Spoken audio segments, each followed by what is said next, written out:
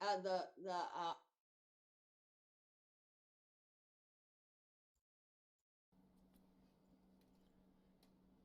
And we're back once again, doing what we love.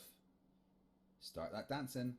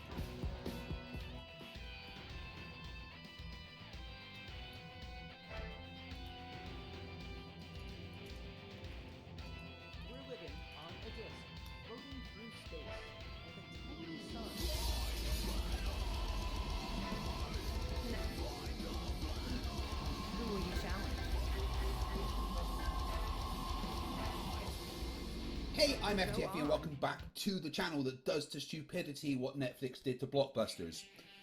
Twice. Pro tip, don't watch the the Blockbuster series on Netflix. It was terrible. My wife and I have been using Netflix before it was a streaming service. We used to get the discs sent to us in the post back when we were watching Battlestar Galactica. Anyway, welcome everyone to another episode of Debating the Shape of the Earth for some reason in the year 2023. Back to the Future Live, where is my flying cars? So today, I'm not going to be debating. I am hosting a debate between two people who haven't been on the channel before. Obviously a pro globe and a pro flat earth. I'm going to let them introduce themselves and we'll just get on with it because I'm going to shut up and let them do the talking for today. So, Jara, why don't you just take a couple of minutes and introduce yourself? My name is Jara White. So, there we go. Just turned your camera off. Hello, my name is Mamoru. There we go. Sorry about that, technical issues there. Okay. Get some tests before we work on. My name is Jara White, and well, this is not going to be your usual fight to fight off debate because the pro globe side has a difference of opinion with Fred. I do not believe that man walked on the moon, and unfortunately, as a result of that, I've constantly seen my my videos, my articles and whatnot constantly cited and misused by people who think the Earth is flat, and I constantly find myself in the position of having to set the record straight. And well, in the past, when I first got involved in the whole moon landing hoax, I was contributing to this website.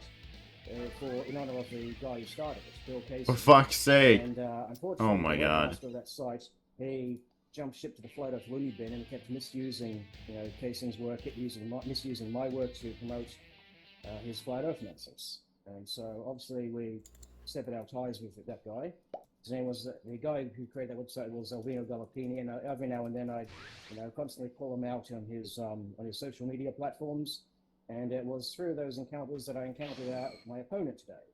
And so we had a bit of a back and forth, and now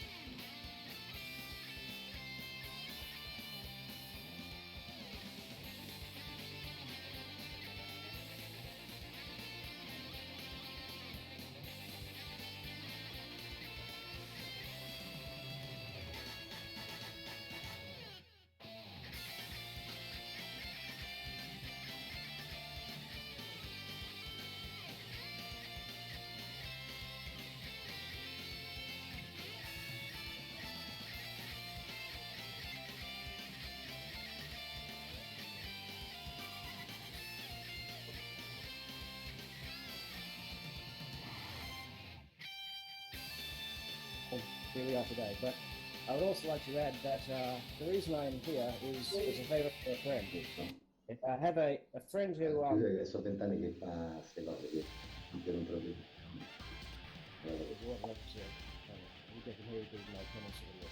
And the reason I'm here is because I have a friend whose relative became misguided and started buying into the flat Earth nonsense, and he reckons of all the people who could sway him the other way, he reckons I'm the one who can do it. And so I'm happy to be here. Thank you very much, Jara. Maro, why don't you just take a couple minutes and introduce yourself? Gohan, where will you take me today? Hello, my name is Mauro Santi, and I'm Italian, of course. I'll beg your pardon for my English. It's been 21 years that I haven't spoken English, last time in Miami in 2001. So I hope my English will be understandable. You sound good to me. All right, thank you very much. And I worked as an aeronautic engineer. I have a pilot license, and I had my own company for 15 years. And now I'm retired, and I write book, and I make research. Okay, excellent. Let me finish, sorry. Yeah. And I'm not born as flat earther. I was born as a...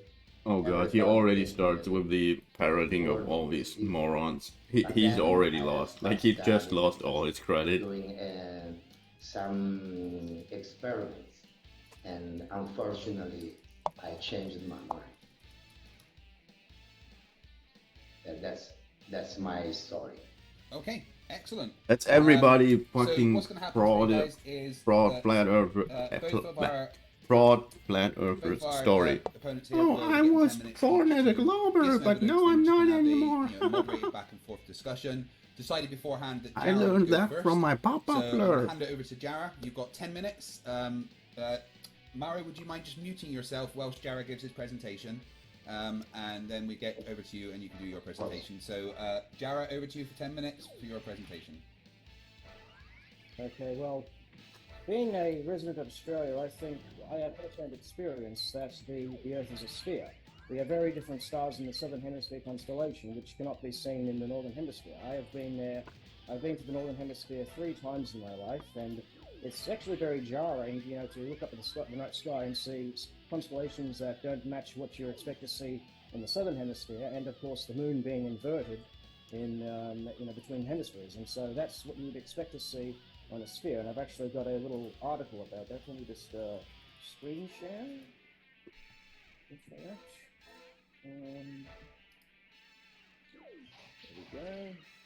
This is a Oh, come on! A while ago about What the fuck? a flat earther who was foolhardy enough to get himself killed. But I saw my evidence here. Here we go. You've got different constellations in the North and South Hemisphere. Yep, here we go. No, not Sensu. So I'm very used to seeing. Ah. Here we go. The crux. I'm very accustomed to seeing the Southern Cross constellation in the night sky, and so it's very jarring not to see it in the north when I go there. And similarly, we have the Moon inverted because, well, we're seeing it from different angles in the North and South Hemispheres. No. It doesn't work. God, I hate this. And of course, even some flat earthers have been kind enough to prove the globe for us. This example here, you can see only the very tops of the buildings blocked by the water. Okay, because how far you've got to see the buildings are blocked by the Earth's curvature. You can't see below the horizon, obviously. We have seismic measurements. One thing I forgot to mention is that I have BSc qualifications in geology and astrophysics, and so I have first-hand experience. Looking, using seismic technology and stuff, and so you can use the seismic waves to actually see into the Earth. And well, obviously that does not work on a flat Earth. And we've now reached the point where we don't need NASA or government agencies to get into space. We've had many private missions to space, like this one here is taken by Brian Binney, the private astronaut. And we've got this one here, the SpaceX, what do you call it, the Elon Musk Tesla Roadster. All right. What else was there? Oh yeah, there's very different stars and very different star trails, I should say, because we have. If you go into you go to the northern hemisphere, you see the stars. There's a bright point in the center. That's Polaris. To the south, you don't see the Polaris. But if you're on the equator, you can see both celestial poles simultaneously, while the stars down east to west move in a straight line. And of course, I think the biggest evidence is that we can use the curvature to predict how far we should be able to see to the horizon and how much curve we should see at a given height. Now, but the thing I really wanted to share with you, let me just get the video ready here, stop screen sharing. Okay, the thing I really wanted to share, as I said before, I'm a moon hoax guy, and the biggest reason why I think that it's the direct antithesis of the polar hoax is because taking a mission to the moon, or taking any mission to space, it just doesn't work on a flat Earth because you kind of need space travel to pull off, and I want to show you why. Let's get the video ready. Where's this? Just screen share it then. It's only going to be a short one. Screen share. There we go. I hope you can hear this. It's your way. Both flat earthers are quick to claim that all space travel is fake, or that space travel is impossible for whatever reason. They fail to consider one fundamental problem. It presents an unresolvable paradox. If space travel was impossible, it would also be impossible to fake it. As explained in my previous video, when the Soviets sent the Zonda 5 around the moon, the Americans initially mistakenly believed that the spacecraft was manned because cosmonaut voices were transmitted from it and received on the Earth. But it was later revealed that the voices in fact originated from Crimea, and the Zonda 5 simply acted as a repeater. The Zonda 5 is a proof of concept as to how you would go about taking a flight to the moon in such a way as to fool anyone with the technology to listen in and track the spacecraft. The unmanned Sputnik 10 also provided a proof of concept. In this case, an unmanned Vostok capsule was sent into orbit with a tape recorder aboard. And despite the Russians' best efforts to avoid confusion, some who listened in at the time did mistakenly believe that the capsule was manned. Case in point, if space travel was impossible, how would it be possible to send unmanned probes into space in order to relay messages or transmit pre-recorded voices? That's a paradox these flat earthers can't resolve. They are quick to claim that everything in space is fake, yet fail to realize that space travel would be required to pull off a hoax. We've got 4 minutes and 10 seconds left. Team is just playing funny buggers. Okay, sorry, we're back. Okay, is that your presentation? Yeah, that's my presentation. Excellent. You had 3 minutes and 21 seconds left. So we'll go over to Maro. Maro, you want to make sure you're unmuted, and then you can do your 10 minutes. Maro, are you there?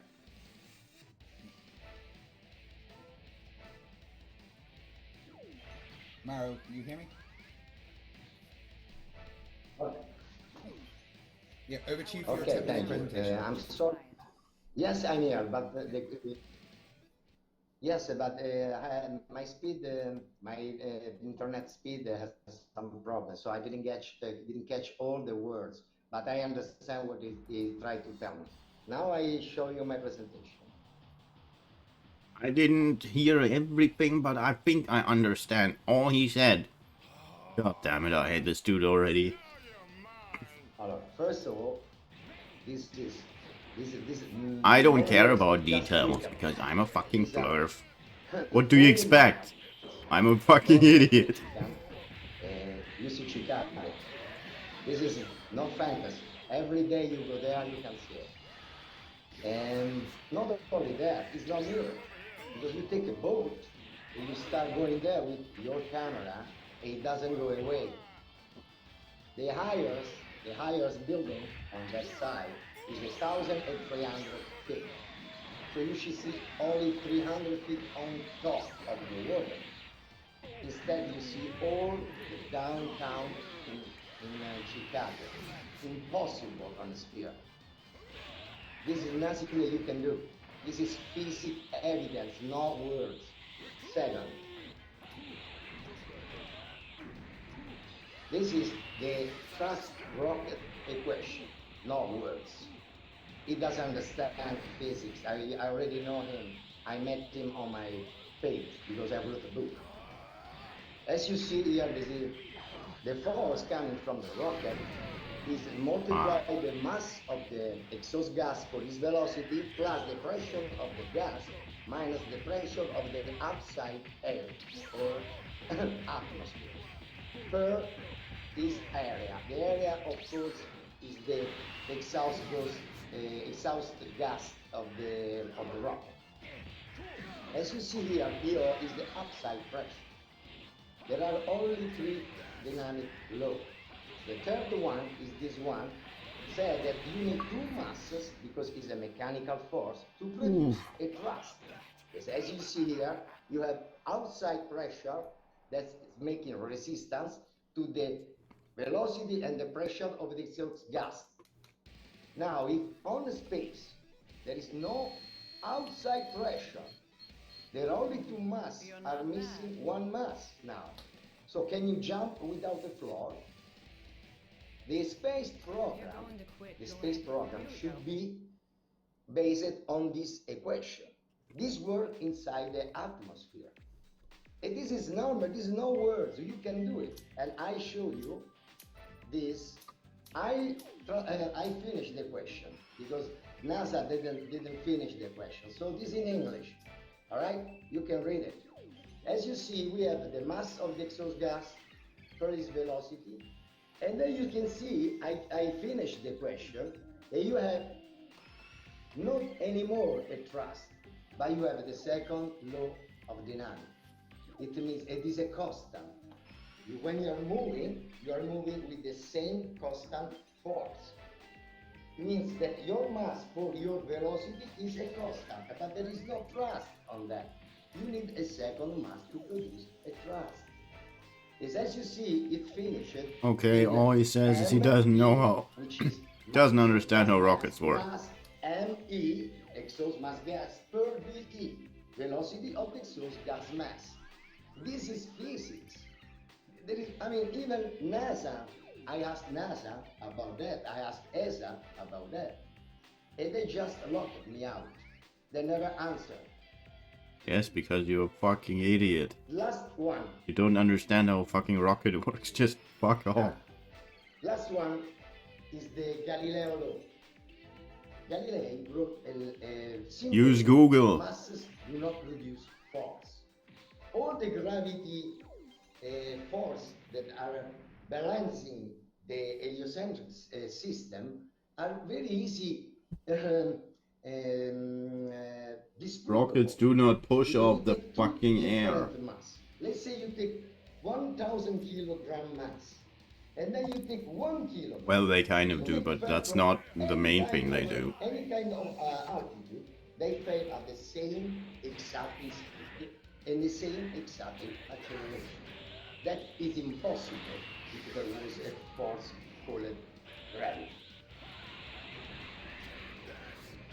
So, but it's physics. I don't want to talk about philosophy.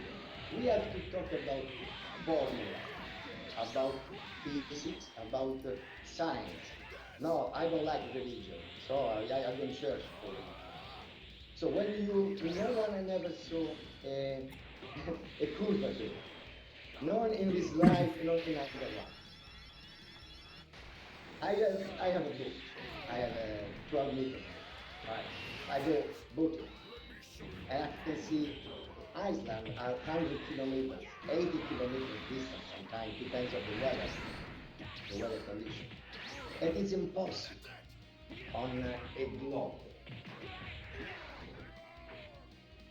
So I don't know why I'm here, because it's very easy to prove that there is no gravity force.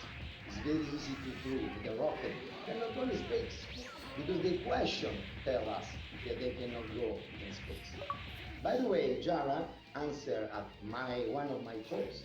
He thought the V was the volume of the mass, because he not understand nothing about physics. That's why he believed that the Earth is a ball. And that's my presentation. Okay, you still have 4 minutes left, but we'll finish it there. Okay, give me 1 sec.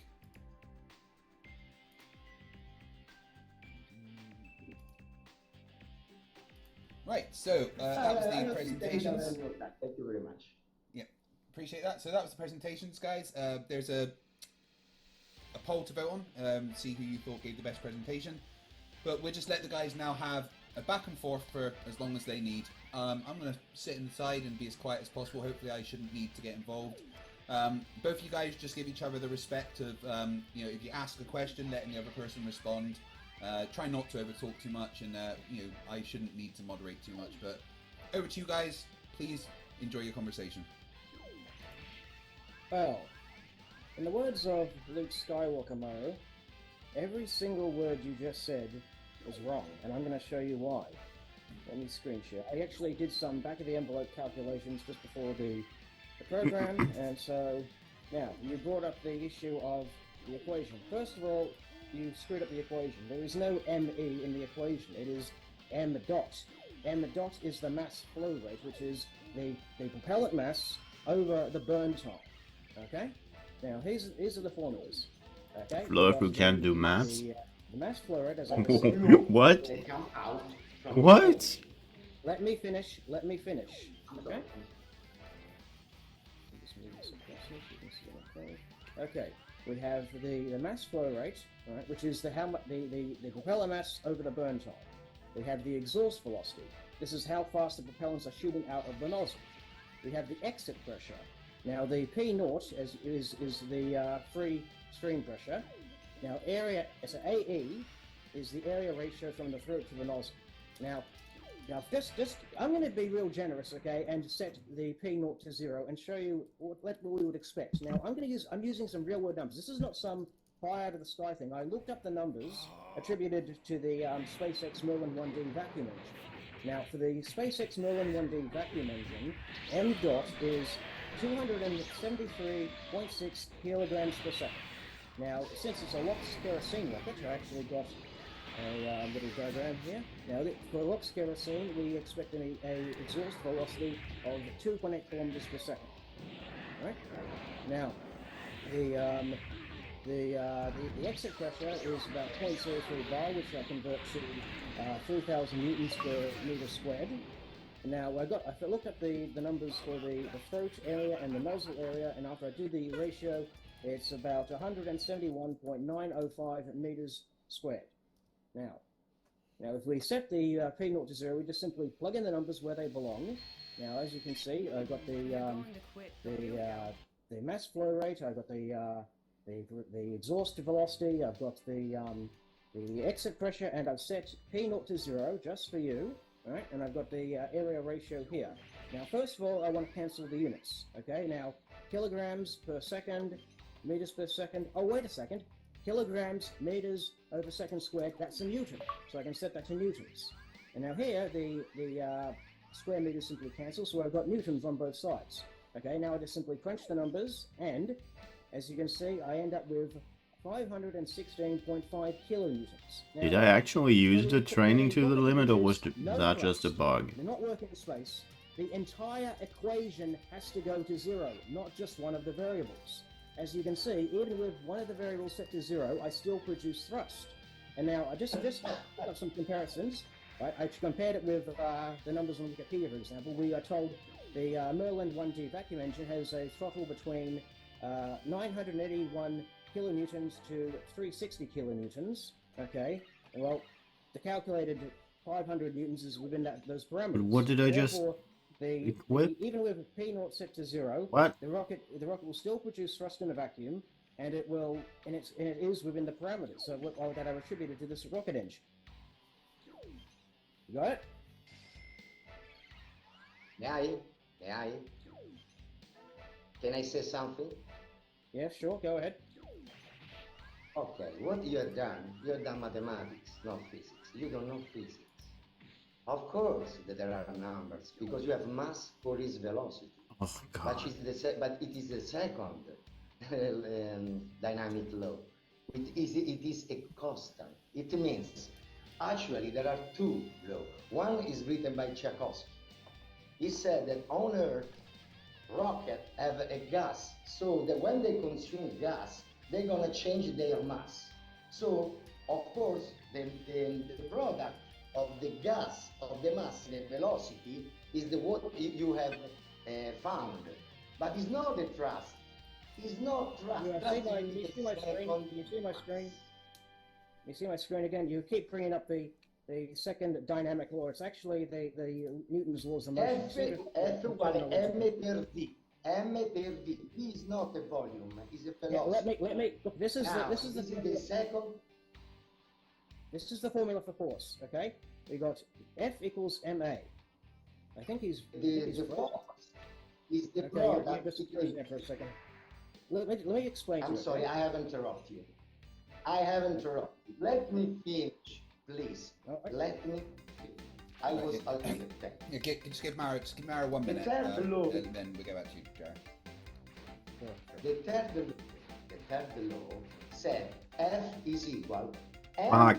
mv plus mv of the second mass, no mv minus 0, because this is the second. I didn't know what this game wanted me to do at It's the a beginning. constant. Oh my god. It's a constant. You cannot change anything with a constant. It will be always the same. So you cannot decelerate, you cannot accelerate, you cannot stop, you cannot stop. To move, you need two mass. When I walk on the floor, I need the floor to walk. If I take away the floor, I can even measure the velocity of my legs moving. But I'm not moving. I'm just taking the velocity of my legs that are trying to move. But I'm not doing anything. I'm stable because I don't have the second mass. the thrust Okay. is a mechanical forces. What you have done, you have just calculated the mass per this velocity, but it's not a thrust. It's just numbers, are numbers. Do you understand the difference between? It's just numbers, it's not reality. Shut the fuck up. I'm going to Oh tell my you God. the second dynamic law, as you call it, right now. If you would just be quiet for a second, You I'll wrote just it, but you don't understand that you made the two. You are trying to. You just find the second law with that Look, equation. I've got it right on the screen in front of me. Here's your second law. The second law is mass times acceleration, not velocity. Mass times I'm acceleration. talking about the dynamic. Now, let me finish. Oh, I just no. heard you talk. I'll finish. Mass per velocity. Right, I just Mara, said Mara, he's give dead. Mara, please give Jared a chance to respond. Wait, what? Yes. You brought up the laws of motion. I'm trying to explain the laws of motion to you. Okay? Yeah. Now, Yeah. we have the. I didn't the even second law of try motion to is mass pick the times second one. What acceleration. just Now, the happened? third law is every action is an equal opposite reaction. Okay? Now, here's your formula. Did for I that. press X F1 equals minus cross F2. Okay? twice on Okay. accident? M1A1 minus Oh. M2A2. Okay? Now, in rocketry, that formula we just went through earlier is your M1. Also, I will never able to finish this stupid game. This is like 7 or 8. Okay? I have to remember. Okay, Jesus fuck. It's not on the question. I have problems with like doing 4. Right. Can you see my It's screen? not yet on the question. Got the diagram here somewhere. I show you the question. Come on, I show you the answer question. There is no rocket. There is no mass of the rocket on the question. Did you see the mass of the rocket on the question? What is the mass of the Look rocket? at the thing right now, okay? Look at the thing. The third law is F1 minus F2, okay? Now F1 is the rocket thrust equation which we just looked at, okay? Your minus F2 is the force of the rocket, okay? You seem to think that the exhaust is just simply directional, simply shooting out of the rocket and that's it. It's an internal it's exploding in all directions. It's pushing outward in all directions. So your floor, you said you need the floor to walk. The rocket propellant's floor is the inner walls of the rocket engine. Inner walls of the rocket exhaust combustion chamber. Sorry, I misspoke. I understand what you are trying to say, but you don't know physics. Trust me, you don't know physics. You don't know Are physics, you trust talking- me. you're talking to somebody with an astrophysics Oh, mind, and you're God. telling me I don't know No, physics? don't I'll ever show you trust a the Flurf, question. ever. Yeah, one second, I'll show you the question from NASA. no my equation, from NASA. Okay? No, no. Eh, this one. Just a second.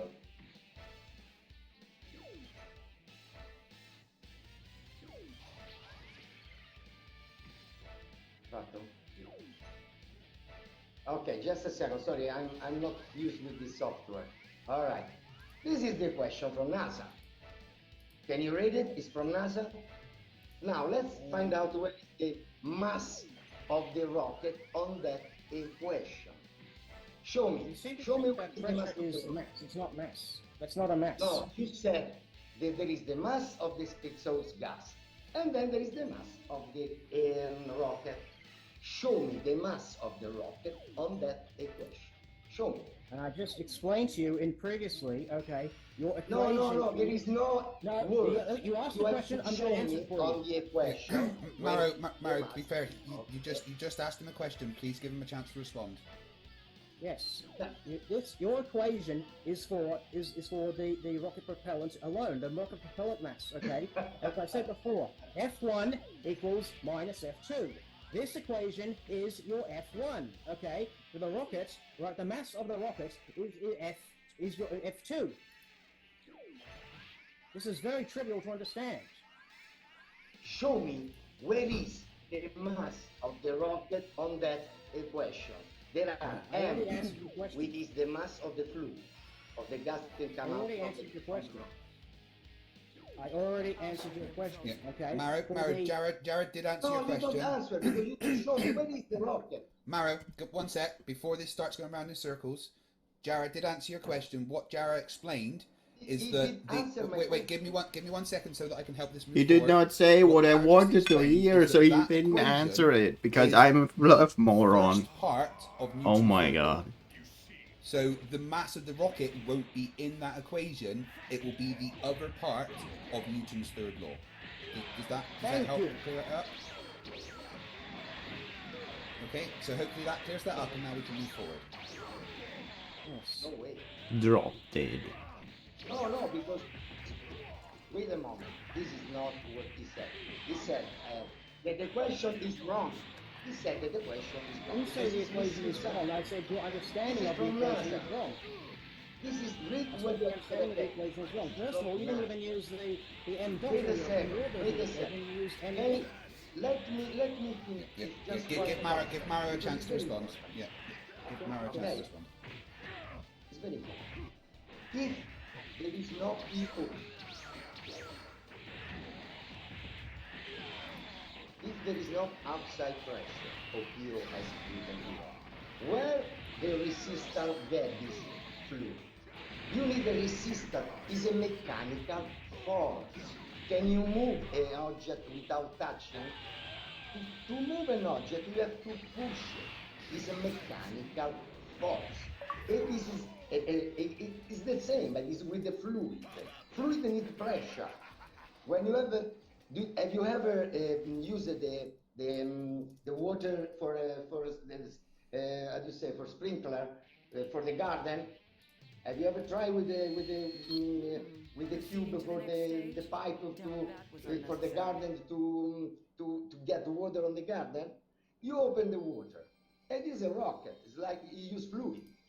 If you don't open too much water, just a little bit, the tube it doesn't move. When you put your hand in front of the water that's coming out from the pipe, this pipe will move away from your hand because it found resistance of your hand. So it's a mechanical force. It's not just ideological or whatever it is. It's a mechanical. You have to touch an object to move it. I have to have a floor to jump. In a rocket, Can you you see need my screen? a Can you second see my mass, screen? resistant mass, to produce thrust. Maro, can you This see is, my I mean, screen? I don't know. Okay, Maro, give Jared a chance to This is respond from now. NASA. This is from NASA. Yeah. This is not from NASA. Okay, Maro, please give Jared a chance to respond now. All right, show me. Show me. Now, can you see my screen? Can you see my screen? See, of course. Okay. This is your floor. This is the rocket exhaust's floor, okay? The actual walls of the rocket. Now, for a simple escape, this is a solid rocket, but it's the same principle works for all types of rockets, okay? The rocket, basically, inside the combustion, right, it's not exploding simply in one direction, it's exploding in all directions inside the rocket. The nozzle simply creates a point where the pressure gets low, right? And when that pressure at the nozzle gets low, the high pressure opposite the nozzle is dominant, okay? It wants to push the rocket in the opposite direction, okay? That is why the rocket moves. This is your floor. This is the floor of the rocket exhaust, okay? It is not pushing on the atmosphere, Oh it god, is pushing on the rocket perfect, itself. so... That is why. Wait, I that's killed him why you do already. not need a rocket. And incidentally, I'd like to show you that that website where you got that diagram from. Where is it? Oh, show me the question of this rocket. Show me the question. No, I'm going to show you the actual Show me website where the you got question. your diagram from. I already showed you the equation. I'm not going there again. Okay. Oh, wait, wrong No, website. show me. One second. Ah, that's the question. Right here. Where's the rest? That's my job. Ah, if you read on that picture that you already showed, it's written that it's a mechanical force. You need two different masses to touch each other to produce a force. Like that. So you don't. I mean, it's physics. You don't need too much to understand. Wait a minute, but you can answer about even the gravity force. There is no gravity force. I can show you. 1 kilogram floating with 1 gram all at the same speed. Okay. Okay, take two. Got the right website. Here is the website. Can you see my screen now? This is the website where we got the diagram from. Now, would you be so kind as to, where is the section? Would you be so kind as to read this section that I've highlighted, please? No! Whoops. Okay, it says, notice that there is no free steam mass times free steam velocity term in the thrust equation because no external air is brought on board. Since the oxidizer is carried on board the rocket, rockets can generate thrust in a vacuum where there is no other source of oxygen. That's why a rocket will work in space when there is no surrounding air and that a gas turbine or propeller will not work. Turbine engines and propellers rely on the atmosphere to provide air as the working fluid for propulsion and oxygen in the air as oxidizer for combustion. 18's kiss. Alright, now, Mara, could you please This explain item to was me- really, could you really, please really, explain to me really, why you really chose good in the not to second use this game. quote when you made that meme? Or maybe it wasn't the Because first I one. read- I don't I remember. need to read. But this was one of the items I Let just me- farmed let me- 24/7. Have said. Let me finish. No. You just Show said, me. what is your diagram? What is your meme said? Your meme says, oh, when NASA says we need the air to No, move. NASA, No, I but said it's not NASA at all. has the See, look, question. they're in black and white. I finished the question and I show you that there is no second mass. You're not There is teaching anyone the another equation. equation. If anything, I'm the one who's teaching you the equation. You I can't know. even write the Good, equation finish. right. Every time there's the M dot there, you write ME, which is not even in the equation to begin with. Mass So don't flow tell me is the that you're mass of teaching me the exhaust equation. gas. Oh, mass flow. What does it mean, mass flow? I already explained to you the mass flow It's not the flow of the gas that come out from the- propellant mass over the burn time. It refers to the flow of the rocket propellants through the combustion chamber. It's the flow of the mass of the gas that come out. Mass flow. Read it. I'll post you again. My God. So- If you don't understand physics, sorry, well, let's start with one thing. Can you move a glass without touching? Hey, what you want? You're putting my words into a different context. You are straw manning what No, I no, this is physics. How can you move? The thrust is a mechanical force. Let me put it this way for you, okay? Let me put it this way. Does the rocket have mass? Yes or no? The Doesn't simple- matter. It's an No, engine. yes or no is the answer. Does the rocket No. have mass? Does the rocket have mass? Of course, has a mass. Yes, But it thank doesn't you. need. There's your It second mass. doesn't need There's to. your second mass. Your second mass It is doesn't the need- rocket. The propellant, the mass of the propellant is pushing on the mass of the rocket. Do you have a mass? Do you have mass? You have a mass. If I take away the floor, can you walk? You have a mass. You have the electrons that are moving, and you have a mass. But you cannot move if I take away your floor. Let me ask The you this a pure different way then, is okay? the floor. Is the propellant, The is the pure is propellant the state pushing of on mass. the rocket itself? Why they didn't put on the air pressure?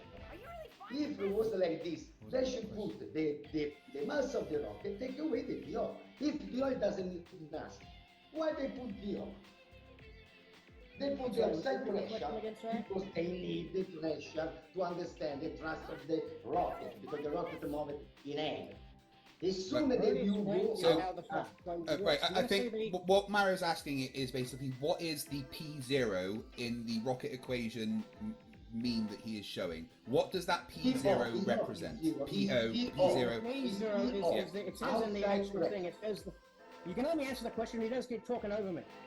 Okay? It's the free stream pressure. That's what P0 is. Could you define that more, please? Could you? Wait, hold on. Right, guys, one sec. I want to try and help this move forward. Right, so, Jared, could you just define what that means for Mario, please, and then we can go back. Okay, the free stream pressure. All right, there's actually he should know because it's on the screen that he took it from. Okay, it's basically.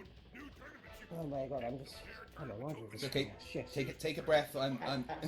I do this. I've done this nearly 700 times. Take a breath, Jara. It's okay. There's so much dumb being flung at you, like you can't just handle that. Okay. Easy peasy. Shown already that even if you Normal people have a problem getting so much dumb thrown at them. You can't have just one of the variables and say, oh, that means it doesn't produce any thrust. You have to solve the entire equation. Okay, and when we take the actual numbers, right, the actual real-world numbers, we find that the equation, the thrust, is still greater than zero. Therefore, oh crap! Space. No, you are calculating mass per velocity. You are not calculating a thrust. Listen to me. When you take away one mass from an equation, become an equation with what part of the left side of the equation is the equation just it is with ME or VE, which means it is a constant, is a mass for its velocity. It is in English, I don't know how they call it, but in Italy we use it call it the second dynamic law, which is a constant number. It's like a bullet. When you shoot a bullet, you have the mass for its velocity.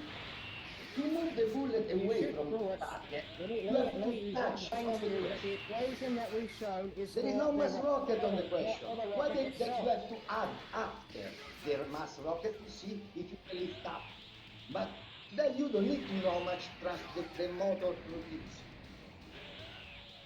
Right. Then you decide how big you going to build the rocket. Guys, give me 1 second. I want to try and help the conversation move forward. And then. Right. So I want to try and clarify each other's points so we can maybe move on to the next part of the conversation. So, Maro, is it your point that you claim there needs to be two masses, and as there is no mass in space, therefore the rocket can't propel itself? Is that right? He's nodded, so I think that he means yes. Right, okay. And Jara, you are explaining that the second mass that's involved in that to create the thrust is the actual internal walls of the combustion chamber of the rocket. Is that correct? Exactly. That's correct. Okay. Maro, what is your problem with the second mass being the actual rocket itself? I think Maro seems to have dropped out. I'm not sure. Maro, are you there?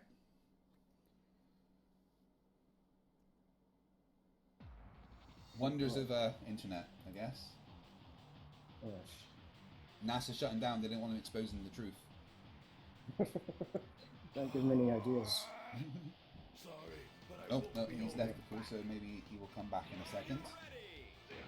Oh, yes. Yes, Jara, yeah, it's very hard to talk to flat earthers. I understand the frustration that you are feeling right now. Just take as many deep breaths as you possibly can. He's coming back. Okay, there we go. Maro's back. Right, Maro, did you hear what I said? I think you're muted. I'm not getting any audio from you, Mario. Drop I dead. can't hear you. Oh, now he's doing an impression of the Rock. Oh, there we go. Mario, you there? Yeah, that's it.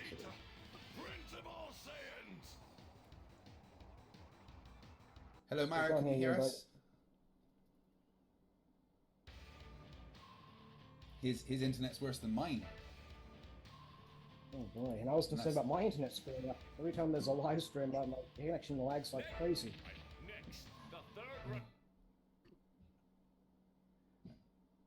Mario, Okay, we're not you- getting you- any audio from you, buddy. You need to make sure your mic is selected. Gogeta. Really? Okay. Super okay. Saiyan go. 4 There we go. Gogeta. Yeah. Okay, I'm did sorry, you? I'm sorry, Pablo. My line is very bad. That's okay. Did you hear what I said when I was explaining each other's points? No, I'm sorry. Right. Okay. So you were saying that there needs to be two masses to make the thrust happen, and Jara was explaining that the first mass is the fuel, the combustion. The second mass is the internal walls of the combustion chamber of the rocket itself. Jara was explaining how when an explosion happens, it goes radially in all directions, and that would create a force on the inside of the combustion chamber, pushing the rocket away as the propellant goes out the other side, which is what Newton's laws explain. Could you please tell us your problem with that? It's not what the equation said. The equation doesn't say what the Jara said. The equation said that there are two masses. One is the flow coming from the rocket. The other one is the PO, outside pressure.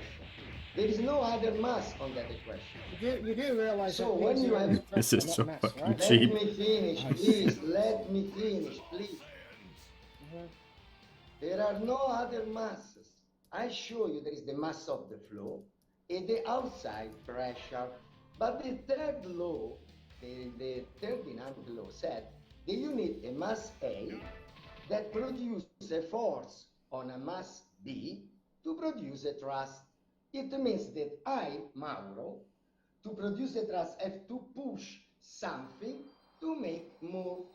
If I don't touch it, I cannot move because it's a mechanical force. And you can Google it if you want.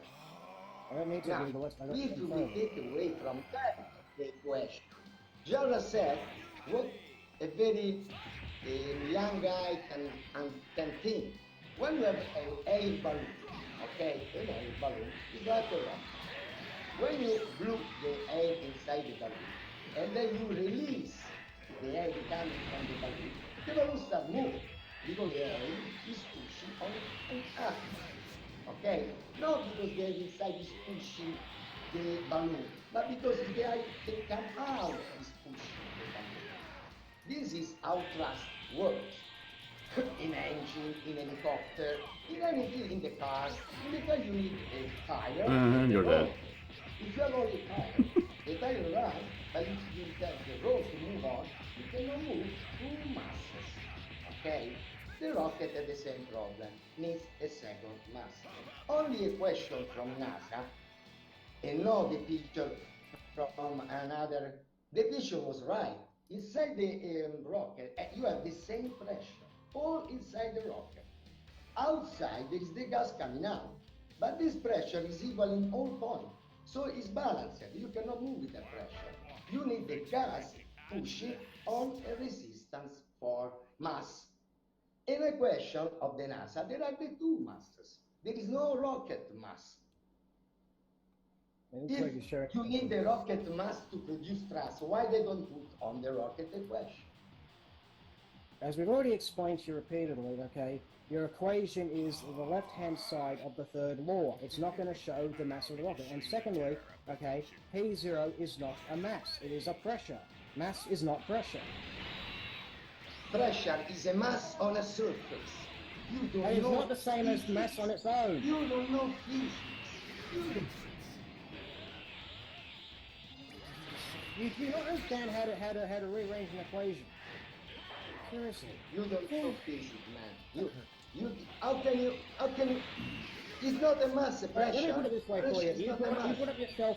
Let me So ask you a question. the You put yourself atmosphere pushing is on a not block. a mass. You put The yourself pushing on a atmosphere box or that something. we're living in is not a Want me mass. to answer your question? No, you already answered. You said that the PO is not a Yeah, mass. I'm trying to put it into terms so even you can understand. All right. Now, you say when I pushed on a box or something like that. Okay. You have to push that. When you, the keyword is you are pushing on the box. That is your F1. Okay. The box's movement. Okay. The box's movement is your negative F2. Okay. So therefore, the mass of the box is not going to be in the left side of the equation. So you don't need to have the box, the weight of the box to know how much force I need to move it. You never study physics. You never study physics. Sorry, I have to go. I don't have time with this guy. I'm very sorry. He doesn't know physics. Tell me the law of the dynamics. Can you move something without touching? Tell me, show me. You are You don't know. taking what I'm saying I'm into a different asking a guy context. The who rocket knows physics. is the rocket propellant when it explodes touching the inner walls of the rocket? I'm very sorry. I'm very sorry. Is You the never rocket studied is the physics. rocket propellant touching the inner walls of the rocket when it explodes? Listen, I don't even understand anymore what you are trying to say because there is no. I don't know the meaning. I show you a question. All right. You said that the question is wrong because there is even the I didn't rocket say the mass. equation is wrong. I said your understanding of the equation is wrong. So where is the mass of the rocket on the question? If you said that the On second the piece left is the side rocket, of on the right side of the equation. what the right side? You are so. Show me on the question. Show me. Show me If on I'm the question. explaining to you the left side of the equation 4K? in detail, do you really What? think I would be showing the right side of the equation? That's the what only the question. You fucking- never studied that's physics. what the website was all You about. It's never explaining the right side of the equation in What terms of rock degree do you have? propellants. What degree Explain the do you right side of the equation in terms of rock You don't propellants. even Please. you don't understand the difference between two different laws. They are very easy. Of course that there are numbers coming out from the equation, even in space, because the rocket is moving in space. He has his velocity per his mass, but he cannot stop. He doesn't have the resistant mass to stop the rocket. As I told you, there are three laws. The first one said a mass per his acceleration is equal his weight, is his weight. All right. The second said that a mass that he moves, Let me ask you a question with a now, constant force, m per v. The third said to move an object, you have to touch it. You must one force. You cannot move something without touching. That is the trust equation. You need to touch something to move. You The cannot thrust jump. equation is the left-hand side of the third The law. equation show, let me finish, the equation show that you have two masses. In air is working because you have the outside pressure. PO is the pressure outside. And I'll tell you one more thing, pressure is a mass. How can you have a pressure if you don't have a mass on a surface? We have a pressure. Can I ask you a question here? What are the units for mass and pressure? Can you tell me that? Okay, sorry guys, I am very tired and I have to go. Hey, before you want to go, do you want to just answer my question real quick? Let me ask you a question before you go. There's no mass in this equation. There is no second mass if you take away. There's no mass in. Oh my god. Hey, Maro, could you do me a favor and just point out the mass in this equation at all? Where is the mass in this equation? Read. M is the mass flow rate. Yeah, that's the mass flow rate, not the mass. Could you point out where the mass is in this equation for me? The mass is PA. No, that's pressure, not mass. Could you point out where the mass is in this equation? Show me the pressure is force over area. No, so that's how you calculate. No, it's a mass on the area. No, that's not how you calculate. This is a fluid outside pressure. Yeah, so no masses. So once again, buddy, before you go, could you please just point out specifically where it says mass in the equation for me? Only mass flow. So But- nowhere. It doesn't say mass anywhere in this equation. So your entire point No, is in wrong. fact, I'm very sorry. Do you study physics? Yes, I have a degree in physics. You answer my question now, please. Okay, you're asserting. You have degree, that so the rocket- write down the pressure. What do you put? Kilogram on centimeter square. It's a mass. That is not the same as on- being a mass. You have to get the mass by If I itself. take away, let me finish. If I take away the mass, you don't have any more pressure. Or do you have pressure? You study physics, you said. What's your name? Who is the host? I don't remember the name of the host. FTFE. He said he has degree. Yes. You have degrees in physics. you said. Yeah, I have the one in So- physics and one in nuclear engineering. Can you have Sorry, what? pressure without a mass? Without a mass. Pressure isn't mass. You. Right. I don't. How do you calculate pressure? What are the two Listen, things? I'm 60 years old. You want to play game with me? No, I'm just asking you a serious question. Pressure. What are the two parts that you need to calculate pressure? Something over something. What are the two variables in that equation?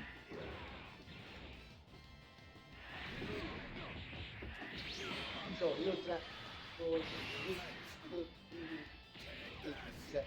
I have no time for this. Okay, so, you don't know physics. You never study physics. Again, Pressure. I've got a degree in Go in physics. school, in So investigation, the pressure make is not a mass.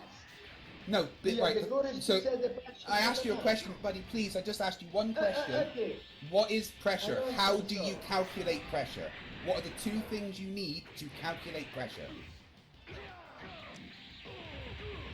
Is the kilogram is a mass Right. on a surface. Pressure is force over area. Oh, I'm sorry. This isn't my debate. I'm sorry. Right. Maro, listen. Pressure equals. Maro, listen. Pressure equals force over area. Sorry, I'm very sorry. I shouldn't get involved. It was. It's okay. It's okay. I feel your pain. So Trust it's me, not- I've been dealing with this bloke for The long mass. as I can remember right No now. mass on Now, a, Mo, let me ask you a serious, simple Let's question say, here. Okay? where fly? Now, Where they fly? Look, Listen, look. there is nothing serious Let here. me ask you Nobody a study question. this. Can you be quiet for just a second? Thank you very much. Can you Have a good night. time, Maru, please. Now, here's my question to you. Okay? Oh, he's gone. Oh yeah, Yes. he rage quit. I'm sorry. The Oh first of the year? yeah. You've no idea how much I was biting my tongue during that, Jarrah. Honestly. Oh. Oh my lord. I never thought I could feel physical pain during discussion. Welcome to a debate with flat earthers. Ugh. Well, that's not bad. You got into rage quit in about 53 minutes, which is not bad. My record is Two about minutes. 3.5 seconds, but that's not bad for a first time live debate with flat earther. 53 minutes for a rage quit. Round of applause. Hey. So what's my prize?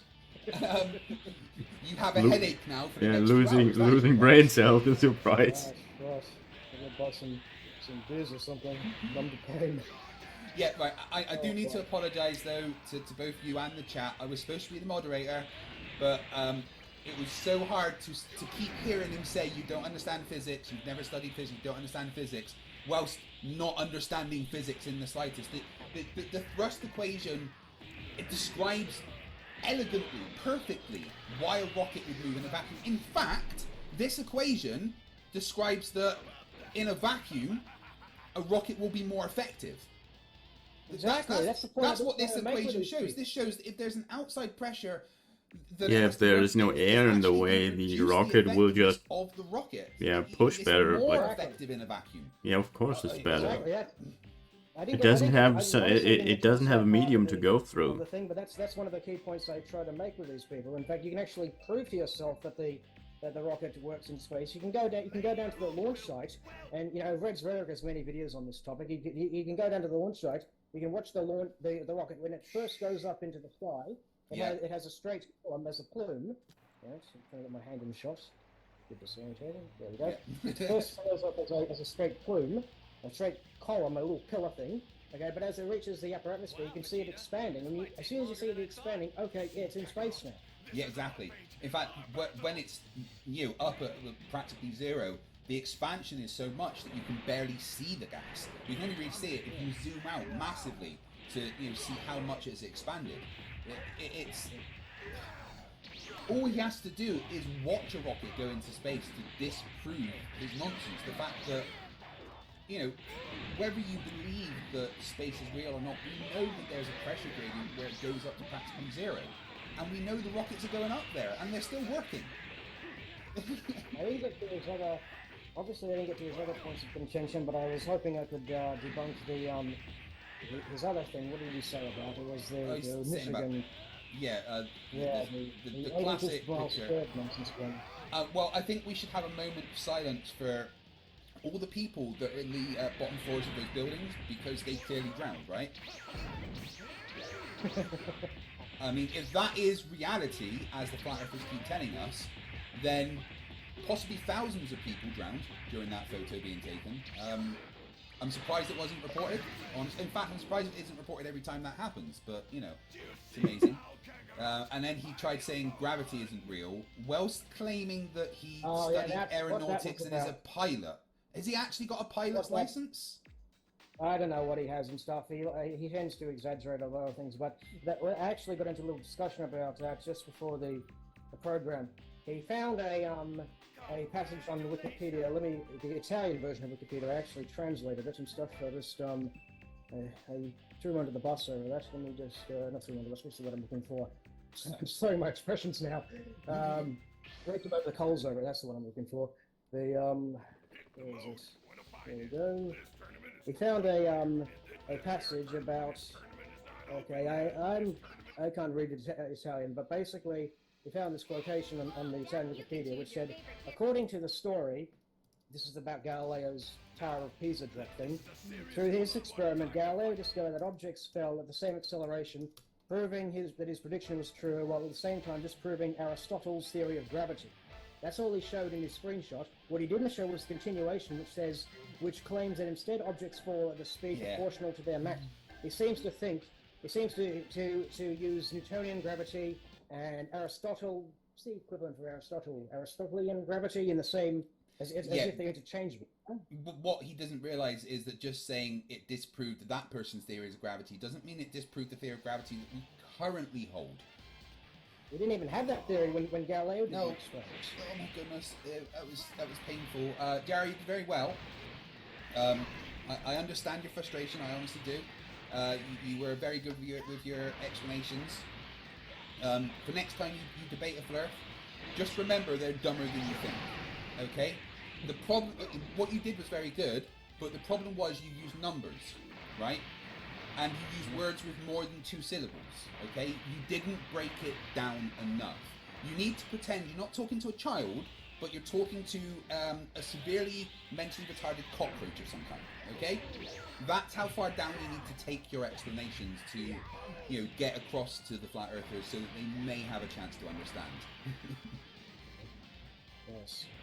Well, when he was throwing equations out there, I felt it prudent to show him where he couldn't even write the equation correctly. He wrote. No. I noticed in his screenshot where he got kicked off NASA and ESA's Facebook page, probably because he was obviously trolling, or also because because of all this nonsense. There's blood on their hands. With my article that I showed earlier was about the Mike Hughes thing, but every time he writes the equation, he never writes M dot, he always writes M-E, capital M-E, as though that's massively exhaust or something. Yeah, I don't know what he's just making up what he thinks variables are in the equation.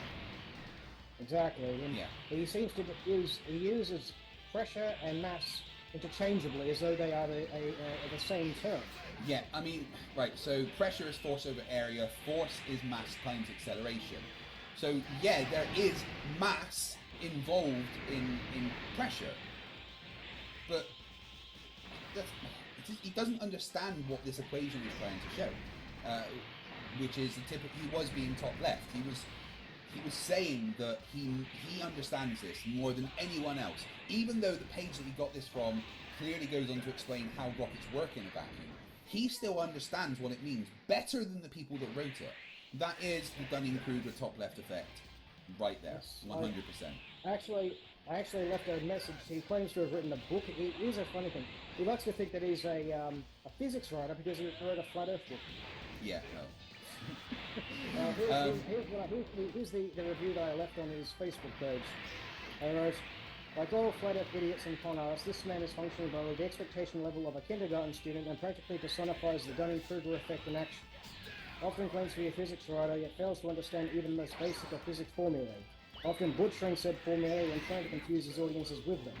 Oh no. He is adamant that mass use pressure, refuses to accept a rocket's news because high pressure gases combusting internally push on the rocket itself, and insists that obvious prank means prove NASA fakery in the face of evidence to the contrary. We didn't discuss that, but what that was about was on my Facebook page, I actually have a screenshot of Elon Musk's Tesla Roadster. He posted a joke image of, or a fake meme image, supposedly showing NASA faking the Tesla Roadster thing, but obviously it was actually a behind-the-scenes shot from the movie Gravity with Sandra Bullock and George Clooney. Somebody had just copy and pasted a shot of the Tesla over the top of the gravity rig apparatus thing that they used in the movie and stuff. And the amount of time Burke give fake stuff as evidence is brilliant. Of course. It's obvious. Most of his memes look kind of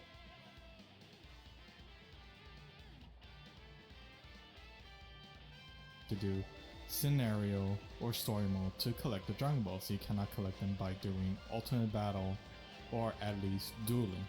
I mean, you could get some of the Dragon Balls in World Tournament in this game, but I don't really remember in the other games. But I know previously it's mostly the story mode, so. even full Google's reverse image search. Yeah. Right, so you did very well defending the globe, although you didn't really need to do that. It was more just about showing how a Flurf doesn't understand equations and stuff. But as we discussed earlier, and as a lot of my chat are pointing out, you are someone that denies the moon landings. So how about we arrange a chat between you and I about that at some point? Well, let me. I don't have any objections to discussing something about the moon landings and stuff, but I want to make this absolutely clear, and that is that even though we obviously disagree about the moon landings, I don't want there to be any hard feelings between us, you know? No, I feel like we should have a constructive discussion. Yeah, let me just get to what I was trying to explain, is because, you know, we have a common enemy. Many times I've had my stuff hijacked and misrepresented by these idiots, and I have to constantly,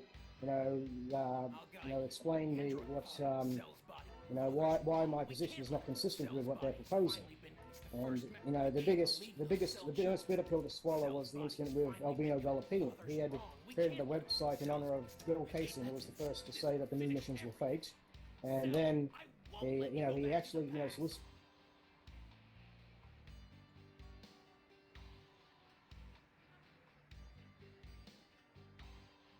Welcome everyone to Dragon Ball Z Budokai. Remember, in the other games. The only way saga, going to the very last mission, which is Trunks, and you're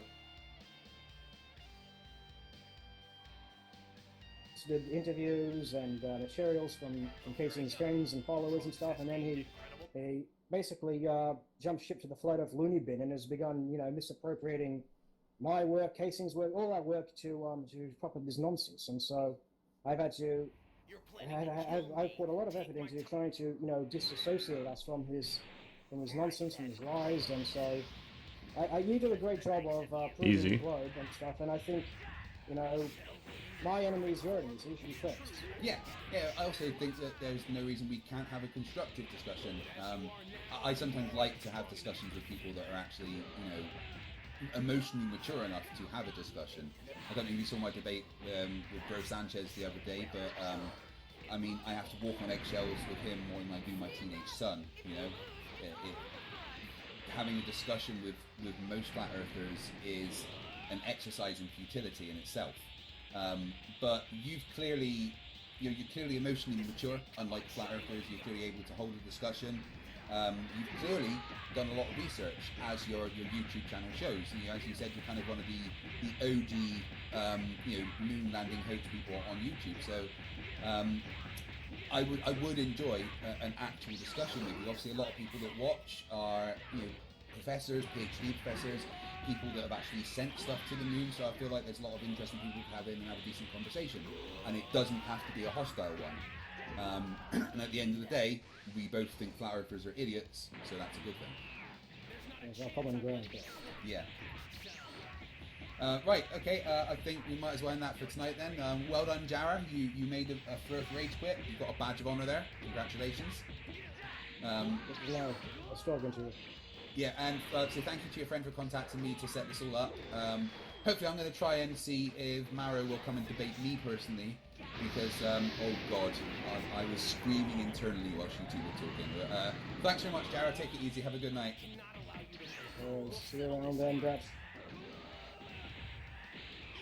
Alright, yeah, interesting. So, yeah, Jara is a moon landing denier, which is, more stupid that I like to debunk.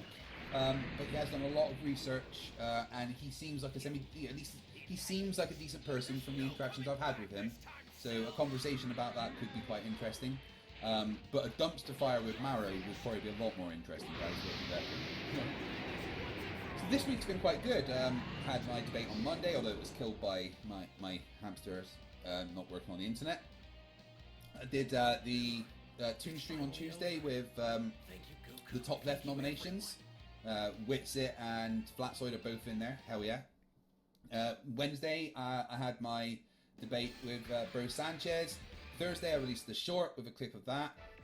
Today, had this debate. Tomorrow at 9 p.m, I'm going over to Flatzoid's Den of Lions to debate him and his crew.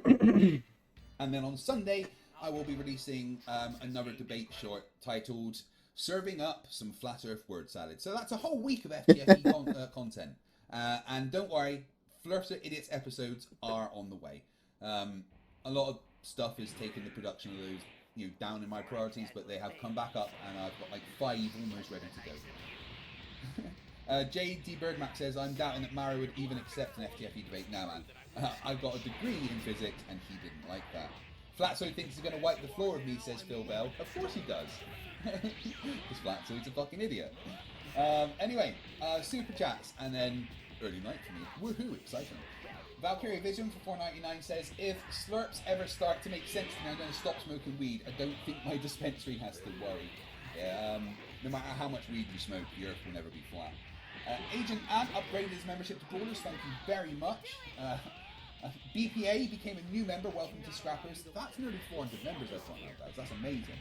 Tim Tully, $5 says, both could use a microphone instead of a potato, especially Jara. Yeah, tech, what can you do? Toads in my eyes, $5. This has to be training of willpower so that you can demonstrate that you deserve the power of the Green Lantern. Yeah, I people come to me and they're like, oh, why if you're just on YouTube making fun of people, why don't you actually go and be a teacher? Go and teach physics for real. 2 reasons. Number one, why? I make more money here than teachers do. Number 2 is I don't have the patience to fucking teach kids. Come on. You've been watching me for 4 years, you know that. Timo Lynch, €5. What did I learn tonight? The second law of motion is a constant. We need to talk formulas, but physics does not use mass. Pressure is mass per area. Boom. Dave Kircher, $5. Is it too late to nominate Maro for top left? This is an award-winning performance. Unfortunately, it is, but I'm sure we can have some honourable mentions. Dumbass Flat Earther gave me $2, and I'm not even going to read his message because, fuck you.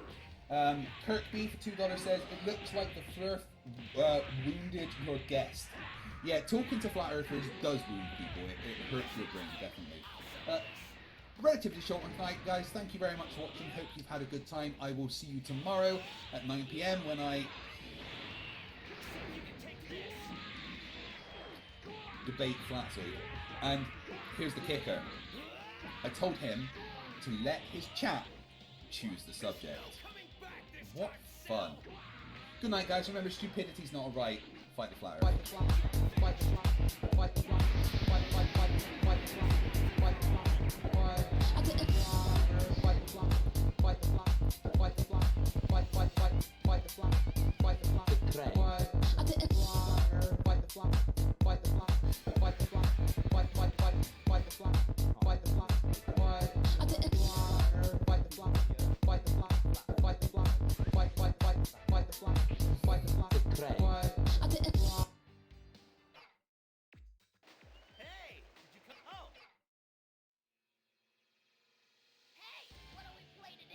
everyone. Welcome to the February 2023 Ask Me Anything edition of the...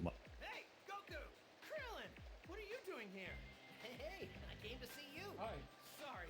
Anyway, it's great you I came have back, Krillin. 4 nearly identical Pentium 4 era systems, and I'm hoping to just get 3. No doubt. Even I can't win against Chi-Chi when she's angry. Well, I'll come again. Say hi to Chi-Chi for me. Right. See ya.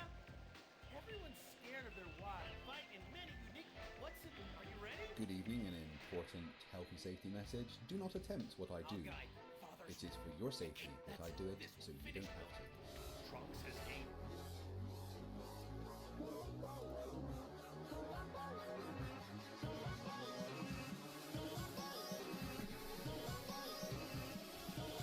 to kill me. Your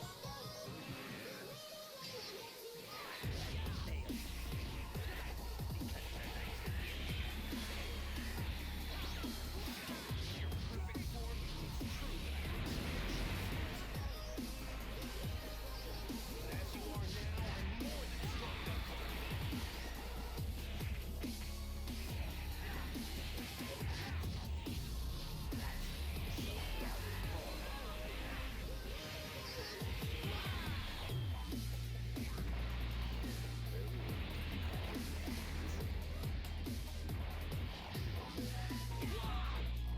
enough for me. Very good.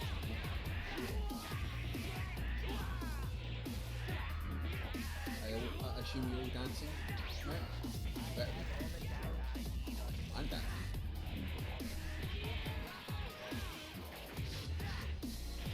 I don't know, Connor. Hate myself, I guess.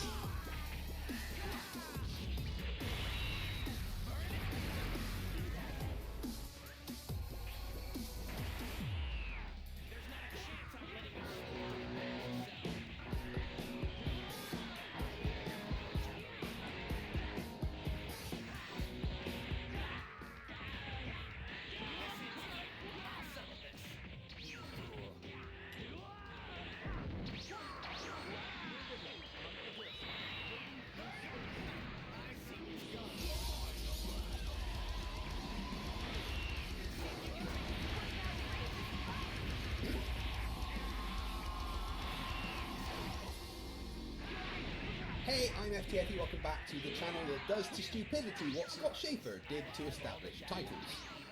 I was this close to doing a sponsorship with them. It was going to actually be in the next video that I release.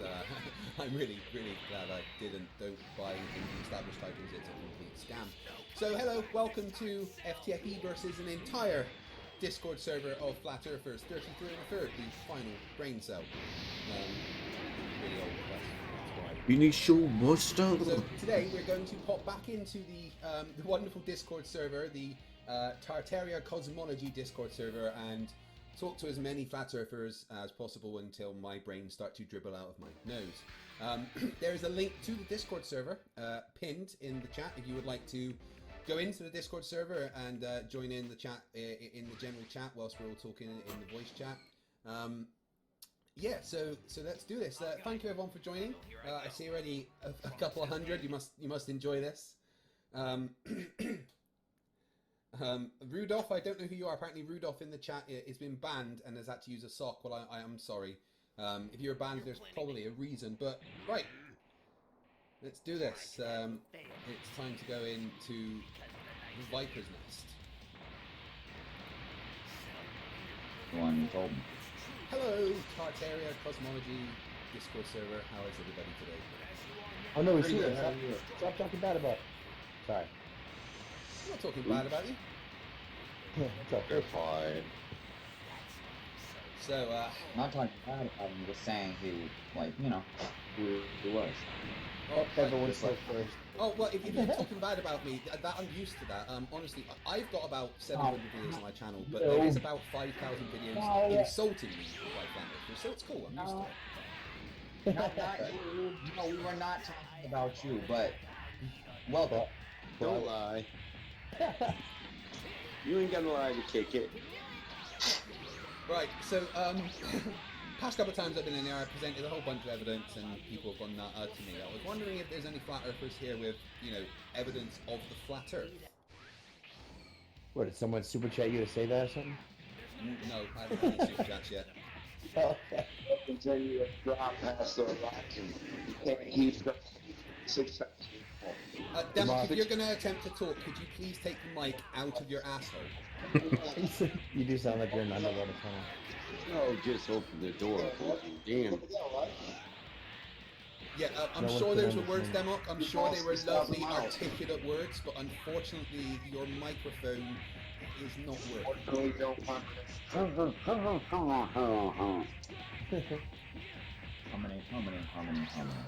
Right, What it sounds like when you do that thing. I think it should be a rule that if Democ's here, there also needs to be a translator, because that almost worked last time. Well, nobody understood what he just said, though. I would, but there's it's a little too belligerent. You know F words in there. He'll be here chilling. Can you hear me? I didn't say no F words. I said you need to hear. Oh, I didn't say any F words. I said you need to have the 6,000-mile drop. You know, when you hover your helicopter past the curve right there, when you say, oh, it's dropping past, stop, don't come up, keep dropping, baby boy. Keep going straight down. Have a camera on the bottom, keep going. What? Anything you got, any object you got, drop it past the curb and let's see it. Just keep dropping. Skim the earth 1 foot. Just keep dropping. You got 6,000 miles of drop you can account for. Where's that at? How come a helicopter can only rise up 12,000 feet? There's no 6,000-mile rise or drop for a helicopter. If you're on a globe and out around you is a sphere of air, a big fucking void of air around the ball, then clearly you should be able to go drop your rock or drop your camera or fly your rocket straight down like kamikaze past the curve. Everything should be able to drop past that curve like a cliff. Like if I hold my hand over the cliff edge of your curved earth and I'm standing on the piece of dirt, I drop it, it keeps falling. Keeps falling, right? Where's that 6,000-mile fall? That's not how any of this works. That's not... You don't know how a beach ball works?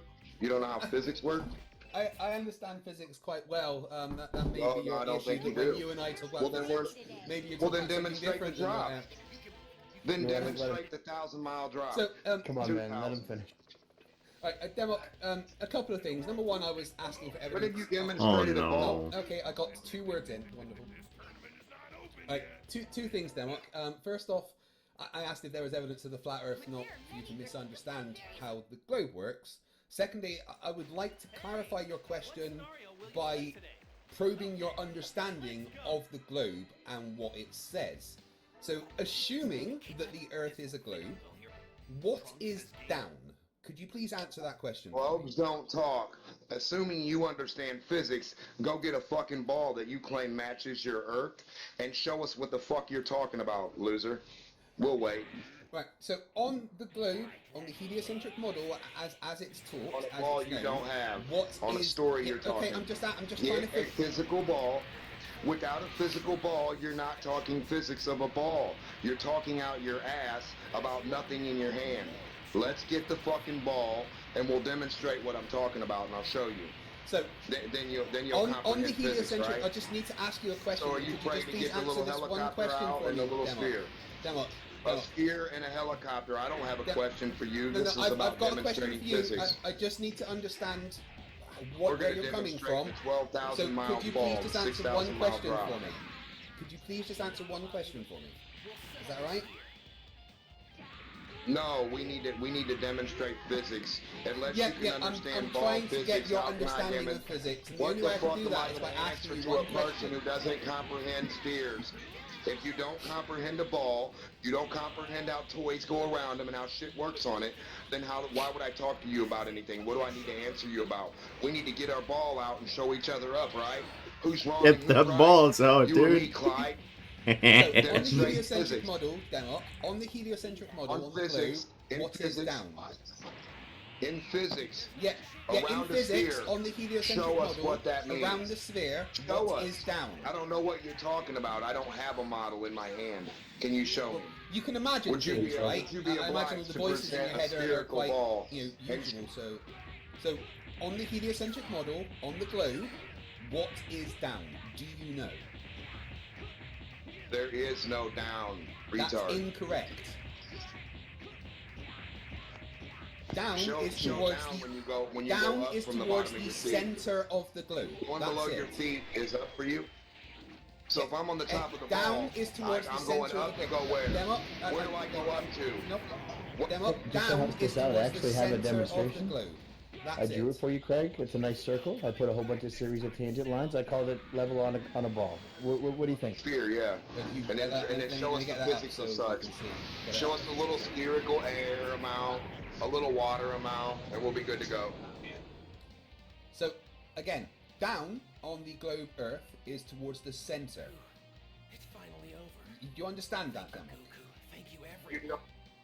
You're not showing a globe, stupid. You're talking out your Correct, ass. I'm Get not showing a fucking globe ball. because Get I'm a ball, get I'm some not boats, talking get a to you. building, get a couple objects, retard, and we'll show you how a fucking sphere works. Yeah, cool. I'll just go and get all that I'll stuff tell you right how now physics from my work. I front know you room. want to run from physics. Stop running from physics, loser. Let's go do physics, boy. Well, I'd love you to do Grow the physics. fuck up. Physics quite obviously Stick to includes physics gravity table. and what up Stop and down making is. shit up. It's Listen. unfortunately you don't know what your down theory is. is not going to stop my slap. What theory? My flat Earth slap is coming to you.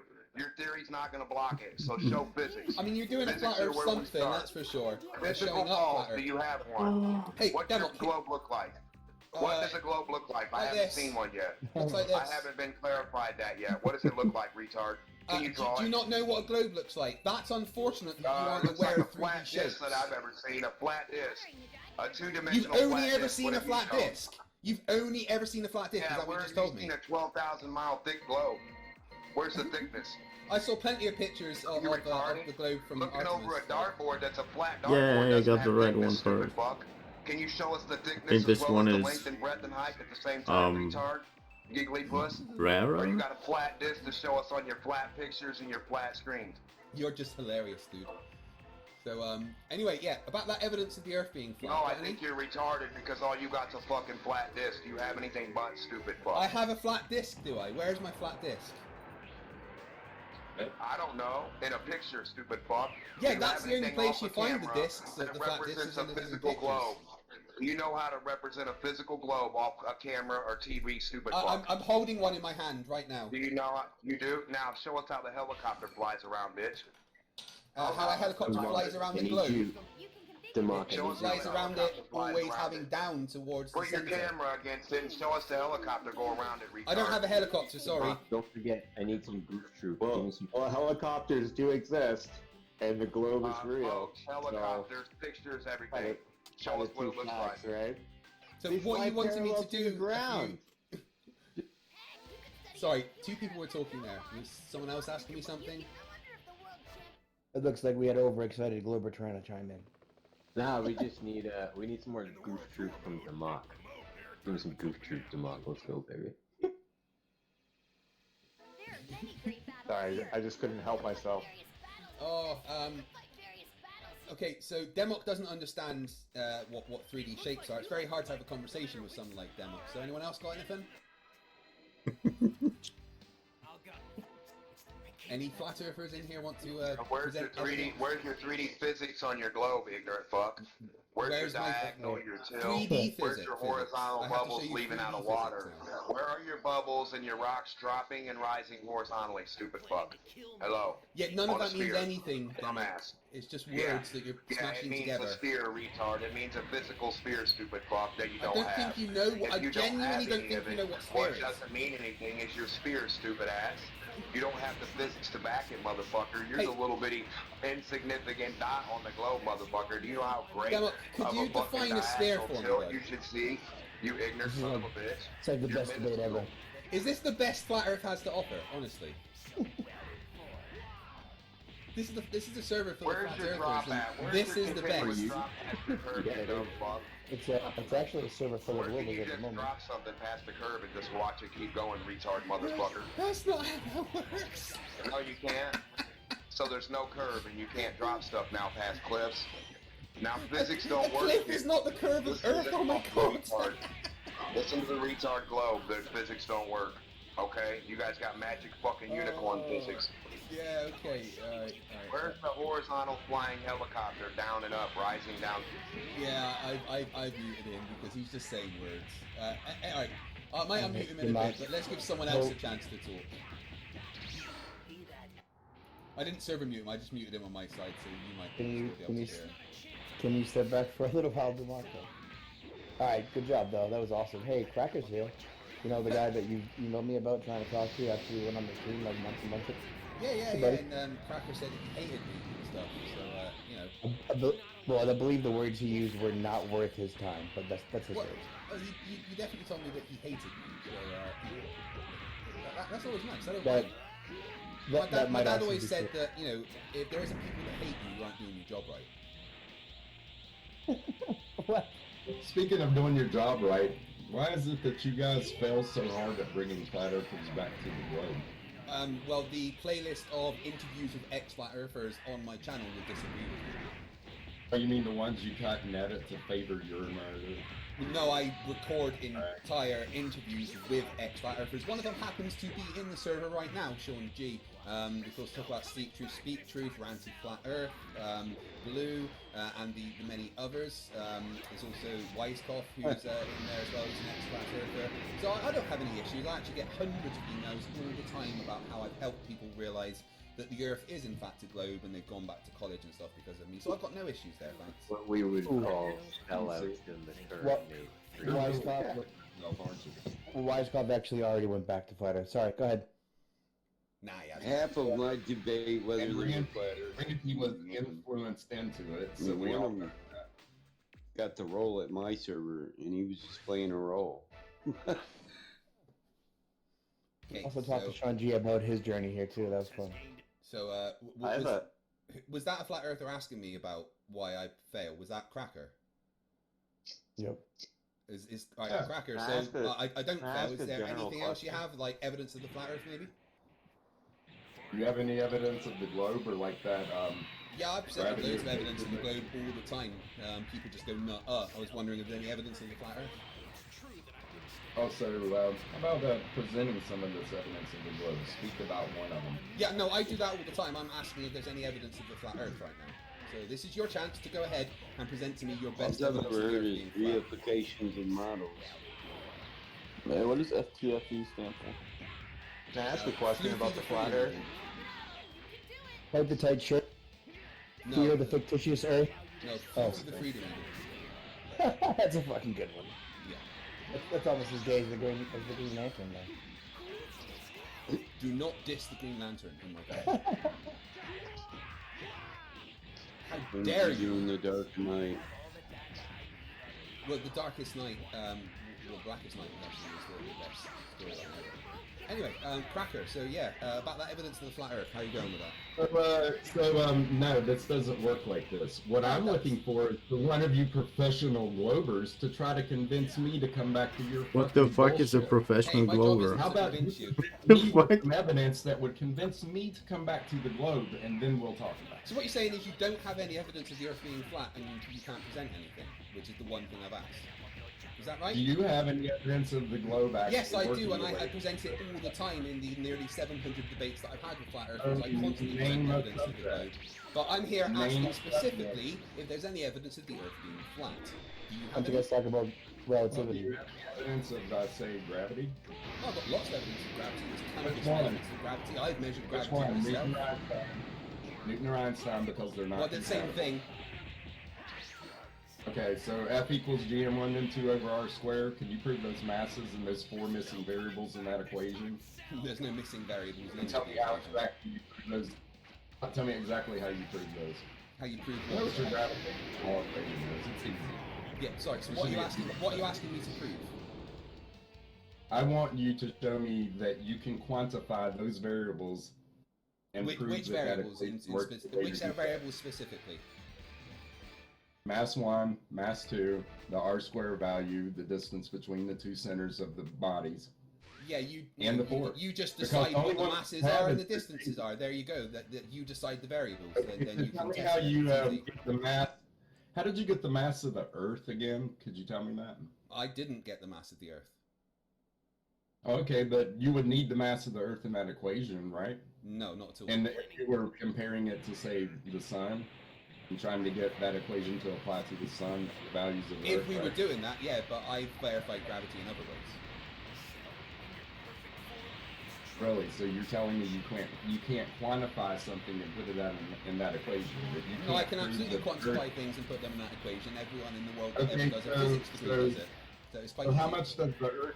So how much does the Earth weigh again, according to your math? I don't care about the Earth's weight. That's not what I use in the experiment. 6.9 times 10 to the 24th kilograms. But yeah, is that's what- cool. But again, I don't I don't use the Earth's weight in the experiment. It doesn't matter.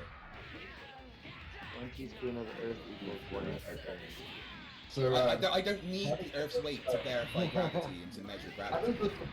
How does this apply to something like, say, the asteroid belt, where you have many small little pieces of rock that's supposed to be on a little gun. Space vacuum, apparently. Held into place by this gravity that the sun holds the planets into place, but it doesn't pull these little pieces of rock into it.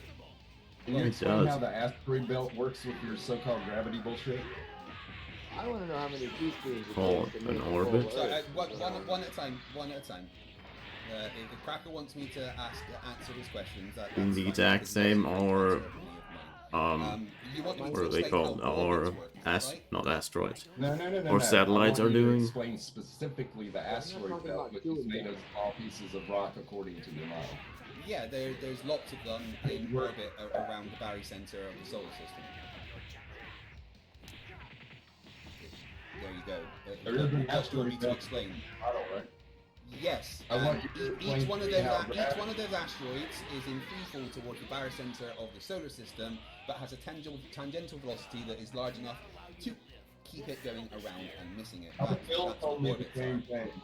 Sorry? Bill told me the All same the time I thought it was What's the mass of each one of those rocks? Because What you want me they're to not tell you all the mass of each of the rocks in the in the asteroid belt? All of them. Do you know how many there is? If you were going to put them in your little equation, you would need the mass of each one in order to calculate the gravity of each one, right? Well, yeah, if I was trying to calculate the gravity, specifically to each of the asteroids, I would need to know the mass of each of those asteroids. But that's not something I've ever done or would really worry about, so it doesn't really change the fact that it's very easy to measure gravity. No, oh, wonderful. The beginning of your sentence interrupted the middle of mine. That's very unfortunate. Sorry, what was it you were interrupting me with there? I think you just said you're not worth my time about that. But it was tough to do. Oh right, so Like that basically he asks about questions, that. refuses to let me Beginning of answer, my and then runs away. Brilliant. This is How many future. times have you said that? Is that like your trademark or some shit? Do you just What, repeat that to the try? actual answer? Are you worrying about me telling you the actual answer? Is that the problem? Actually, I don't give a fuck. Yes, of course you About don't. how physics works. That's quite clear. Yes. We definitely want to hear No, don't put words in my mouth, princess. Don't, you're not gonna pull that Princess, shit what with is me. it you guys and loving to be the power bottom? Well, that's, See, what, this is that's the whole when you reason call that I someone a don't want to princess, hear that the means that you like to be the one at the fucking bottom. So obviously, just like the guy the other week, Cracker here loves to be a bottom. Loves to be a bottom. Yeah. Oh. Yeah. You said bottom. Excuse me? You're excused. Excuse me? You are excused. Yeah, and you can go fuck yourself. I'd rather fuck your mom. Come on, Rob. Come on, Rob. Listen to this bullshit. Is that all you can do is ad hom? You can't answer a Ad question hom, you're the about one that fucking fucking math. started it, dude. You call me a fucking retard. And that's not even ad hom. Insulting you is not ad hominem. They're different things. Nor worth my fucking time. Fuck right off. Goodbye. Bye then, princess. See you later. Okay, hey, Grim, you want a shot? I think you had some cool Oh, stuff. that's two. Next. I'm not here to fight anybody. I'm just here to just be like a little cheerleader and a hype man. So that's the infamous Cracker, huh? Comes in, asks me questions, refuses to let me answer, calls me names, gets upset when I call him a name, and then runs away. I'll go ahead and try to discredit my okay, let's go on. Do you have any other proof that you can present me that you think's going to bring me back to the globe, Mr. Success Story here? How many people do you I've got lost lots of that evidence. are- I mean, problem is that you would never come Present back some to this. fucking evidence, bitch. Come on, let's see it. How about you present evidence of the Earth being flat? That's why I'm here. No. That's not my purpose here. Do you not You're have the any? person that's. You don't have a purpose, you moron. Is there no retarded flat earthers back to your fucking globe. So get on with it. Show us some shit. It's alright, we don't want you, dude. We don't want you, it's fine. Come on, you fucking coward. Coward? I'm the one here. You're the one that was running away. I'm the world's fucking flat earther, so... Okay, Mr. Smartass. World's greatest flat earther, that's not something you should be proud of. Evidence that you think you have that you're going to convince me otherwise. Of all your violations of natural law and all that bullshit that you make up, all your what math violates? magic, Tell me something that violates. Tell me something about the globe that violates the natural law. Right? Tell me something about the globe, Cracker, that violates the natural law. Go ahead. Gee, could I make a fucking list? With just one thing. Tell me one thing about the globe that violates the natural law. What's your container that holds the air to the earth again? Well, gravity is a container. The universe also contains through the gravity. entire. I'm answering. Please don't interrupt me whilst I'm answering you. No, I'm still answering. So gravity is a container, and also. Okay, you can spend 10 once minutes, again, like, I'm in the middle of talking, and you interrupted. Is this all you can do, Cracker? Is interrupt me If you're whilst I'm just gonna talking? keep talking, I'm just gonna talk, right? One at a time, please. You can wait till he's done, then tell me he's stupid. It's totally fine. I've never shuts the fuck up. Hey, Shane, he's saying that I can't shut the fuck up when every time I try to answer, he overtalks me. Are we all hearing this, right? There we go, 10 more minutes of complaining. Get on with it, bitch. Maybe he's having a time dilation thing. Yeah, that's probably what it is. Oh, well, I forgot what the question was. What was the question? Gravity, atmosphere. Oh, yeah, container. So gravity contains the atmosphere, and also all of the pressure in the universe is contained, within the universe. So there's two containers. Pick one. So vacuums don't exist, really? There is no ideal vacuum, no perfect vacuum. That doesn't exist in nature, no. There's no such thing as a perfect vacuum. Just lower pressure. Yeah. Just lower the pressure. entire universe is just considered a low pressure system. Now, I mean, we did kind of, and essentially in the beginning, assume epsilon and all kinds of things for, you know what I mean, for free vacuum-free space and all of that. Yeah, I mean, there's been Initially, lots of and we've been assumptions and converting stuff that slowly. we know a lot more now. But anyway, Cracker. Yeah, So yeah. gravity I wanna and know the how universe the both gravity- contain.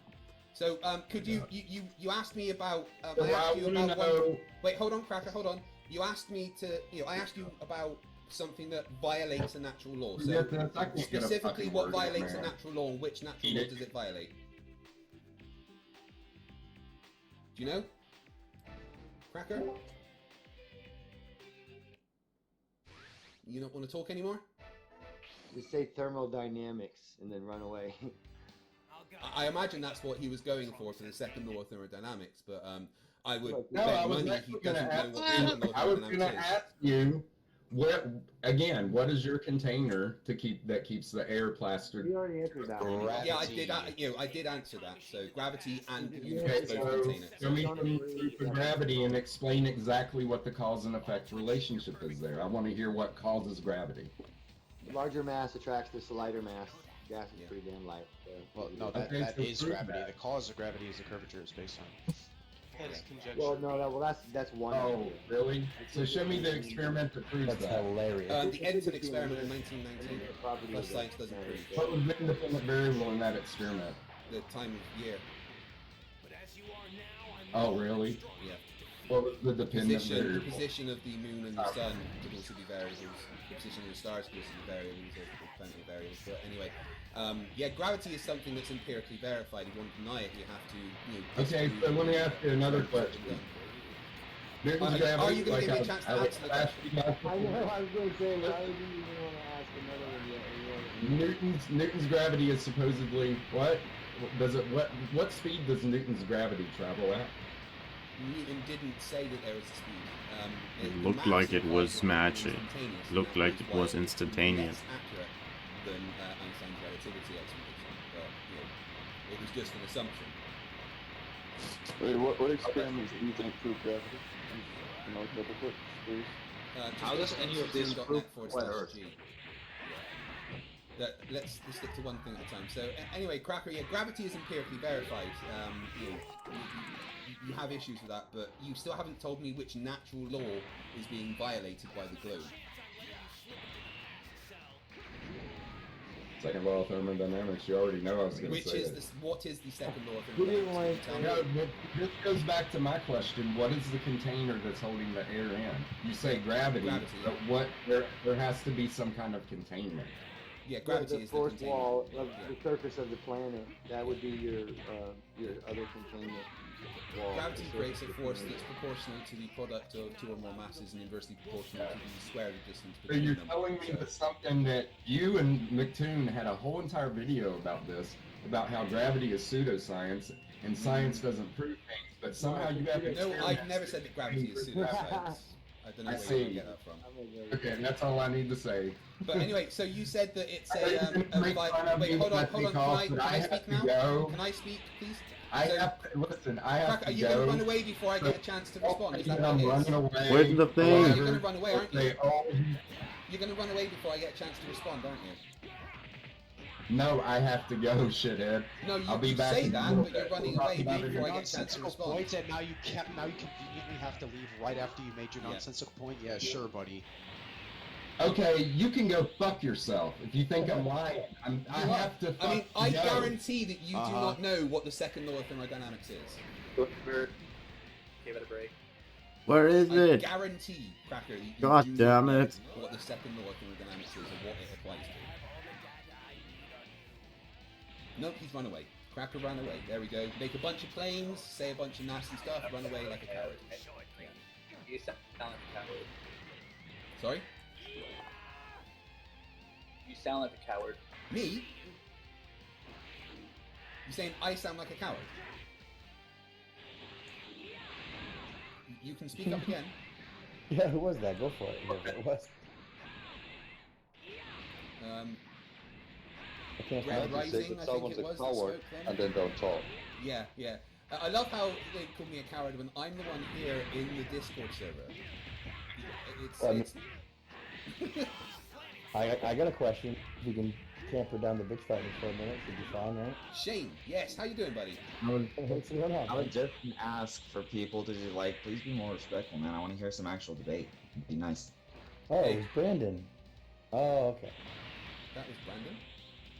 Yeah, well, he came in with the name President Brandon. That's what I've been calling him. I don't know who he is. Hey, everyone, I would love to be respectful, but if flat earthers will not be respectful, I turn it back to them. So it's not up to me who's respectful, it's up to the person I'm speaking to. But Shane, yeah, how you doing, dude? What's up? Let's chat. What's going on? So Phil Bell came in last night and gave us like a 5-hour dumpster fire, which I thought was hilariously awesome. Who ended up talking about Professor Phil Bell? Thank you. Oh, Phil Bell, yeah, good dude. Yeah, I think he's in the chat now. We should invite him in. But last night he came in and he talked about Coriolis effect for 3 fucking hours. I wanted to bang my head against the wall. Coriolis. It's something that kills the flat earth pretty much. that pseudo fake voice, yeah, I love it. No, I don't want to talk about that. I'd rather drive my eyeballs out. But how about the 3-body problem? What do you know about that? It's not really an issue. It's kind of something that you solve in your first year of physics undergrad. Right? Really? Yeah, there's many solutions to the 3-body problem. The problem is that after, that predicting where things go after a long period of time when there's many interactions, chaos theory becomes important to understand. But there is actually a whole different bunch of solutions to the 3-body problem. There's a proposition of simplified solutions to not the actual problem, but they change the parameters, no? How do you solve the 3-body problem without changing the parameters? Well, it's about knowing the future state of something and which it becomes less and less likely when you have more bodies involved. But it's the 3-body problem isn't an issue for anyone. It's just more of a mathematical conjecture. Right, but I mean, like, it's called the 3-body or the end problem, and it literally, as far as I know, governs the gravitational forces involved in 3 bodies orbiting around each other. And then they call it 3 specifically because 3 is what breaks the system, and you can't predict it any longer. Well, if there's 2, again, you can reason. You can predict it up to a point, but if there's easily repeatable patterns to be predictable, then that's fine. But when there's more and more bodies involved, the prediction becomes less and less probable over time. It will be correct, but it's just about statistics and mathematics. It's not really an issue. We're still able to, there's way more than 3 bodies in the solar system, and we're able to predict where every body in the solar system will be in 100 years' time. That's not an issue. We can do that. Good. Yeah. Well, the way I understood it, right, was that it was a complex problem with the 3 gravitational bodies. They call it, like I said, 3 because at 2 you can mathematically predict the model and where things will be, and that kind of works out to the best. Yeah. It's a lot more simple when there's 2. Obviously, you add the more and more bodies you add to something like this, the harder it becomes to predict where things are going to be. But there's many different methods of doing it, and we can do it and have done it for a long, long time. Like I said, it's something that you literally talk about ways to solve it in your first year of physics course. It's a mathematical puzzle, but it's not something that's unsolvable. It's not like a Rubik's Cube type puzzle. It's an actual based in physicality and the whole solar system. That's how they got the solar system model. So I understand the solution is that they really didn't solve it. They just proposed it as a different set of simplified 2-body problems. That's how they got literally the orbits of all the supposed planets, right? You go Mercury in the sun, Mars in the sun, Venus in the sun, Earth in the sun, and so on. And that's how you get the perfectly elliptical patterns that they showed to us in grade school, no? Well, yeah, but you have to take into account the gravitational forces of every mass in the solar system to accurately predict where everything is, and that's what we're able to do now. We can say how more than one mass will interact with each other. So we can say how more than 2, how more than 3. We know how that's going to be. The predictions become more and more difficult down the line, but it's something that there is ways of solving, and it doesn't, even if it's something that's difficult to do, doesn't in any way disprove the solar system. It just means that we may have difficulties in predicting certain patterns, but it's things we have solutions for. Right, but so when you say you can predict it, I mean, it is in the sky and observable. You can observe and record it, and there is a cyclical pattern that you can just record, and then after a point when it repeats, you can say that's a prediction, but it's really not, right? It's just an observation in a cyclical pattern. But when you're applying the mathematics from the gravitational standpoint, and I didn't actually say mathematics, but maybe it came out mathematics. That's really what I call it all the time. Mathemagic. But So, the thing is, you can apply the mathematics and it works to more than 2 Evie, bodies. can you shut up? Now, I'd like to hear the rest of what Shane has to have. You keep incessantly interrupting him, but he's very patient. He finished. Say what you want. No, you've done it several times. Anybody interrupt him?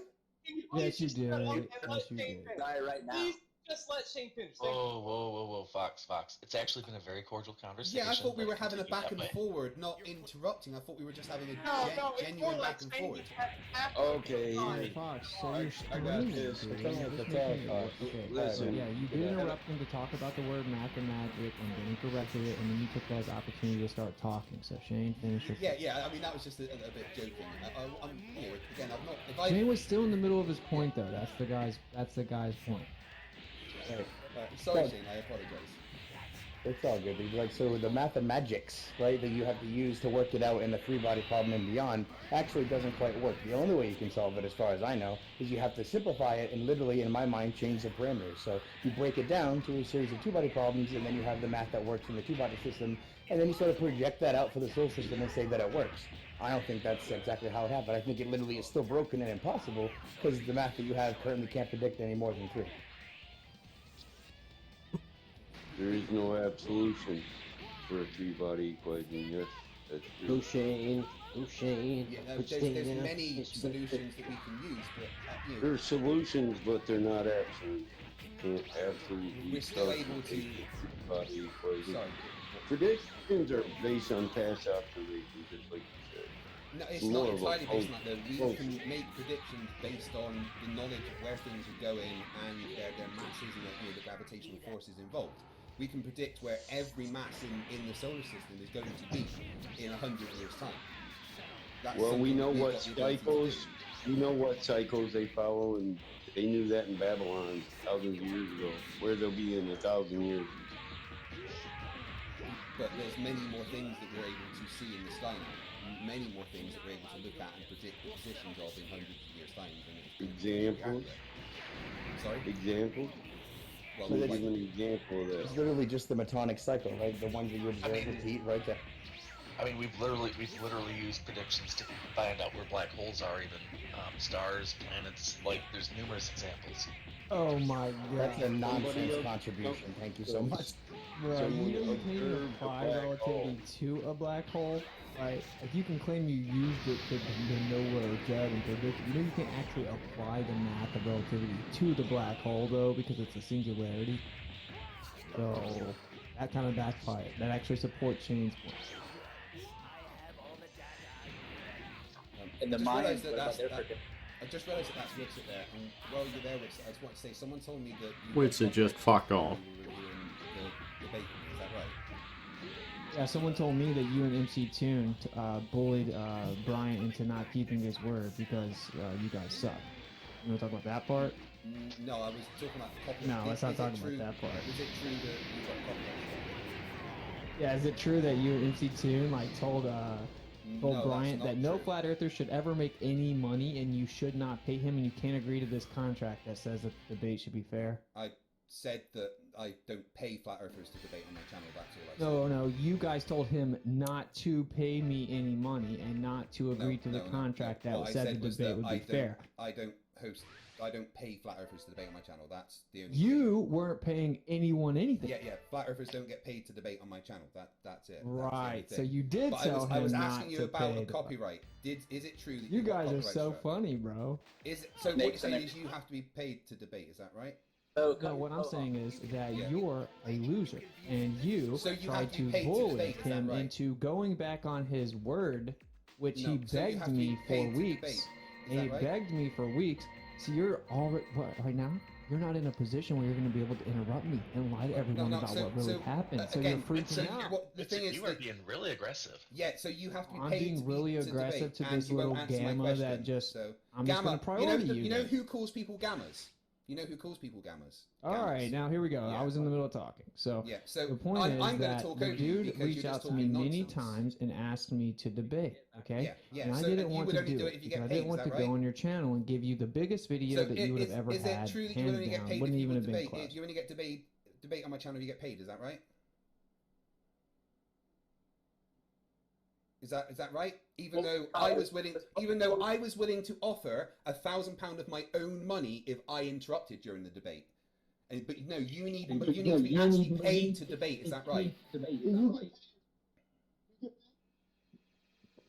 That's what I thought. Can you get paid?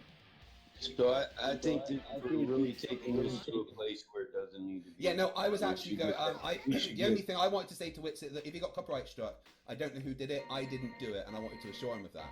Oh And I wanted no. to say if it was anyone that was anything What to do you with me, get from I'm sorry that Porunga? this video got copyright struck because that's something that I don't agree with that no one should do.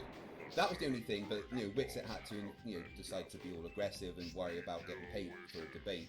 But Yeah, we don't need to cover that. Yeah. It's fine. What the fuck? So I just wanted think to, as Witsit a was there, I just pixel wanted just to apologise died to him in the middle of if my he did get copyright screen. and assure him that I didn't do Screen. it, but no. He has to go ahead and start calling people gammas because he's a little crybaby that can't debate unless he gets paid. Can you stop complaining, dude? I'm not complaining. I was explaining what just happened. Yes, you are yeah, complaining difference. what just happened. Yeah, explaining. No, actually no, it was But look, we're past that now, so crap on my screen. We were on relativity. I hope so. At least I hope so. I need the. No, which it's not in the. I don't see him in the. Yeah, it's gone. Bro. I don't, Trying to figure out if think he someone left muted us him. not I. Interesting.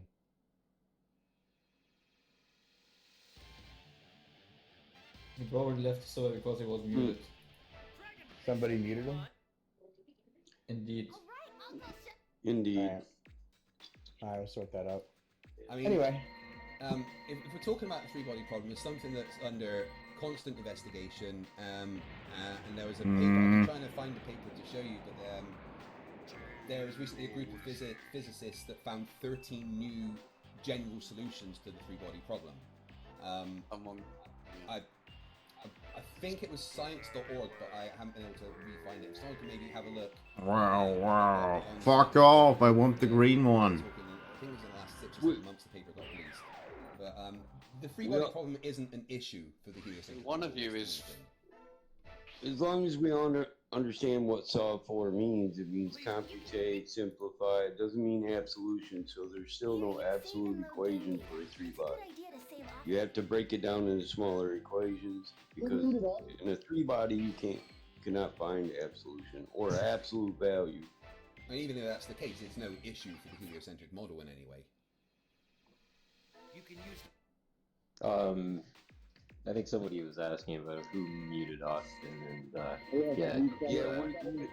I didn't know anyone. I'll figure it out later. There it is again. What the fuck is that? It was nice to, McToon felt it was nice to mute our friend Woodsit, so I don't think McToon would have appreciated being muted at that point, but he felt it nice to mute him at that point, so yeah, go ahead. Yeah, I mean, no one should be muting anyone if they're just trying to talk, but... I muted Demok on my side. That's it. Can we just move forward? Yeah. Wait, like, so there. How you doing, Brian? MC Toon muted me. So this is a room that caters to the most toxic ballers on the internet. Okay, no, but the way we do it, right? Cater to civility. So only. Wait, that's not actually on my screen. And That's. you got interrupted 12 times. Did you miss that part? Yeah, just so everyone knows, the way these events That's a work dead is when our pixel guests in the come video. I'm the only Like, one I can who see it on muted both of my Denise and screens. Muted. The same goes for What the Winston. fuck? That's how this works. If you don't like it, you don't have to be here. It was literally, I wasn't trying to start drama. I was literally going to say like a 1-minute recollection of what happened right in front of them so that they couldn't deny it, because that's what they're going to do on their channel. Right? And he tried to drown me out by interrupting me. Then I got muted? Like, what the? I thought there was a rule against whining about muting. So McToon, I think, did it to be fun and then immediately left. So he definitely just came here to stir up some shit. We'll work it out later. Sorry, dude. Well, it's all no. He actually doesn't want to be exposed because he's the one that told Bryant not to do it and like threatened to not talk to him anymore and all this crazy stuff. Stop. He kept his word with the debate, so he didn't want. So Bryant's lying because I'm going to put all three of you on blast, obviously. So it's like we don't have to talk about this. It doesn't matter. You guys are liars. MC Toon just got in the chat and said oh, Wittit's leaving because he only debates if he gets paid to do it. I debated you and him for free in this room and thoroughly embarrassed you guys. Yeah, but you won't So what are you pay talking Professor Dave about getting paid, will you? I won't be on your channel where Why you'll not? get millions of views. Millions, That's right. yes, millions. So basically you won't debate Professor Dave about getting paid, is the problem. No, I'll debate him for free on a neutral, fair platform, but not on I've your shown that channel. my channel can be neutral and fair. You are the one that is stopping this debate from happening. Your channel's name is Fight the Flat Earth. That is Yeah, the and I've shown opposite that of it can be. neutral I've and shown fair. that it can be a neutral channel for debates. The title is irrelevant. You are the only one stopping the debate happening by demanding it from somewhere else. Why It's do you there. keep It's cutting waiting. Wicked off? He doesn't even get to finish his sentence. All right. I don't really care. Stop complaining about that. So, we don't have to talk about this. I'm not trying to take over the room. The fact is that although it's funny because this is obviously like the most... Witsit, the only thing I Oh wanted to my say God, was... no one if cares you've what you're got- saying. You're if you've interrupting got me every copyright time I struck, talk. Then, no, I was genuinely trying to say to you that if you got copyright struck whilst reviewing one of my videos, I did not do it and I did not authorize anybody to do it, and if that did happen, then I'm sorry that it happened. That was what I was trying to say to you, and that was it, but then you went the other way with it, so... The reason I went the other way with it because I knew that's what you were doing. To stay to the room about how you're such a like moral, upstanding person. I didn't copyright you. I disavow the So I jumped ahead of it to say you can say the little I'm such a moral skit, right? Because what happened right after that?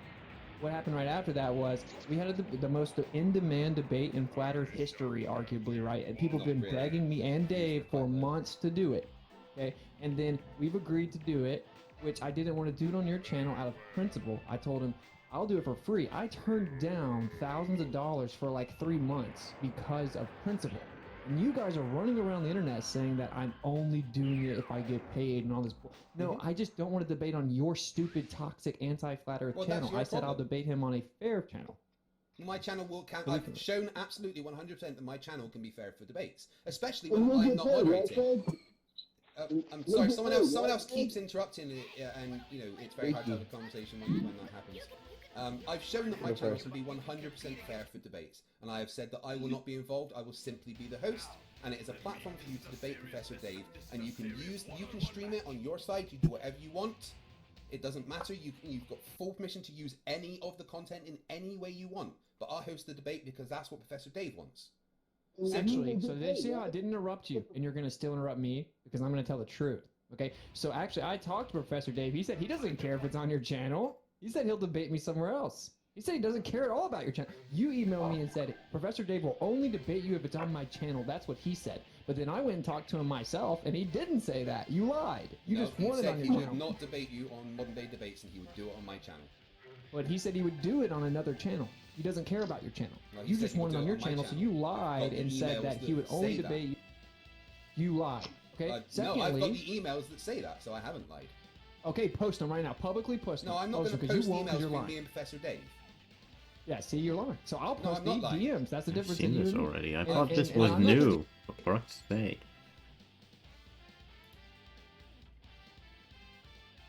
I watched that live and I didn't see it from the beginning. I just realized that like the last 10 minutes sounded very, very familiar.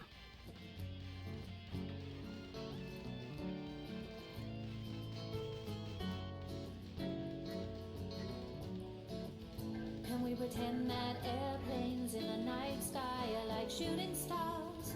Should be wishing for a bring right now, bring right now, bring right now. Good morning. These words come with a storm warning. Better batten down the hatches, grab some matches and brace yourself for a long day of misery.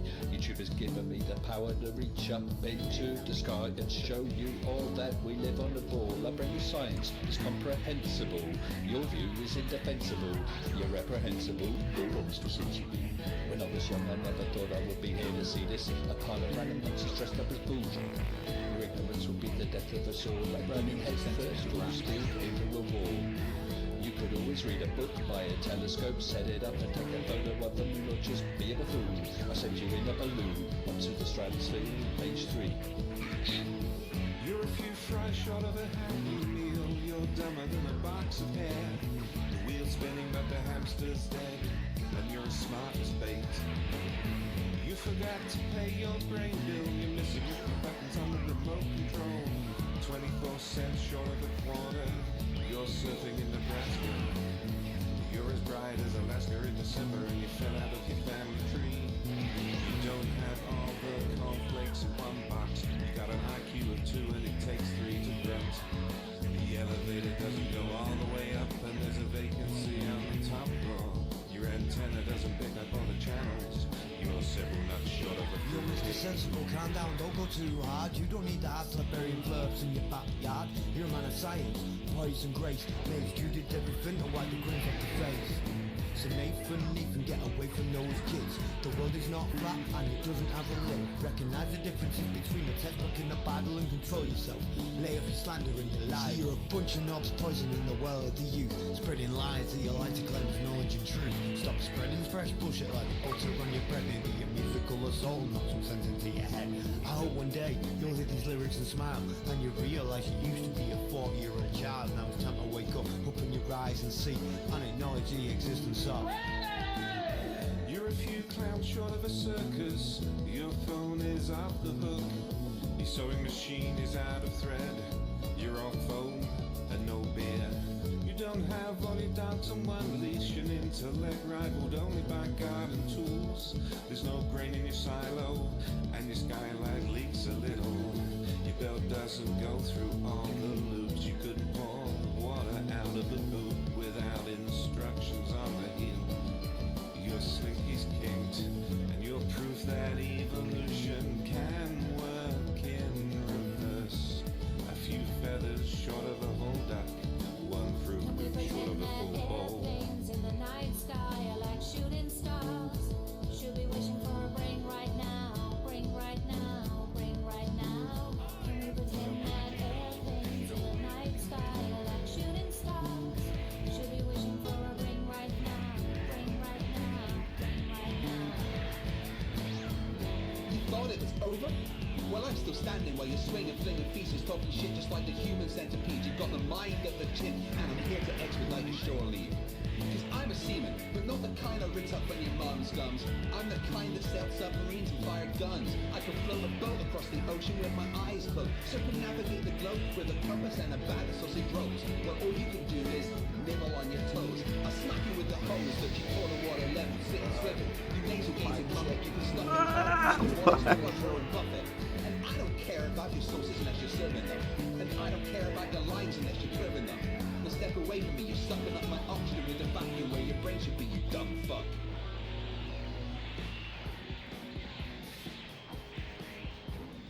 Spitting fire.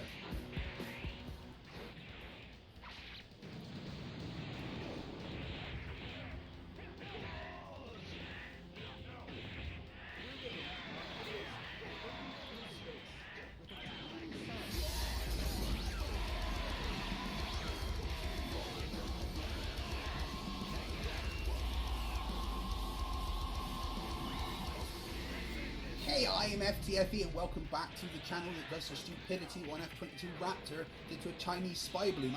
I mean a civilian communication weather satellite that got blown off course, honest.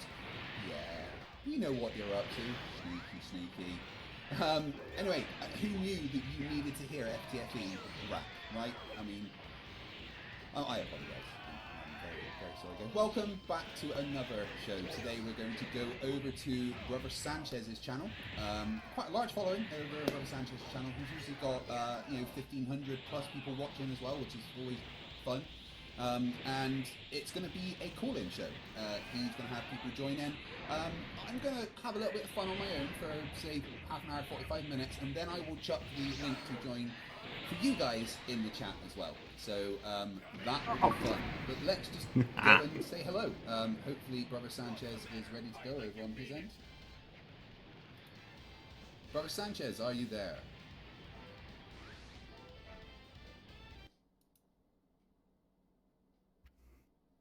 Well, he was.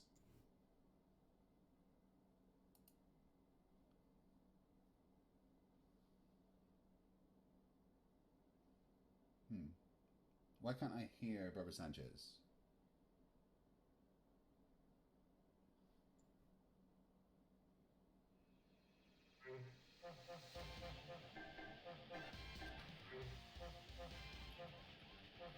Right, I know why. I hear you. There we go. Hello, Brother Sanchez. Sorry, I fixed my audio. All right.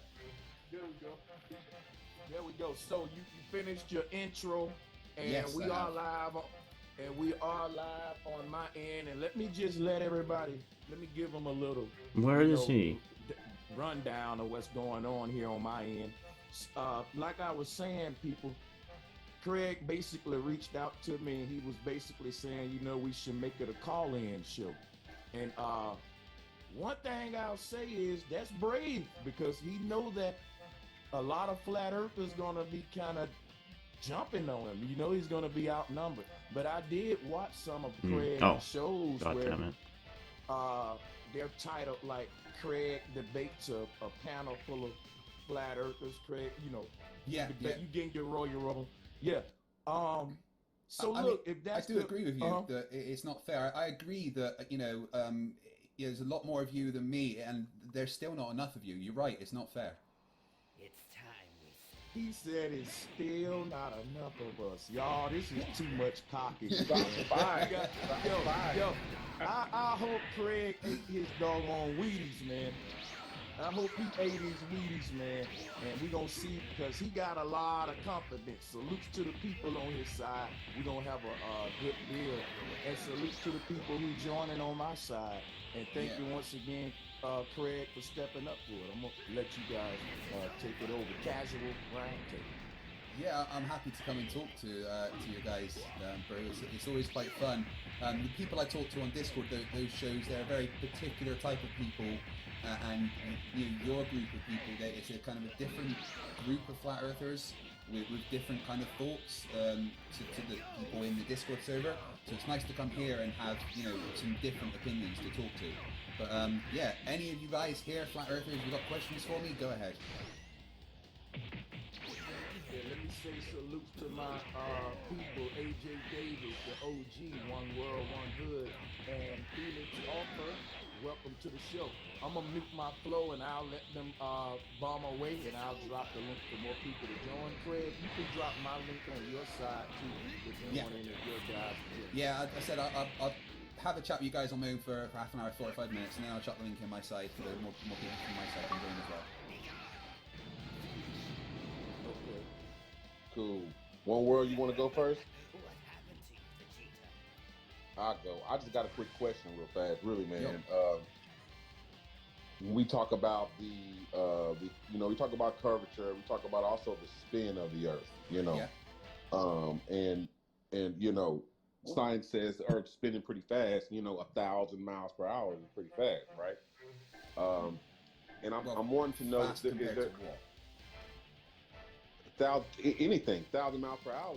That's kind of where I wanted to go, with that. So, they say because it's so big that 1,000 miles per hour is different. But I'm trying to figure out what's the difference. So if you have a golf ball, which one is it? The last one? Ball and a giant ball the size of a truck spinning at 1,000 miles per hour, which one is spinning faster? Well, are they all spinning at the same speed? The thing is, you can't spin in miles per hour, so there's a little bit of confusion around forces involved here. Let me ask you a question so that we can get on the same page. Which part of the Earth... How can you not spin in miles per hour? Because that's a measure of linear velocity. You measure rotation in things like RPM or degrees per minute or radians per minute and things like that. So when you say 1,000 miles an hour, which part of the Earth do you think is moving 1,000 miles an hour according to science? Let's say the equator. Let's say it's the equator. So how fast then would the poles be moving? My thing is that at what point can you actually notice 1,000 miles per hour? At what distance are you able to see 1,000 miles per hour? If you were to draw a line, if you were to draw a line, like I said, on a golf ball, and you draw a line on a medicine ball, and you draw a line on a huge ball, a red line, and you spin all of them as fast as the Earth is spinning, wouldn't they all have a red line eventually zoom past you? Well, if you were to spin them as fast as the Earth, if you were to spin them as fast as the Earth was spinning, then each of them would take 24 hours to do one revolution, because that's how fast the Earth is spinning. The Earth is spinning at 0.000694 RPM. It takes 24 hours to spin 360 degrees. So if we were to take a golf ball, a basketball, and the Earth and spin them all at the same speed, they would all take 24 hours to do one revolution. But what if I'm talking at the same speed that the Earth is spinning? Yeah. The Earth is spinning. The Earth takes 24 hours to do 360 degrees. At the Earth is spinning at 0.0000694 revolutions per minute. That's how fast the Earth is spinning. So how does that equal to 1,000 miles per hour? Because the equator has a tangential velocity of 1,000 miles an hour because of its such a large radius. The surface of the Earth at the equator is moving in a straight line at 1,000 miles an hour. But your body and humans in general don't have an ability to feel a constant motion. What we have the ability to feel is an acceleration, forces applied. And at the equator, the force applied by the movement of the Earth equates to about 0.3 meters per second squared, which is 0.03% of the gravitational acceleration pulling you down. So the only thing you would notice is that force pushing you away from the Earth. It's called centrifugal acceleration. The 1,000 miles an hour is a constant movement in a straight line which we have no way of detecting. So your question that's about... why I said put a big red line. They put a big red line down a ball, almost like a ball, like when you playing pool, like stripes, right? and you spin that ball at a speed, right? Eventually, you're gonna see that ball zoom past you, right? Now, I can understand a golf ball taking longer than a marble would to make the rotation, right? How long it takes the rotation is one thing, but how fast it's moving is another. Yeah. So even though the Earth is supposedly huge, right? It's still supposedly spinning, like science says, at 1,000 miles per hour. No. So I'm trying to The tangential velocity is 1,000 miles an hour. The science doesn't say it's spinning at 1,000 miles an hour. Science says the Earth spins once every 24 hours, 0.00694 RPM. And that means that at different points on the Earth, there is different tangential velocities. And again, that 1,000 miles per hour, this is the important part, right? That 1,000 miles an hour is a... Yeah, okay. So at the equator, that 1,000 miles an hour, that's a constant velocity, right? And we do not have a biological function that detects a constant motion. No matter how fast it's going, it doesn't matter. If that movement is constant, we have no way of detecting that. So the 1,000 miles an hour doesn't really matter. There's no way we can detect it because it's a constant motion. There's no vestibular system in our bodies. There is nothing that detects a constant motion. What we can detect is an acceleration. What do cops use whenever they hit you with the meter? They use a radar which will tell you how fast something is moving based on the amount of time that light takes to get there and back. Our body is not a radar. We have nothing in our bodies that can detect a constant motion.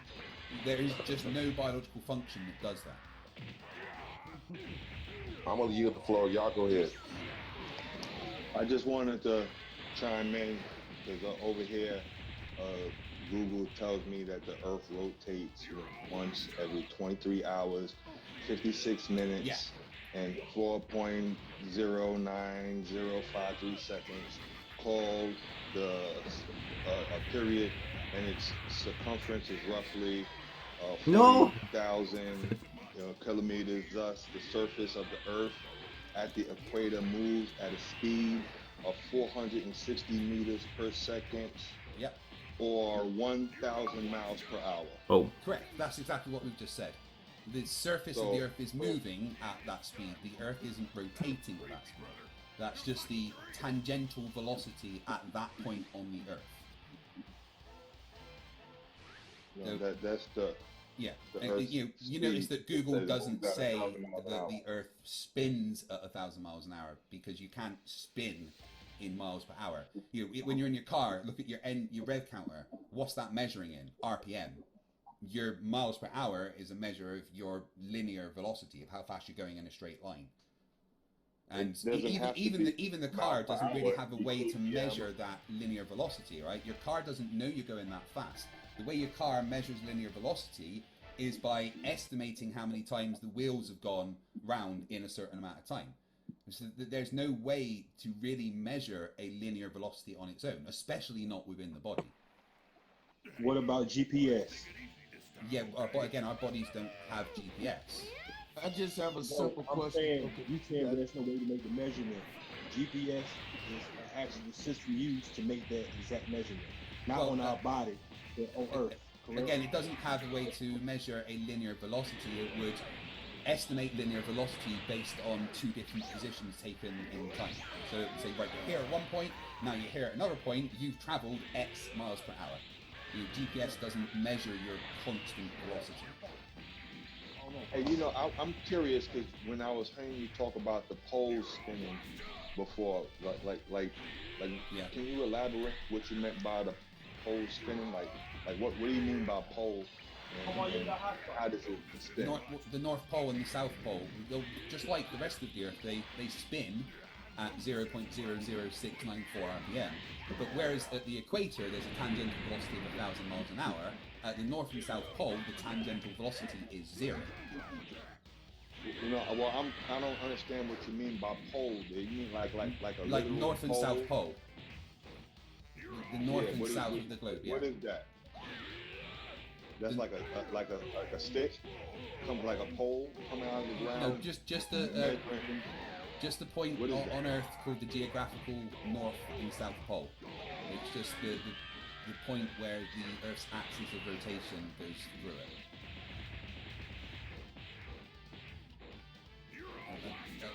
You want me to? You know, because we kind of know it as a pole being a short word for polarity. So that's a north and a south polarity, not like, you know what I'm saying. It's just like called. It's just the place where you know what the North Pole is, right? Well, there's the geographical North Pole is different to the magnetic North Pole. Right. The Earth's axis of rotation is the points where the Earth, if we're looking at this, the ball, that's the South Pole, and that's the South Pole, that's the North Pole. That's where it rotates. That's. I don't understand why I'm having to explain what the North and South Pole is. Because I totally, what I see North and South Pole as these polarities, you know what I'm saying, and that our compass points to, you know what I'm saying. That's why we use the North Pole. You know what I'm saying? We use a compass that aims us towards north. This is how we move around in here. So, I just don't get the part that you're saying. I understand, like, if I didn't know how to actually use a compass. If you're standing at the point of Earth where all longitude lines intersect in the north, you would be at the North Pole. The geographical North Pole. The north of the planet, the point where if you were standing there and the Earth is rotating, you would just be standing still, rotating in a circle. And that's different to the magnetic North Pole, which is actually moving across northern Canada at the moment, which is the point where the Earth's magnetic field, intersects and flows towards. Which is what a compass follows. It follows the flow of a magnetic field. Do you understand that there's two different North Poles, the geographic and the magnetic? Does that make sense to you? Oh, no, I totally understand that. Well, there you go. See, what happens is that what we're talking about is that's as far as you can go on land north. You know what I'm saying? We call that would be geographically north. You know what I'm saying? Yeah, correct. If you kept going in a straight line, you would then be going south. Yes, and when we draw a circle out and we go to the center and we point in and out, that's how we do this on a map, and you know what I'm saying, that kind of works out.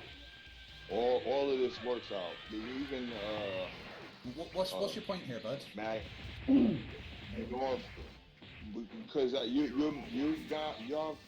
you've took this same math and you've put it on a ball, and what math did I take? There's no way for you.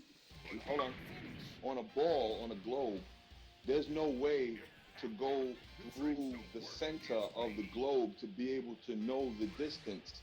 You know what I'm saying? So this can only work on a map where we can measure the distance, the circumference, and the diameter. But for you to do that on a globe that we can't penetrate more than, you know what I'm saying, more than 8 miles. For us to come up with this math on how we don't travel through the Earth. We travel on the surface of the Earth. Right. So there's no way to do these things. To do what? For you to there's no way to do what? We need to. Don't we have to come up with the radius and the diameter of the circle before we can come up with the, so don't we have, this is math that we have to come up with, that we need to go through the center of this to be able to come up with a map. How do we come up with this map for the globe that we can't? What map are you talking about in particular? I'm very confused. You haven't really made a point.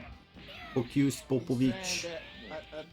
Let me see if I can simplify it, and maybe I'm getting him wrong, but he can clarify. I think he's saying to properly measure a sphere, at some point you would have to slice through it.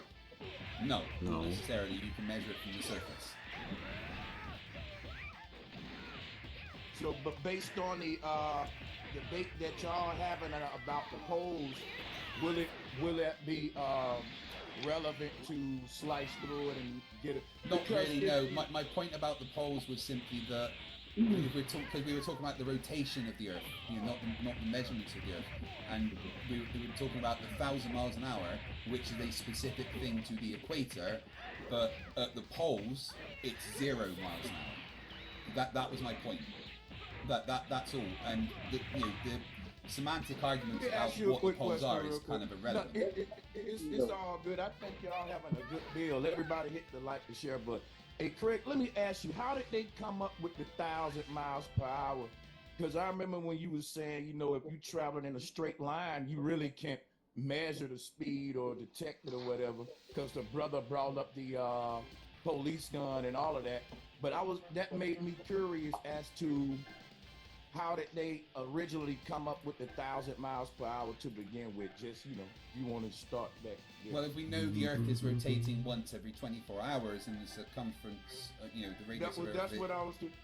I knew you would go there and see. My thing with that is, what we're saying on a flat Earth is that the sun and the moon is making their circuits every 24 hours above a stationary Earth. And we coming out, we can have this same phenomena accurately on a flat Earth as well. No, so you my can't. thing is that when you say that at the North Pole, there's basically no motion. No, there's no tangential velocity. There's still the same 0.000694 RPM, but there's no tangential velocity because you're standing at the point on the sphere where you would just be going around in a circle on the spot. I got you. So you're saying, I totally understand what you're saying. But my thing is with the flat Earth, that would be Polaris. And it said that Polaris is spinning, just the way you just said it. But it's not moving from its center position. It's like a pole in the middle of a carousel, and all of the constellations are tethered to that pole, just like a carousel, all of the stars. And as Polaris turns in the middle, it actually turns all of the luminaries around it, just like a carousel and or a swing chair ride, at the fairground going around. There is an issue. So one thing before we go to the issue. One thing I want to point out is the same thing you're saying about what happens at 0 degrees on a globe. We're saying the same thing for the flat Earth, but we don't need the Earth to be in motion. We can have the Earth stationary and all of this still be true. That's the whole point. If the Earth was flat and the things were rotating over us, maybe. But the issue is with the shape that these stars make.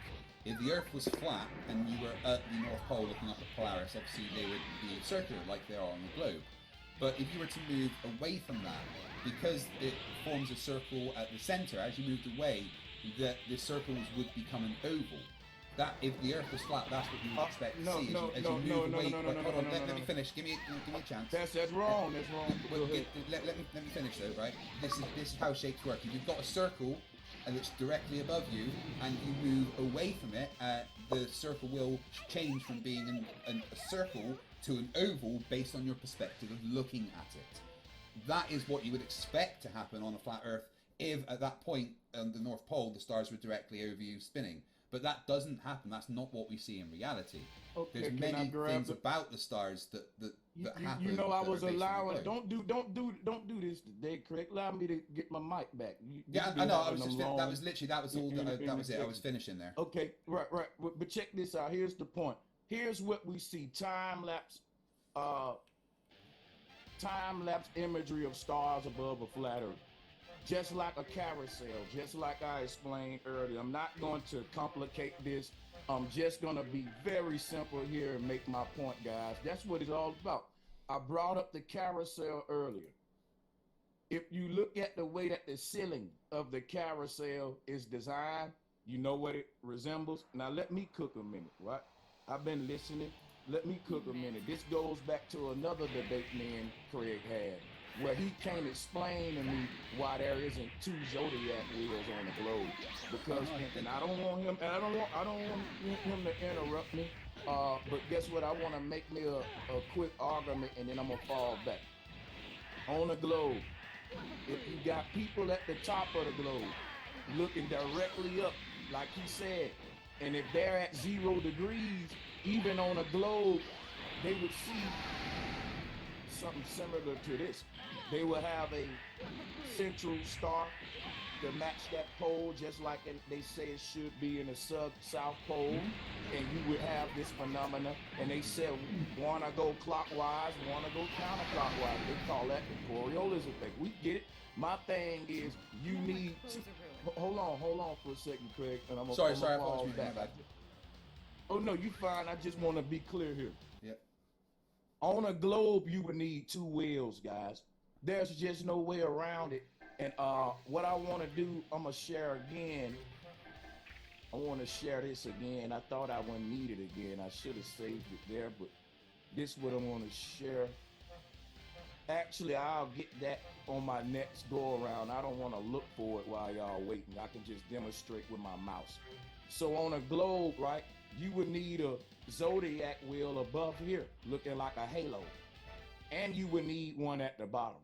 Now, guess what, y'all? You would need one on the sides, too. Because everyone's up is different on a globe. You know, when they look up, they seeing a different, view of the sky. So what I'm saying is, we only have one zodiac wheel. And the zodiac wheel that we have is a circle. If to me, just dealing with the zodiac wheel and the way that the sky is set up, for this to work on a globe, we would need a whole, like we said, a whole globe is covered in different constellations, 3-dimensional, spiritual, all the way around it. Meaning anyone on opposing sides of the sphere won't look up and see the same sky. On a flat Earth, if that's just let's pull up the AP map, which is one of the maps we use. If you got this below, and you got this above, that you don't need nothing else. Stove out and stay muted when I mute you guys. That'll get you booted off. So check this out, guys. You don't need nothing else with this wheel. You don't need nothing else. And the way that we see the design of this zodiac wheel, this was a staple in all of the ancient religious arts, because we know that everyone started off with flat earth or ancient cosmology. So this will go into how even the ancient people, saw the heavens. And it's very simple. And I'm gonna land my plane with this next for the people out there who need to see it from a religious perspective. Jesus, right, was considered the Most High. And the Most High star in the sky is what? Polaris.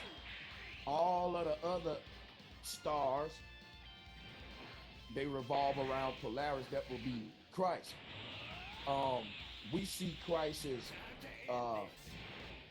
Capricorn today, but that was because of a change that was made. I'm not going to go into the whole history, but I'm just pointing y'all somewhere to research if you're out there. But I'm a yield right here. This zodiac wheel is one zodiac wheel above one flat earth, as above, so below. Let thy will be done in heaven as it is on earth, and they both are wheels. Yeah, Right. yeah, but So- hold on. Sorry, hold. can I respond? Or? You have this thing where you just can't. I'm almost there. I'm about the climax. Please pause. Don't cut me off at that point. That's the best part. You do all the stroking to get there. Now watch this, Craig. We know will is W-I-L-L, but I'm teaching you etymology. They both coincide when you're dealing with when the Bible talk about Ezekiel's will, the will of God is talking about the tetragrammaton. It's talking about the vibratory form of our desire energy, the energy that The vibratory. the willpower. Exactly. You know what I'm saying? So, but I'm not gonna go that deep because that'll go into like spiritual debates and stuff. I don't think you ready to debate me on no religious stuff. You better stick to the shape of the earth with that. Kid. So I'm a yield right there. Okay, cool. So I already told you why you're wrong about the zodiac wheel. The zodiac is based on stars around the equatorial plane, so you can see them from any point on the Earth. So you need one, but they just look different based on where you are on the Earth. Also, you're wrong about the fact there's only one zodiac wheel. I've actually got a file of like 12 different zodiac wheels from different cultures around the world. I don't know why you keep pushing that argument when it is plainly false. The zodiac wheel that we use now is based on stars that you can see around the equator, which means that from any point on the Earth, you'll be able to see them. We only need one. But none of that, this original question came from about rotation. And why can't we feel 1,000 miles an hour? Because you don't feel constant velocity, but we've measured the Earth rotating. We know the Earth rotates. And no talk about zodiac wheels or stars moving is going to change the fact that we have physically measured the rotation of the Earth. But to go back to that, then you mentioned we can't feel it. You can't tell me what I can't feel. I know when I feel wind. Hold on, let me respond to him real quick. Okay. He said we physically measured the rotation of the Earth. Yeah. And I'm telling him that they physically measured the rotation of the heavens. And what they're saying, there's no way a pendulum can measure the rotation of the heavens. No, and they ain't saying that they measured the rotation of the heavens with a pendulum. I'm telling They you measured that it the with their numbers brain. they're giving us They we believe. can prove is true for the heavens. Now that's when it goes. When I was saying about the religious aspect, when they say, "Let thy will be done." Nobody cares about religion. Fuck off. Now, if you look at what they saying. For the numbers that they're giving you for how the Earth is moving, it's really what's going on in the heavens. That's the point that I'm making. Except I have personally physically measured the rotation of the Earth. So I know the Earth is rotating, and it's nothing to do with the stars. A pendulum can't see the stars, it's going to be in no way affected by the stars. Share your measurements and research with me. I did last time. I explained to you Do all it about how I again. used the pendulum to measure the rotation Wait a of the minute. Earth. Wait a minute. If I ask you something, I know you did it last time, but it's a new crowd. There's new people here. They didn't see that. There's new people. Before I get into the methodology, the other guy that he cut off was trying to ask a question, so could we let him ask his question first? Well, I didn't cut him off. He wouldn't let me respond to you. So now, for sure, after I've responded to you, he can ask his question. And I want you to stay respectful. Yeah, no, I'm being perfectly respectful, bro. It felt like you cut me off a bit. That's what I was saying. Sorry, what was your name, dude, that I was talking to? This you talking about me? Yeah. What was your name, bro? This Jimmy. Jimmy. Yeah, that's me. Yeah, so, Jimmy. Yeah. What was your question, my friend? So you mentioned we can't feel it, okay? I'm not gonna go with that, but I'm probably trying. And you said we measured it, but why can't we see it? Like we know when something is fast, it's moving fast. No matter how big it is, if it's moving fast, it's moving fast. And see it from where though? Any kind of stuff. Let's just stick with the equator. I'm not even gonna want to do all the other stuff. Yeah, but if you're on the equator, you're moving with it, aren't you? So you're cutting him off, Craig. You're cutting him off. I apologize. I thought I was responding to him. I don't mean to cut him off. I just want to make sure I'm responding to each point. That's all.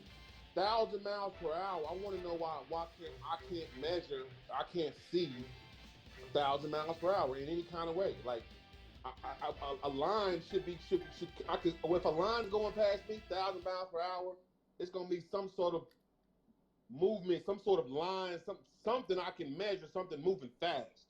Like it doesn't make any sense that I can't see something moving 1,000 miles per hour. Like I'm not gonna go about the whole hovering. Why can't we see it when we jump up and the ground doesn't move? I'm talking about. That's why I asked in the beginning. At what point, distance, how far do we have to be up to be able to see something, mountains flying by me 1,000 miles per hour? Okay. So the thing is, you're on the Earth. So you and the Earth are both moving at 1,000 miles an hour at the equator.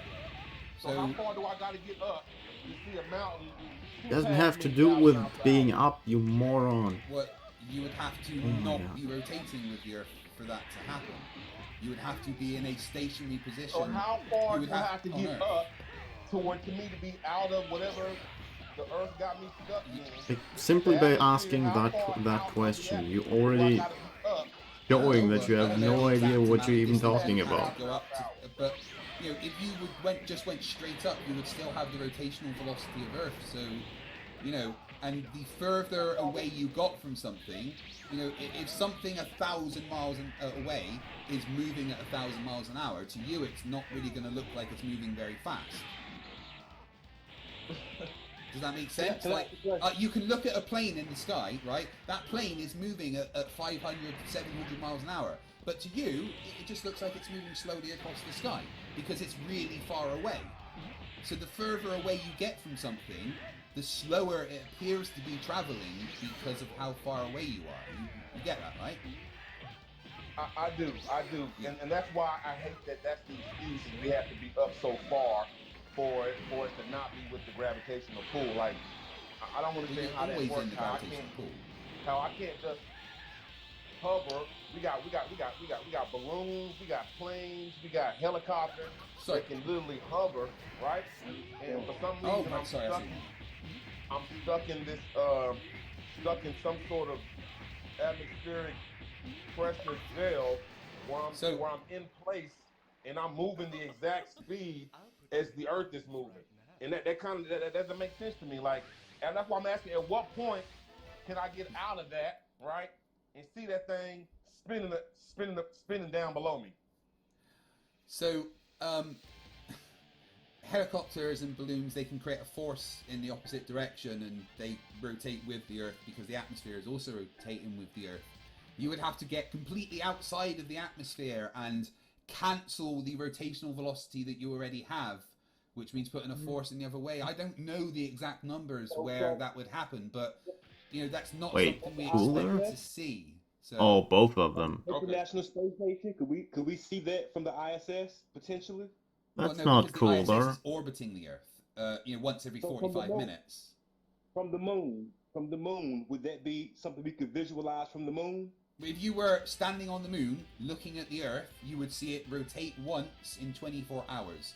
The equator would have a tangential velocity of 1,000 miles an hour, but looking at it from the moon, it would look like it was hardly moving because remember, the entire Earth is rotating once every 24 hours. Okay, so check this out. Is there any camera that you know of, that you've seen, that has actually watched the Earth spin for 24 hours? Loads. I mean, between 1992 and 2002, DirecTV had a live 24-hour stream from Discover Satellite showing the Earth rotating. You could just watch it live. Himawari 8, you can look at it. It takes a picture every 10 minutes. There's, you know, you've got Discover satellites at the moment that you could take, you know, show the Earth rotate. There's lots of satellites out there that are constantly monitoring the Earth. Hey Craig, I got two questions for you. Yeah, you said the ISS is in the gravitational field of the Earth. Is that what you said, correct? Well, yeah, of course it is. That's why it's orbiting the Earth. How are they experiencing no gravitation inside the ISS? Like, how are they? They're experiencing about 88% of the gravity we do, but they're falling towards the Earth. I got you. The second question: the velocity you were speaking about. The velocity is taking place at the equator. Is that the same the tangential velocity? Yeah. From the North and South Pole, would that same velocity be? Would it be as an effect at the North and South Pole? Well, no. At the North and South Pole, the tangential velocity is 0. So is it just the velocity is 0, or are you saying there's no rotation going on? No, I know the tangential velocity is 0. The rotational velocity is the same as at the equator, which is 0.000694 RPM. I just want to understand what you were saying. That's it. Yeah. Okay, no worries. And if you guys have questions, hold on. You guys have questions to get an order going. If y'all can raise y'all hands like these guys are doing, that'll be good so we can get some order going. And if you're in the chat room with all of these questions, I will ask those too if y'all don't want to join. So before I go to the next hand, I want to read this pinned comment from another globalist. Oh, matter of fact, one word that you want to interject before I read that. I just wanted a quick question, just so I can get a visual here. Are we on the Earth or are we in the Earth? Because I noticed the way we're all talking, I think we're having a slight variation. So if you can explain that to me. We are on the surface of the Earth. We in the So Earth. you got us on the Earth. You don't see on us the surface in the of Earth. the Earth. No, we're inside the Earth's atmosphere. But Okay. yeah, So we live so the on the sphere- surface of the Earth. Wait a minute. So what you call the atmosphere is the sphere of. I can understand that that's the Earth's sphere, but Oh we're my not God. doubting that Earth has a sphere. We're saying that we live in the Earth's sphere on top of flat land. You know what I'm saying? Okay. And in between that flat land is level water. We call that sea level. You know what I mean? These things is like a real, anybody knows that water is flat. Water doesn't curve. You Water's have to not cool flat, off. actually. Water's not flat. No, actually it's measured curved. So the thing about So water who has- is that, who has like the measure any other curve? matter, let me explain that. I for you. think we will have to be honest and say that water is no shape but the shape of its container. Well, the water is the shape of forces acting on it. Like any matter, water just Wow. conforms to forces acting upon it. That's what water does. Like any matter, a container gives force that makes it have a shape, but you can have other forces that aren't necessarily a container that give water its shape. On Earth, the shape of water is decided by the forces acting on it. The main force is the one created by gravity. But we know that the water has been measured curved because there's things called tow tanks, which is what you use to test hydrodynamics of ships and stuff. And they're massive basins full of water with tow rails on that can bring ships in and test them. Let me finish my point, please. And there's engineers that work on these, and the rails that go above the water that have to bring the things on have to be exactly level to the water. They have to have the same distance above the water at every single point. And when they measure it, they find the rail is actually curved, which means the water underneath it is curved, and the curve matches the predicted arc of the curve. So you telling me when a bridge is basically arched, it's not a straight line because it will have to, like Bridges you are said. normally arched, yeah. Yeah, that's what I'm saying. But I'm saying the legs that's running down into the ground, like you said, over time on the globe, where the arch is, those legs will be smaller. So I get what you're saying, but I'm telling you everything. Yeah, I could draw it out if you don't understand what I'm saying.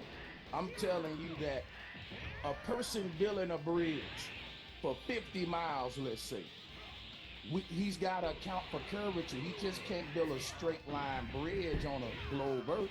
He's got to arch that bridge around the surface of a curve, and even if it's the most minute increments, those adjustments would be Massive accounted engineering for. projects, yeah, they do take into account the curvature of So, the Earth. Like can the I Venice finish? scenario. Can I finish? So, Can I- sorry, can I I- apologize. can I finish? Okay, so what we were saying about the water being in a container, you said there are other things that can give water shape besides a container, but you didn't really explain that in detail. I ain't gonna say that the explanation you gave was satisfactory at all. And if you want to say What that do you mean? gravity is, hold on, just let me finish. I'm saying, I'm asking, we was talking about water in a container. Here is the container right here. When we pull up this flat earth cosmology, this explains why water would have a flat sea level at the ocean, while our horizon line would be a straight line if you look at this model, because the waters are being contained and they ain't stuck to a ball making a spherical shape. Now, if you ask me to reduplicate that on Earth, I can simply do this. I can say that the borders of this bathtub is my ice wall on a flat Earth. And then that'll be a simple way of me explaining why water inside of our terrarium has sea level and not sea curve, like what you trying to make it, right? All the instruments we use is based upon it being level. And it's simple, like I said, water that's contained will give us a shape of that container and maintain a flat surface level. And water that is non-contained will make a shape based upon its flow, like a river or something like that. Or water suspended in the space, they tell you, would turn into a glob. But then guess what? You will have to go to space to prove that, because water don't act that way here. And that's when they got to get you out of reality and science based on what you can prove, not what you can believe, because some dude floating around in space making the water take a shape based upon forces that's not containing it. Okay, Simple so shit, man. right. So my point is that the container doesn't need to be a physical thing, right? For it, I didn't say it did. No, water, like any matter, just reacts to the forces acting on it. So let me just show you this. So this is water taking the shape of. Water taking the shape of just the forces acting on it. Nothing else other than forces acting on it, right? So they put this water and it levitates. It's just levitating there. There's nothing holding it there, but it's got that shape. And they can change the shape of it. Nothing's holding it there. There's no container. The only thing that is happening as they are changing the forces. That's cymatics, man. That's Wait. Let me finish, please. I let you talk for a long time, so please let me do the same thing. Right? There is no container holding this water in place. The only thing that is happening is they are changing the forces acting on the water. The forces in this case are acoustic sound waves. That's it. This is done with acoustic levitation of sound waves. There is no physical container holding this thing in place. The only thing that it is doing, the water, is reacting to the forces that are acting upon it. That is it. That is what happens to all matter. It reacts to forces acting upon it. You can't look at that and tell me there's a container, right? Okay, got you. Now let me show you what's going on. You changed my argument. I said that water would take the shape of its container. Then you changed my argument to water is not in a physical container. It's in an acoustic container. It's in a sound container made of sound, but it still makes me right that if water taking a shape, it's gonna mirror the shape of its container. In your case, water is actually taking the shape of the vibrational frequencies that's being permeated through it. Just like if I was to cut on my bass speaker now next to a bucket of water, it'll start making all kind of shapes depending on which frequencies are hitting through the speaker. So my thing is, it's still a container, and like you said, though, what I agree with, it's not a physical container. But that's not my argument. My argument was just long as it's a container. I know that there are non-physical containers as well. Right, okay, so that's my point. So in the case of Earth, the container that gives water its shape is the force created by gravity. That's why water is level. Okay, I got you. You could say that's one reason why water could be level if we use the globe theory. Another theory could be based on density, right? Everything find their level and settled out with this least dense things floating, and let me finish, correct? Yeah. And the heaviest things they're gonna sink. Hold on, I just started talking. Yeah, no, I wasn't check saying this it. out. Like we see Does here, that mean no power matter down? what liquid you put in here, no matter Oh. what item you put in here, she didn't say things anything. will level out and settle. Now this can be explained with density. I don't got to say that there are any kind of forces acting upon nothing. I can say that all things are responding to a universal laws. That's what I'm saying. And it makes totally perfect sense. So my thing is that we're dealing with things leveling out based on density inside of containers. And each of these mediums is a container. Look, you got water right here that's green, that's a container. You got dish soap at this level, that's containing some sort of ball right there. You got honey down here. Everything in this cup is a different liquid that's finding its own level and layer based upon how dense or least dense it is, and it's forming a perfect, what we call, this is flat earth cosmology, what I'm showing here. teaching about how the different parallel universes are layered over each other, what they call ethers or nethers or the heavens. But I ain't gonna go that deep into it. What I want to point out though, because I want you to see it from my perspective, if you're gonna build with us so you can see it. If you look at this flat earth here, the atmosphere is the same way. All of the layers of the atmosphere, there are different gases above us, they're layering out on their own layers, just like this. Okay, so the main issue with that is that's created by a force, and what happens when you remove the force? The density tower doesn't exist anymore. The force is created. The force created by gravity, and if you I knew I would get him. Can I finish? Can I finish? Is that right? We got you. Is that right? Can I finish? Right? Yeah. The reason why that density tower sits like that is because of the force created by gravity. And what happens when you cancel out that force that's created by gravity? I'll show you exactly what happens when you cancel out that force that's created by gravity. That density tower no longer exists. So, here is the density tower, and these people are inside the famous Vomit Comet, which cancels out gravity by doing a parabolic flight and simulating 0G. So, the density tower is there. Here we go, they've got it. And as soon as they start doing their parabolic flight, what happens to the tower? All right, we'll show you as we go. Okay? So here's the density tower, and they're about to go into their parabolic flight, which will remove the downward force created by gravity. And watch what happens to the density tower when that happens. Here we go. Shake it up and mix it together. No, he's just holding it, right? And it's instantly, as soon as they went to 0G, instantly that density tower disappears. It's all mixed together because there is no downward force given those density their arrangements. You created the force when you did the wait, guys, you keep interrupting me. I've tried not to interrupt you, right? Well, let me finish my point first, right? Let me finish my point.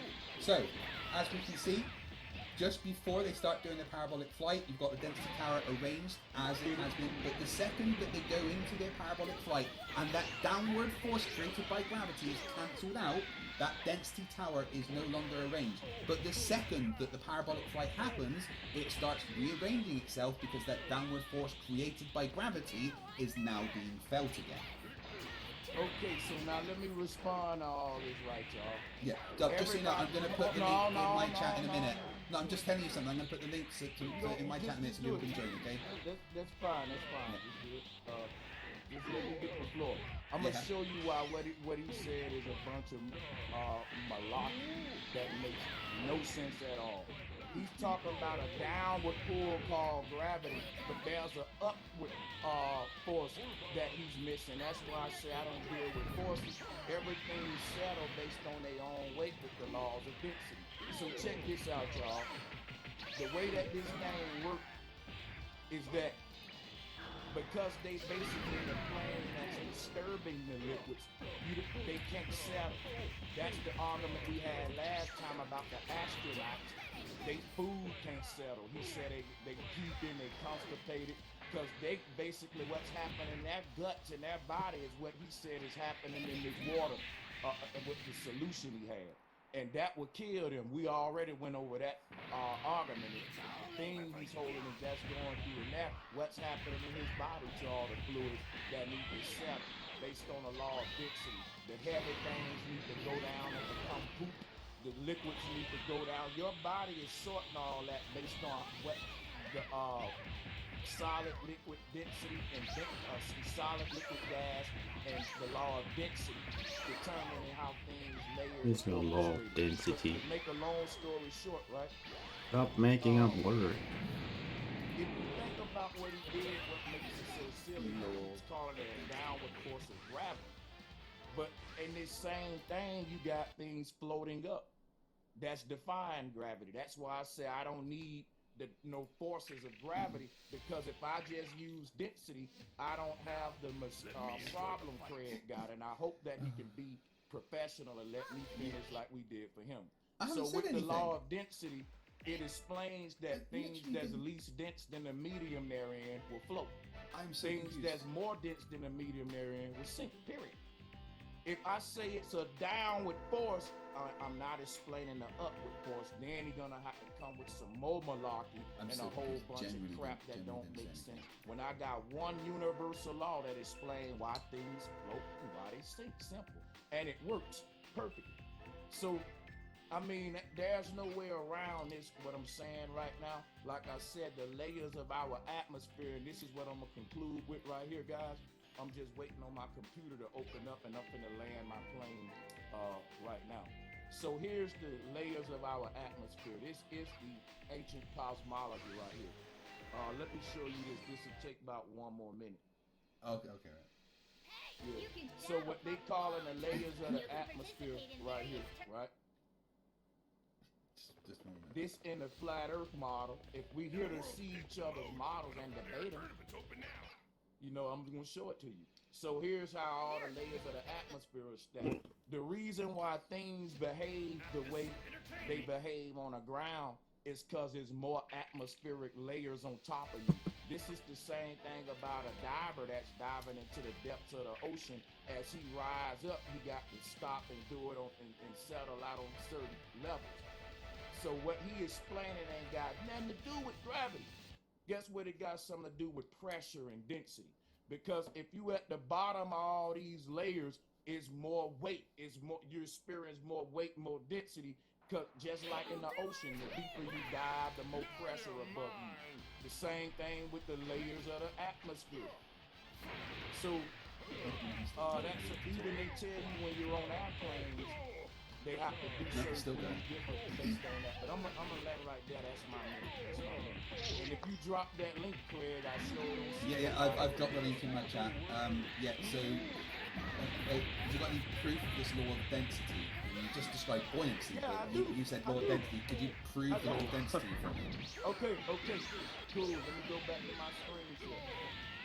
Go back to my The proof of the law of density. I know I love that question. Yeah, it's not a thing. No, I got you, man.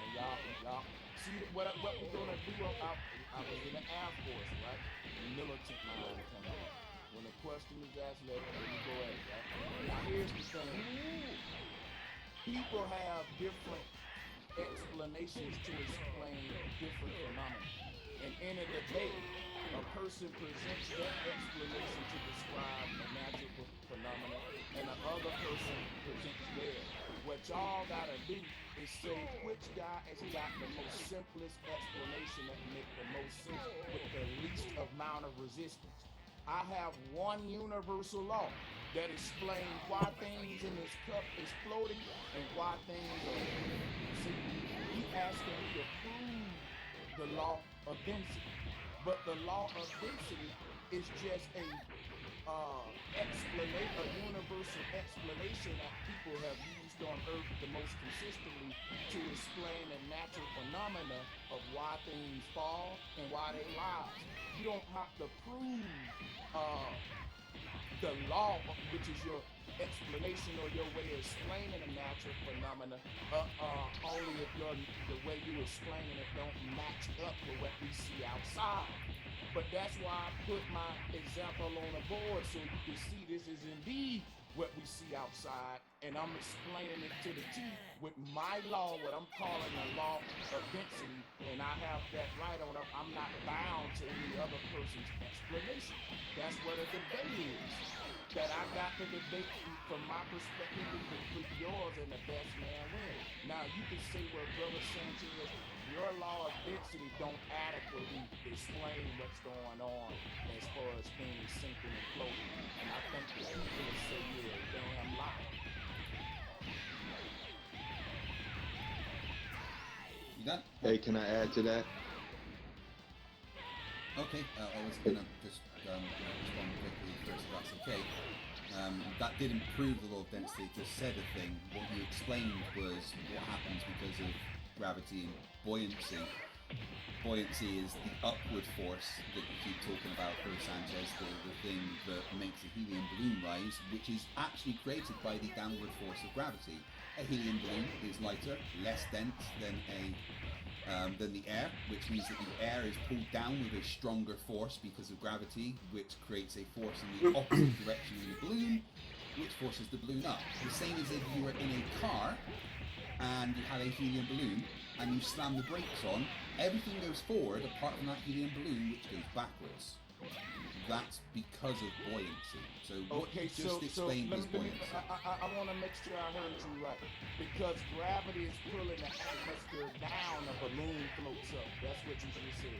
Well, you missed out a few important points because the force of gravity is based on the mass and the density of things, and the air has more mass than the helium balloon, which means that there is a stronger gravitational force acting on the air than the balloon, which creates a force in the opposite direction of gravity that we call buoyancy.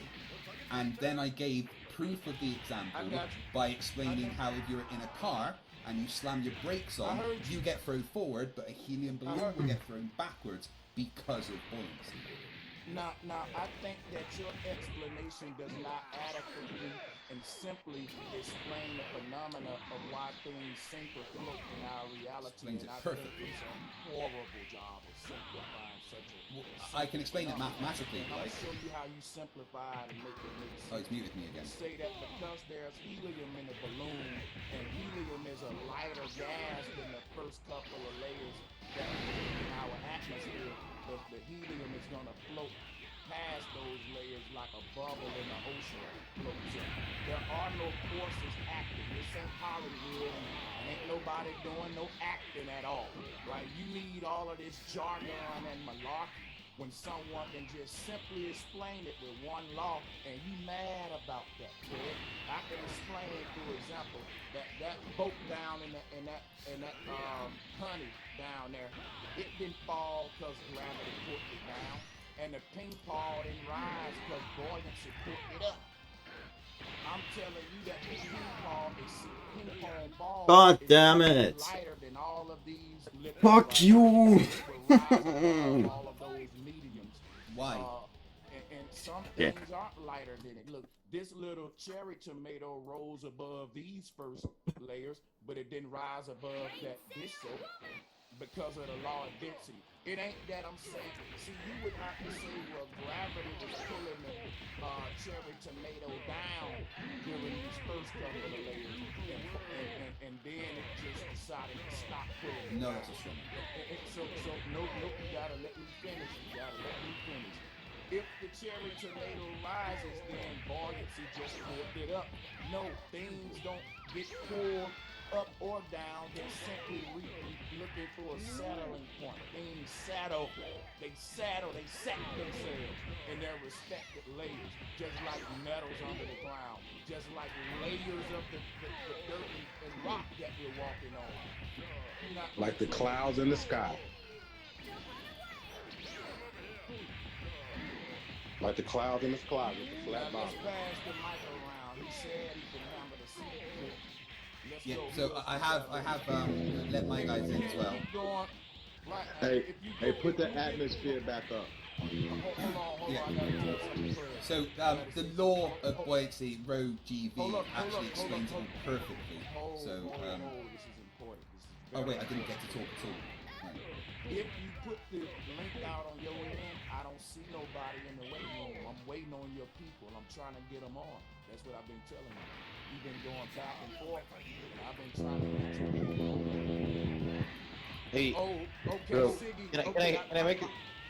Okay. Can I make a quick question? Just a quick question regarding what you were talking about buoyancy. Yeah, you can, but wait a minute. Craig, my bad. Yeah. Siggy said he is with you.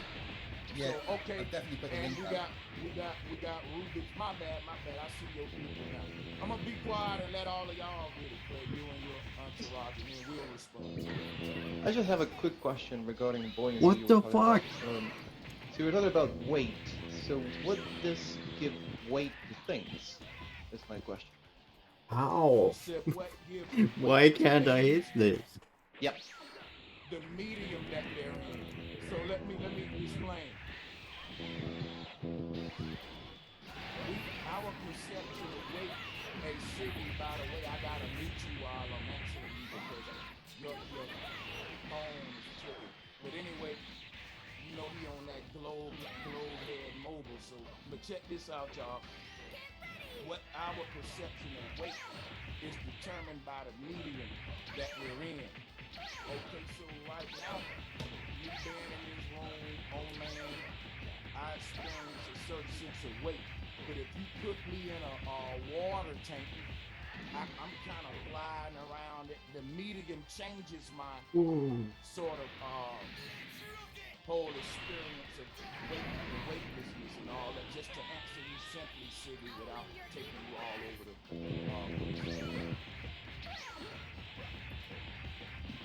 Okay, but I wasn't saying that. I was actually asking. So you weight exactly the same. If you're on Earth, your weight is always the same. Doesn't matter where you are. If you're in I the air. understand. I was just answering your question. I was just saying. I know that you ain't teaching me that. I don't know. I was answering your question. Yeah, but I mean. Let me repeat your question to you one more time. You said what creates weight on Earth, and I said what creates our perception of weight, the amount of force that's on us and all of that, right? It's the medium here, and that dictates that more than anything in this. But that doesn't change. Your weight doesn't change depending on where you are on Earth. Why do you keep putting that in my mind? I didn't say that. Yo, what's your point, man? Like, oh, you saying things I didn't say. This is crazy. Right. So, can I ask the question? Right, let me expand on what you're saying. So, question for you, Bro Sanchez. Right, the medium that we're in right now is the air that's got 14.7 psi. Right. So why is it that someone that had, say someone weighed 120 kilograms, right? They would weigh a different amount at the equator compared to the poles. Their mass, 120 kilograms, would stay the same, but how much they weighed, like in pounds and ounces, would actually change based on where they are on Earth. Why is that? And this is my theory on why that is. At the poles, when we nearing the poles, we're raising in elevation, and there's less layers of the atmosphere above us. And when we go, hold on, you can't ask a question and not let me answer. I didn't say anything. Okay, well, let me just mute you so you know. Now, just to finish, when you're at the poles, you're raised in elevation. When you're traveling toward the pole, we're rising in elevation the more we go. That's the highest point on Earth is 0 degrees. So you have less layers of the atmosphere above you at these points. And as you go toward the equator, you actually going lower in elevation, more layers on top of you. So that's what would answer Craig right there. He's saying that there's a hold on. I'm about let me. What is this money? 2,500. Like that what? There's a downward force pushing down. This isn't even worth my fucking time. Wait. Called buoyancy.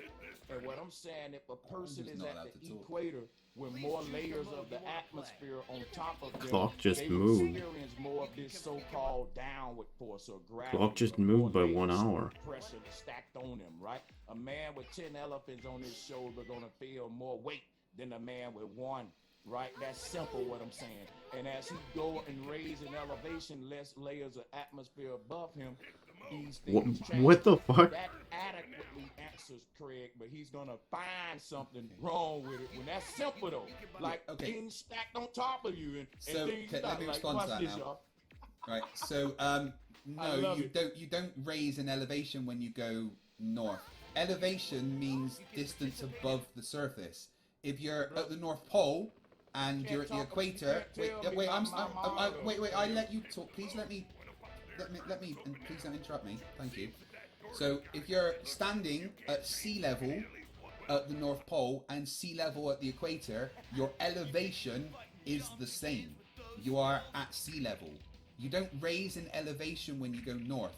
The same amount of atmosphere is above you if you're standing at the North Pole to standing at the equator. Elevation means distance above the surface, not whether you've gone north and south. You confused up and down and north and south. So what you just said, Bro Sanchez, is utterly, completely wrong. You do not raise in elevation when you go north. The same amount of atmosphere is above you. The same pressure is acting on you, 14.7 psi. So why, if that's the case, do you weigh different when there is the same amount of atmosphere above you? I'm gonna answer you. First, I'm gonna ask you a yes or no question because I want to answer you, but I don't want you to try to dance and go up the float. It's gonna be yes or no. Have you ever been to the North Pole before? No. Character is completely random. Shut your mouth. You don't know what you're talking about, whether it raise or not in elevation. I'm going off of sea level is sea level. No. That's wrong. Ain't no sea at the North Pole though. You going off of you're trying to put your model on my model. And that's why I said he's muted me again. The North Pole, it's a frozen sea. Okay, you gotta go though, bro. You gotta go, Siggy. You out of here. And when somebody asks me, it's gonna be order, man. I'm gonna enforce my military discipline over here on everybody. Show me what you've got. Right? I cut Craig off. He pointed it out. I shut my mouth and didn't say nothing till he finished because he was right. I cut him off. And ain't nobody gonna do it to me. So now check this out, right? Like I said, he never been to the North Pole. I never been to space. We're debating each other's models. So on a flat earth model, he asked me a question that I got to base on my model. And I'm telling him, if a person is at the pole on a flat earth, there's less atmosphere. I can show you my model. Now my model testify to what I'm saying. Any flat earth will tell you I'm not making this up. Are you here today to debate my model or your model? Because if I show you my model, and you ask me a question based on my model, and I show you how it will work. There is no flat Earth model. That's the problem. If you had a model, that model would have been dismantled in a few hours, completely. When no flat earther even proposes a model,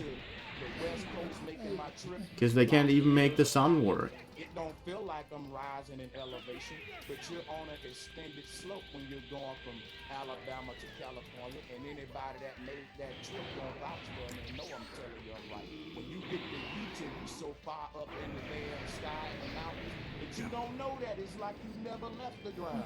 It's one big extended slope. So as we travel toward the North Pole, that's the same thing. It's true. Your ears go to popping the more that you get there. There's less. So that's what I'm saying. Like, this is on a flat earth model though. And he asked me a question. What do you think I'm gonna base it on? My model. And it definitely works on my model. If we use my model, I can answer that question with no problems, which is why Craig gotta pick at my model like it's his model. Okay, so can I ask you a yes and no question? Is there, on your model, the same amount of atmosphere above the North and South Poles? There is no South Pole on my model. Matter of fact, and let me pull I've been it to out. the Antarctic, so there's definitely a South Pole. I've been there. Let me pull out my what I'm seeing here. Okay.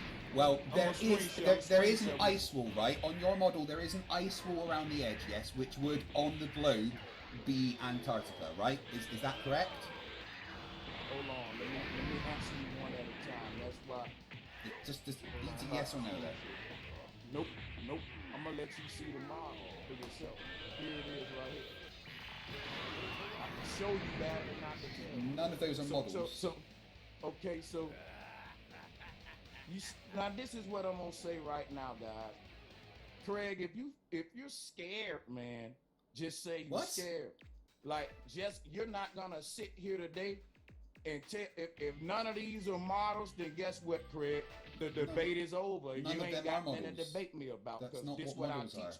Because think about it. If you're here to debate what I teach, and I'm showing you what I teach, and you say, well, that ain't a model, then ignore it. Don't debate it then. It's not a model.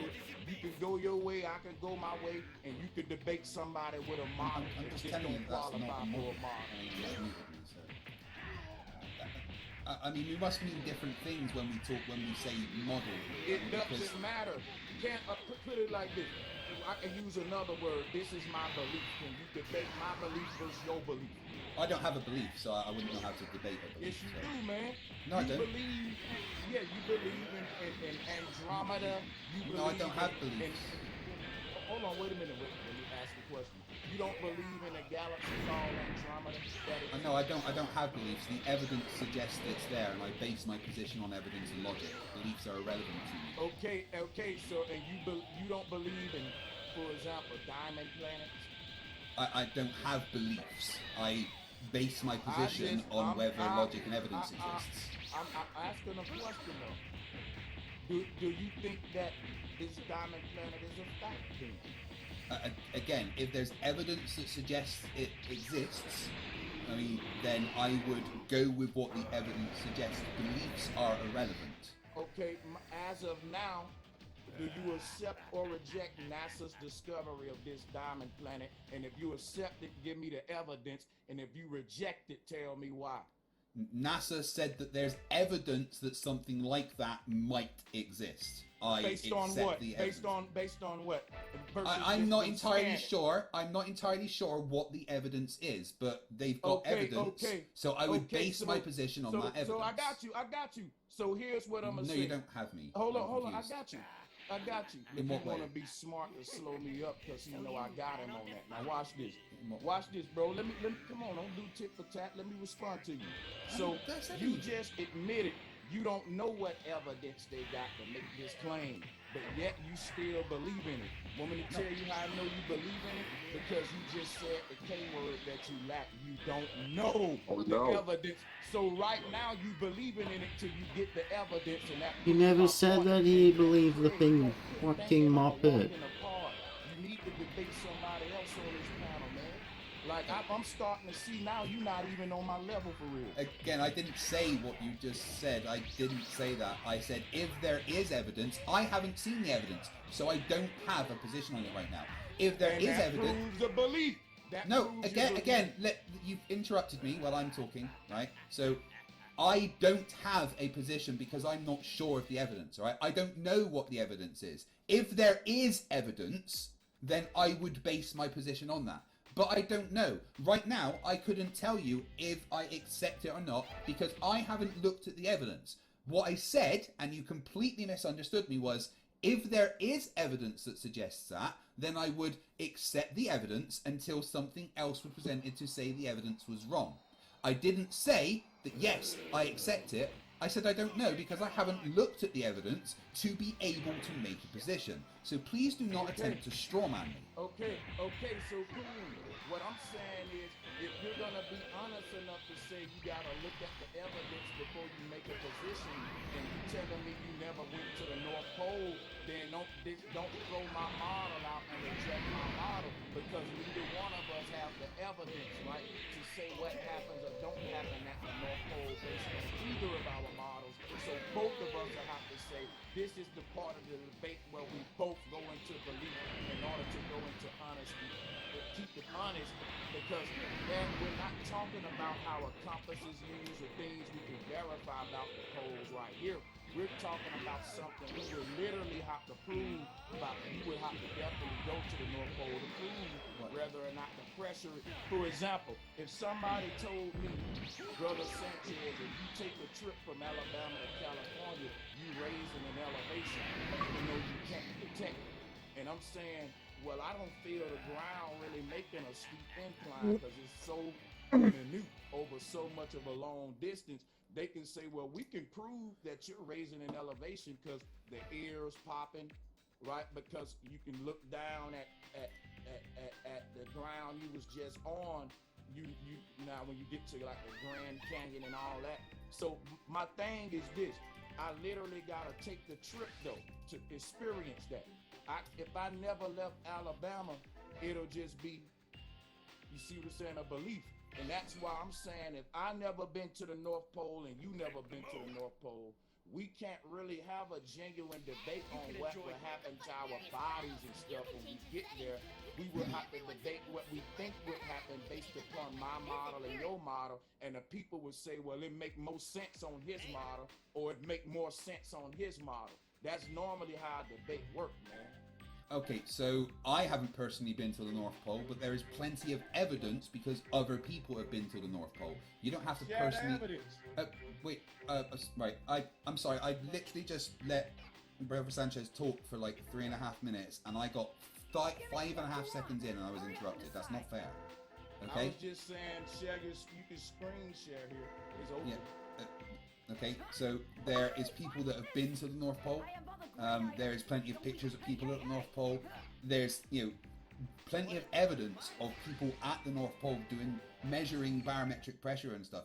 It's not a secret that the pressure at the North Pole, the pressure at every point on Earth at the surface is about 14.7 psi. Surface? Right? What?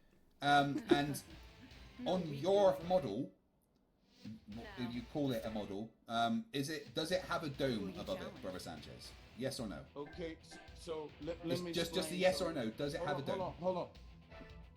No, it doesn't. Right. So how do you determine how much atmosphere would be above the center compared to the outside? What I have above my model is an ethereal.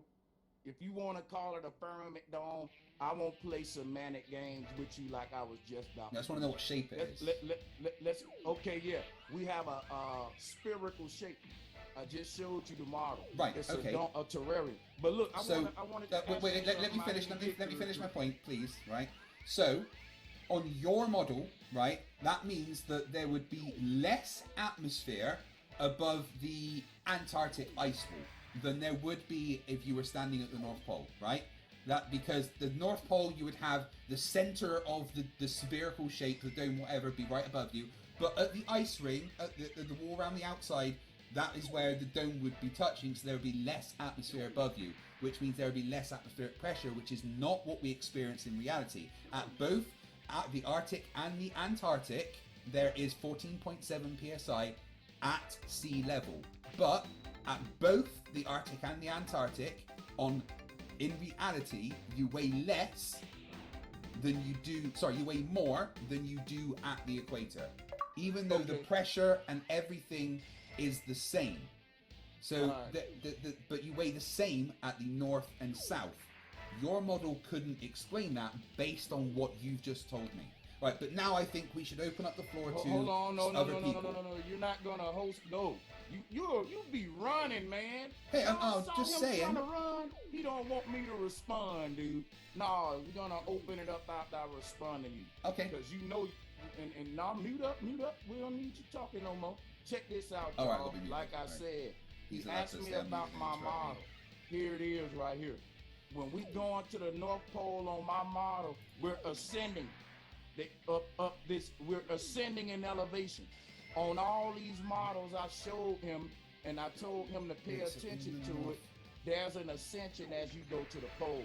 I told y'all what he was going to try to do. He was going to try to alter my model and belittle it, if you call it a model, and go to San. Now, guess what he said? He said somebody else went to the North Pole to do these experiences. Then he said, what we experienced at the poles, like you didn't experience a damn thing. You believe in somebody who said they experienced it, which go back to what I said There's earlier. evidence they You did. said people have been to the North Pole, but until you go, you need to shut the hell up and be honest and say, Shut up. That's not how there it are works. people that went and But it's based shat on in your what they're shed. saying and their observation. Because guess what? Until you go, you can't verify it and prove it. And I'm going to share some with all the children watching right here.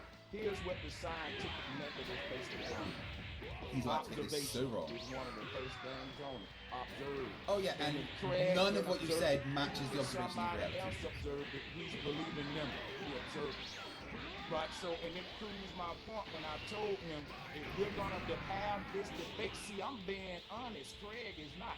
I'm saying, listen, Craig, I have no problem saying I've never been to the North Pole. I don't. Yeah, I can call you what I want, long as I don't disrespect you. If I feel you're dishonest, that's a word we can use. No, I think that's disrespectful. Please don't do it. I'm being intellectually Man, honest. listen, if you interrupt me again, dude, it's gonna show because you're losing the debate. Don't let him get off like that, man. Like, bro, this man is really trying to act over. I'm trying to be respectful, man. Hey man, stop, cause y'all over there calling us retards and flirts and all I've said kind of nothing shit, like so that. Stop. I just said you're dishonest. Dude, you're making me mad now, and you're proving that I'm winning this. Can you stay muted while I finish? Dishonest does not trigger you. If you look in his chat room at some of the stuff they say about flat Earth, Look in your chat, mate. Look in your chat. I wish you would act like that. Now back to what I was saying. On my model, as we go to the North Pole, we raise in elevation. You could say, well, that's a stupid model. But if you ask me a question about what happens with weight, if you say, Brother Sanchez, on a flat Earth model, why at the North Pole people weigh different than at the equator? It makes sense on what I'm showing now. Now, guess what? You might not like the model, but I answered the question based on the model adequately. Now, like you said, Craig, let's let some more people on the chat room critique what just happened, because I think I answered the question adequately based on my model, and you just ain't like that. And guess what? And I'm going to land the plane here, too. I also would say that you took the words out of my mouth when you helped me out when you said other people measure it. Other people been to the North Pole. Other people been to space. All right? All of these other satellites been there. And ain't nothing wrong with that. The only thing wrong with that, if I'm gonna base my research based off of what a other person observed, guess what? I didn't do the scientific method personally. At that point, it's secondhand, and that now goes into belief. Because if everybody in your family said we went to Egypt and we took pictures of it, here go the Sphinx, and you never went there, guess what? That don't mean that the Sphinx don't exist. It just meant that in reality, you can't say 100% proof that you know it exists because you never been there to see it for yourself. You can believe it exists, even though if y'all don't like how that sound, that's just the truth. You might get there and the Sphinx might not be there. So my thing is, in order for you to definitively prove something, you must be the observer. Anytime you don't, that's just, I've never been in the ISS space station. So I can't say, well, I know how your body gonna act up there and how it's gonna feel. Craig said you can't poop, you can't burp. And Craig, the mic is not on you next. I'm responding to what you said, and like you said, we gotta pass it to other people because I ain't got all day to go tit for tat. I'd still just like to respond to that, if that's okay. No, we can't, because then I'm gonna want to respond. You started, I responded. You came, I responded. You came, I responded. That's an even number. He came. What you said is wrong, and I'd like to respond. Well, guess what? At this point, it's just wrong because I ain't got time, and I got a bunch of. So you're scared and running away, right? I understand. I'm scared. I'm running, and you get the W because I'm running right there. I gotta get other thank you. callers. I appreciate you admitting. I gotta get other callers. I gotta get other callers. Right. Sanchez, can I ask Craig a question? Yeah, sure. Y'all can do what y'all want. I'm pressed for time. I just got to get everybody in. Okay, I just want to ask Craig. Craig, peace, hello. man. I think I'm a globe up as well. I think you're doing pretty good. But what I wanted to say was, when you showed the experiment with the water drop levitating because of the forces pulling on it, first thing that came to my mind was the Bible scriptures where it says the Most High suspends the earth over nothing. I know you might not go with that, but according to a lot of texts, they said the voice and the sound of the Most High is what's keeping the earth up and stuff like that. I know a lot of people might not believe that, but through that experiment through sound. Hey, Madonna, I just wanted to say I liked it that those observations you pointed out. That's biblical syncretism. People get paid big money to do that. Keep it up. Go ahead. I appreciate that. But yeah, I had never seen that experiment done before, and I thought that was really neat, man, because I believe that it's sound and vibration that's holding up the earth. But I ain't gonna hold the mic. I just wanted to, I just wanted to acknowledge that. Nice to talk to you, man. Thanks. Is there any people from my side that have a question for any of the flat earthers on Bro's side? I think that would be fair. There's a lot of questions from your side. Right, because I wanna flame up some of your people now. Yeah. So anyone, can someone on my side put their hand up, and Bro Sanchez can let them in to take the mic? Come on, stop it. Rob not just man. No, Rob. Rob is a globalist, but we want to get the real FTFE followers on the mic first. They don't come a lot, Rob. You always come. So hold on. Yeah. So let his people go in first, Rob, and then you can go out No problem. You just tell me when. I'm gonna go. Gotta go inside the store anyways. Right. If you FTFE, let it be known. Space work, science work. He wants to talk. Could you let him unmute? Yeah, for sure. Space Thank work, you. science work. I think you got to unmute. You got to hit unmute yourself there, bud. Yeah, you should hear me right now. Yes. How you doing? I'm doing very good. How are you guys doing? Excellent. So you've got a question for Bro Sanchez? Jeez. Team? Yeah. Uh. You talk about your model a lot. Does your model allow for planets since you start talking about space? Does it allow Yes, for I'm a planets, dirty you cheater. said? Yeah, like Jupiter, No. Mercury, Saturn. Hey, good question. I'm always go to show and prove as these questions are asked. So yes, it does. Planets on they didn't really call them planets during the time of this cosmology. They called them wandering stars. So you had 7 wandering stars, and then you had all of these fixed stars as well. And in the flat Earth model, the 7 wandering stars include the sun and the moon, Venus, Mars, Oh, basically God. all that stuff. If you just want to, and then if you want to get into how that would orchestrate over flat Earth, I would love to open up models for that and go deeper into it. Okay, but So what else am I still what are missing? the planets, the wandering stars? I mean, you're right about that. Max That's what it means, level, wandering star Goran's means planet. water, Yes. hyperbolic, So we all agree on that. Elder Kai. But Okay, so these are just random do any events, of you guys own a telescope? Yes. and this is just a high score, I think. Well, no, I own one, and you can see the moons go around Jupiter, right? If you track them for 10 weeks, 20 weeks, I'm you not can. denying, Yeah. I'm not denying that. Sir. Okay. Okay. You're right. Okay. Next thing, you can track Jupiter versus the background stars. Can we all agree on that?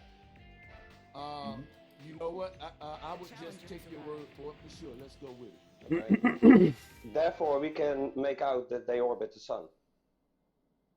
Because we can't make that out. That's the part we we can. use each With, other. no, because with the multiple planets like Mars and Jupiter, and you got the inner planets, Mercury and Venus, and they transit the sun, but Mars and Jupiter never do.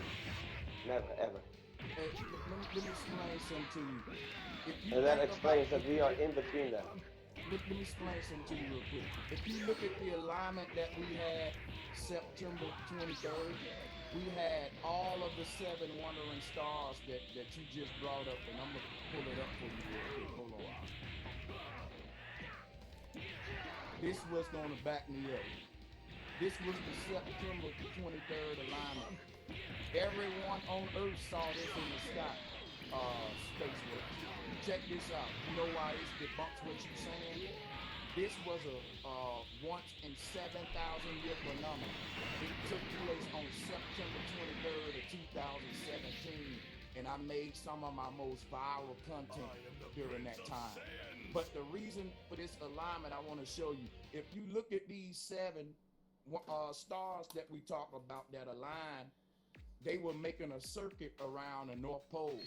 Let me show you what I'm talking about. You're going to quit. Ain't none of those 7 wandering stars going around the sun, right? What we see the sun along with the moon and every last one of them all making a circle around the North Pole. And so the North Pole is the center of our Earth, not the sun. All right, we see the sun and moon both going around this central North Pole axis. We don't see the moon orbiting the sun, or excuse me, what we see is the sun and moon on their circuit above the Earth around the central pole, which is why we can look up in the sky, see them at the same time. So we see the sun and moon in the sky, then we see the wandering stars, and ain't none of this stuff going around the sun. it's all of the zodiac, including these 7 wandering stars, making its circuit. Stop giving me around attack. the North Pole. Jesus. This is what the flat Earth is. Thank you. Now, if you look at the Antikytherian mechanism, the Antikytherian mechanism is tracking the 7 wandering stars based upon them being 7 celestial planes over a flat Earth. As above, so below. What? That's just answering space works. Fuck you, launch. Some of the research stream. I like the questions your people bring. God damn it. Well, we've You got just someone stole me here money. that would like to ask you a question as well. It's MC Toon. Mike, could he have a question for you? If that's all right.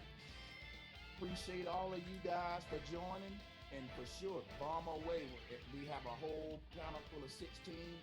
Say who you want to address the questions to. You can address it to an individual or the round table in general, and let's get it. Thanks everybody joining. Let's get it. Hey Toon. What the fuck? Oh, hey, is my camera not working? No, we can see you. You're good. Oh, excellent. Okay, well, hey, earlier, bro, you said that you talked about water being flat, and so I was just wondering, could you send the measurements that you took or somebody took of the flatness of water, please? So when I say that water is flat, I'm saying water will maintain a level. That's why we say sea level, right? So level and flat can be used as synonyms depending on what context. But like I'm sitting at a desk right now and the surface of it is flat. I don't know the measurements of it, right? But I do know that the surface is flat though. Okay, so could you just send the measurements of flatness then, please? No, I can't. Oh, so you just have a blind faith that the water is flat? No, what happens is that you ever use the tool called a level? The level let me know if I'm plus, if my surface level is flat. Could you send the measurements then? Please. Hold on. You keep asking me for measurements. Yeah. Wait a second. Just hope. Okay, I'm gonna just hope that you kind of hit a little blunt and hot down a little. But check this out, right? Let me ask you a quick question. And what's your name again? Mike. What city are you in? I'm going to go somewhere here. Just walk with me. Minneapolis. Okay. It's the Minnesota Timberwolves Stadium flat. Yes or no? I don't know. Is it level? Yes or no? I don't know. I've not seen the measurements. Okay. Then you wouldn't know the measurements, so you wouldn't know the measurements. No one else but me and him. No, I'm pretty sure that Mike can stand his. Mike, do you need help? I just want to know if you need help, Mike. I'll let you get help, but I can do it by myself, Mike. Yeah, just go ahead. Go ahead. Okay, so like I said, Mike, if the people that built the Timberwolves Stadium say, well, it's a flat and level plane suitable for playing ball on, because if it wasn't, we can be sued. Guess what? You don't got to go and measure the court. Stop taking my stuff! Oh my god. Am I seriously not getting the max thingy because she just keeps stealing my money? If I say that something is flat or something is level, that's like me saying that, okay, the entire Las Vegas Strip, let's hypothetically... Was that the second or third time now? No slants, no slopes, it's straight level, right? I can make that claim by riding down that 7-mile street with a level in my hand that'll detect for if it's perfectly horizontal. But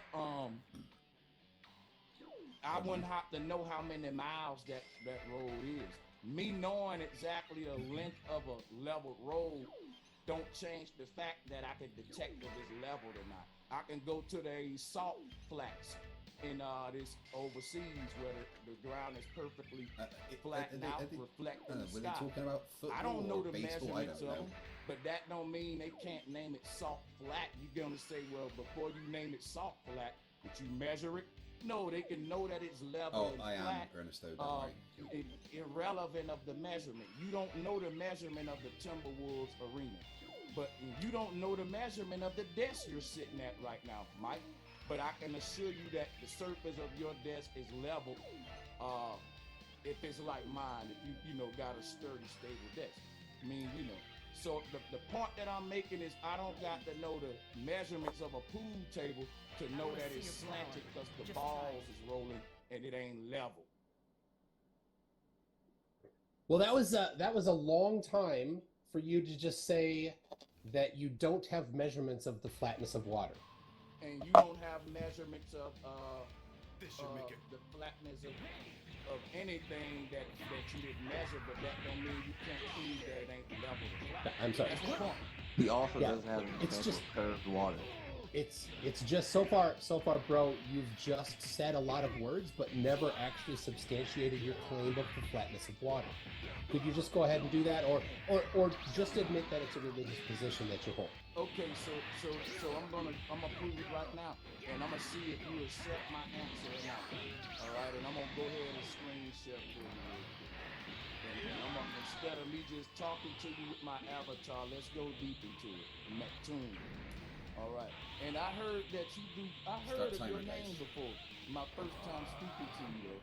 But yeah, we can do some more of these. You got the energy I like. So check this out, right? If somebody say to me, Brother Sanchez, can you prove that horizon line is flat and horizontal? Based upon, I would say, what proof would you need? And they would say, well, with measurements.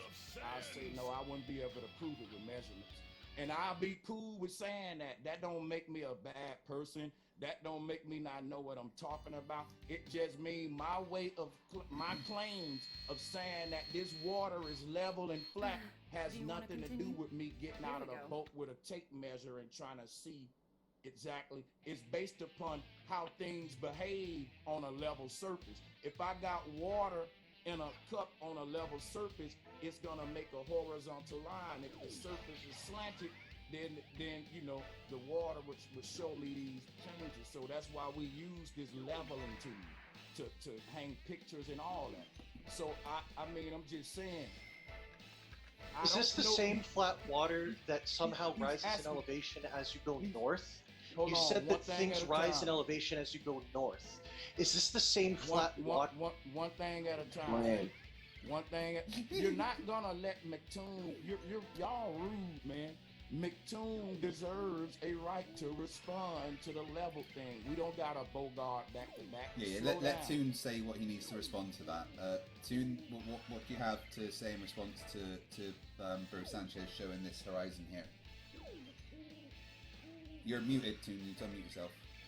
Yeah, I admitted to him that I don't know the measurements, but I'm not basing my claim on it being level or flat on that.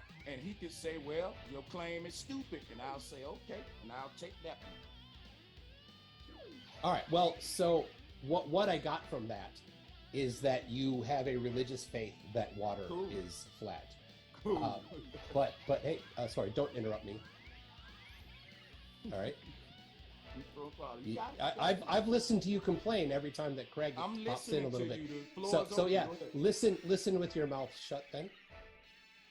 See, he's trying to trigger you, man. I don't even fall for that shit. Right. No, just no, let him go. Let him go. He's not triggering me, man.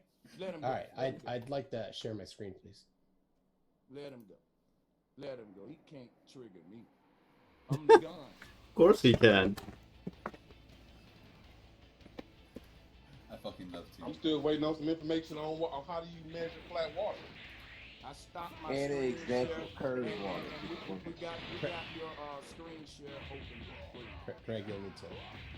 He said my idea that water is will maintain a level and flat surface. Stop it. Religions and beliefs. God damn it. But just to All right, respond to that, all right, my turn to think talk. that if water My curves turn in to talk. space- if water My turn to curves talk. in space, that's a My turn to religious talk. belief. Why? If water curves in space, that's a religious belief. Not the Sanchez, not- you not dishonest me, piece of... Not me saying that it's level and flat. I see you. Go ahead, Mike.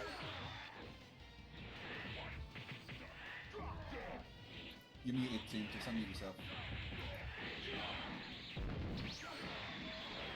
So why do I keep getting muted and talked over, bro? I've listened to you complain. I've listened to you complain for a couple hours now about every time that somebody jumps in. I just answered your question. Go ahead. So stop interrupting me. Stop getting all Felicia on me because I'm trying to talk. Okay, Felicia? Holler at you. We're gonna listen. What we're gonna do? We're gonna get him up out of here. I hate RNG bullshit. And then I'm about to Okay, he was just playing, man. He was just playing. Nah. I'm gonna tell you something though. Like, this mode is the worst bullshit. Hey, Craig, I ain't nothing to play with. I'm from the streets though. So I'm from Alabama too. Oh, that's MC Toon. I don't give a fuck who He's the he worst is. rapper in the world, man. Like, officially. Only thing I'm saying is it hits different if I keep trying to let him play me like that. Like he said, he trying to trigger me. But I would suggest that white men don't try to trigger black men. In a racist world we live in, let's all Come on, let's not go there. Let's not go there. No. We're all humans, man. I love my people, man, and that's what, hey, you gotta respect that. So let's continue. I respect all people. Only thing I'm saying is it looks different. I'm respecting him. We might cut each other off and talk over each other, but guess what though? You're not gonna Felicia me and come with the ratchet type hood like no. That's gonna be looked at real wrong. I'm letting them back on, but yeah, I was wrong. I apologize to him for interrupting. We kind of been talking over each other here a little bit. You letting him back? Back. So Is he allowed to come back on? Because he's got a good presentation for you. Go so he can go and hit a treadmill. Yeah, he's not easily triggered, not at all. Now Santa Claus needs to shut the hell up. What a fucking moron. I run, yeah, that's the globe mentality. Look at your followers, man. He literally just said it 30 seconds ago. You need a therapist. Yeah, Rip Van Winkle need a damn therapist. Y'all need to learn how to behave yourself. Sanchez, you need to learn to be honest for once. Hey man, if I'm dishonest, leave my dishonest ass Okay, alone. right. So I see Hogarth has got his hand up. He's being very respectful and just waiting. So maybe James Hogarth could have a chance to say something. Is that okay? Yeah, I'm telling y'all wanna roast and come with all this energy. I'm gonna get real niggified, ignified, and ratchet. I'm gonna get project. You wanna bring a black dude out? You can do that. Alright, let's everyone try to be calm. But yeah, James has been patiently waiting with his hands up, so let's give him a chance to say what he'd like. James, unmute yourself. Where's the Hey. black guy? Thanks. So, Brother Sanchez, can you hear me okay? Yeah, man, we can hear you. Great. Making sure I don't misrepresent your model, because I know you'll get very upset if I pick the wrong picture. Could you please put up, share the best image you have of your model? No. Let me show you something. I don't have a best image. I have multiple different conceptions of our universe from ancient people, and I can say that every single culture had some right things about it and some wrong about it. Just Oh, so like he in picks- science today. There were various models of the solar system you guys believe in today. Different philosophers said it was one way, it was a geocentric argument at one point. No different, right? I got different conceptions from all over during the time where people conceived the flat earth, and I can see something right in all of them, and I can see something wrong in all of them. In other words, I don't have a perfect model. No one does. That's fine. But we can work with the theatre of the imagination. So thank you very much for explaining earlier how your view has the rising mountain as we approach the pole in the center of the disc. That's helpful so that we don't have the question about the atmosphere. But on your conceptualizations, whereabouts in that would you consider the equator to be? Okay, good question. You mind if I take like 30 seconds to open this screen share? It won't even take that long. Yeah, by all means. I'm really interested in like how you're describing this. I just need to pull up because you asking me about something that I really want to go into with my That's great. This is why at 1 a.m. I'm still sitting up in bed listening to this and learning from you. Okay. Let me grab something real quick. Sun cap. Damn. Matter of fact, I saved this thing. What am I doing? So I don't have to go through this. My bad. Hold on, let me see. Because this is a good example. Let me see here. Hold on, let me try to find it this way.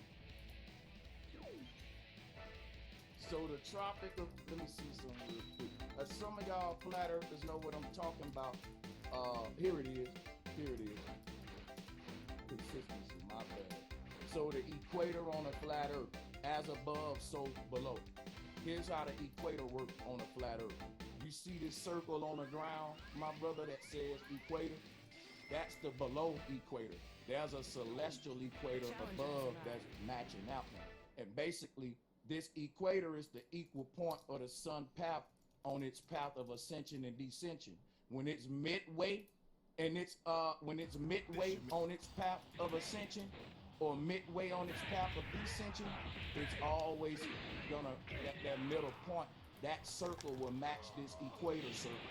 And when it's get way into make this small circle at its highest peak, like what's happening at the North Pole is the same thing. I told you our Earth made the same way. We got a mountain following this same path, and there's one star in the middle, Polaris. That's where the sun is going. So the thing about that is that one star will be matching this 0 point on the Earth. It's all as above, so below. It's all mirroring what's happening down here. So basically, the tropical. Basically, equator would be the middle point on a flat earth. The tropical Cancer would be the innermost circle, if you will, or the inner point, and the Capricorn would be the outer cap. You know what I'm saying? The ring or whatever. Okay, that's great. So thank you for that. I really appreciate that. So using that as our view, if you have a 2 kilogram bar of gold as a figure that's easy to work with. Picture a bar of gold that has mass of 2 kilograms. Okay? Like in the olden days when they're instead of normal currency, they would like barter with gold. Do you want to continue? If you take that mass of gold, yep, fantastic. Yep, exactly like that. If you take that mass of gold and take it to the Arctic, the North Pole area. I like this James guy. That the weight of it is less. Is more than if you go to the middle of where you had your picture, where the equator is, which is explained in your model with your mountain in the middle, which is fine. But if we continue going out towards the Arctic wall, then it will get heavier again.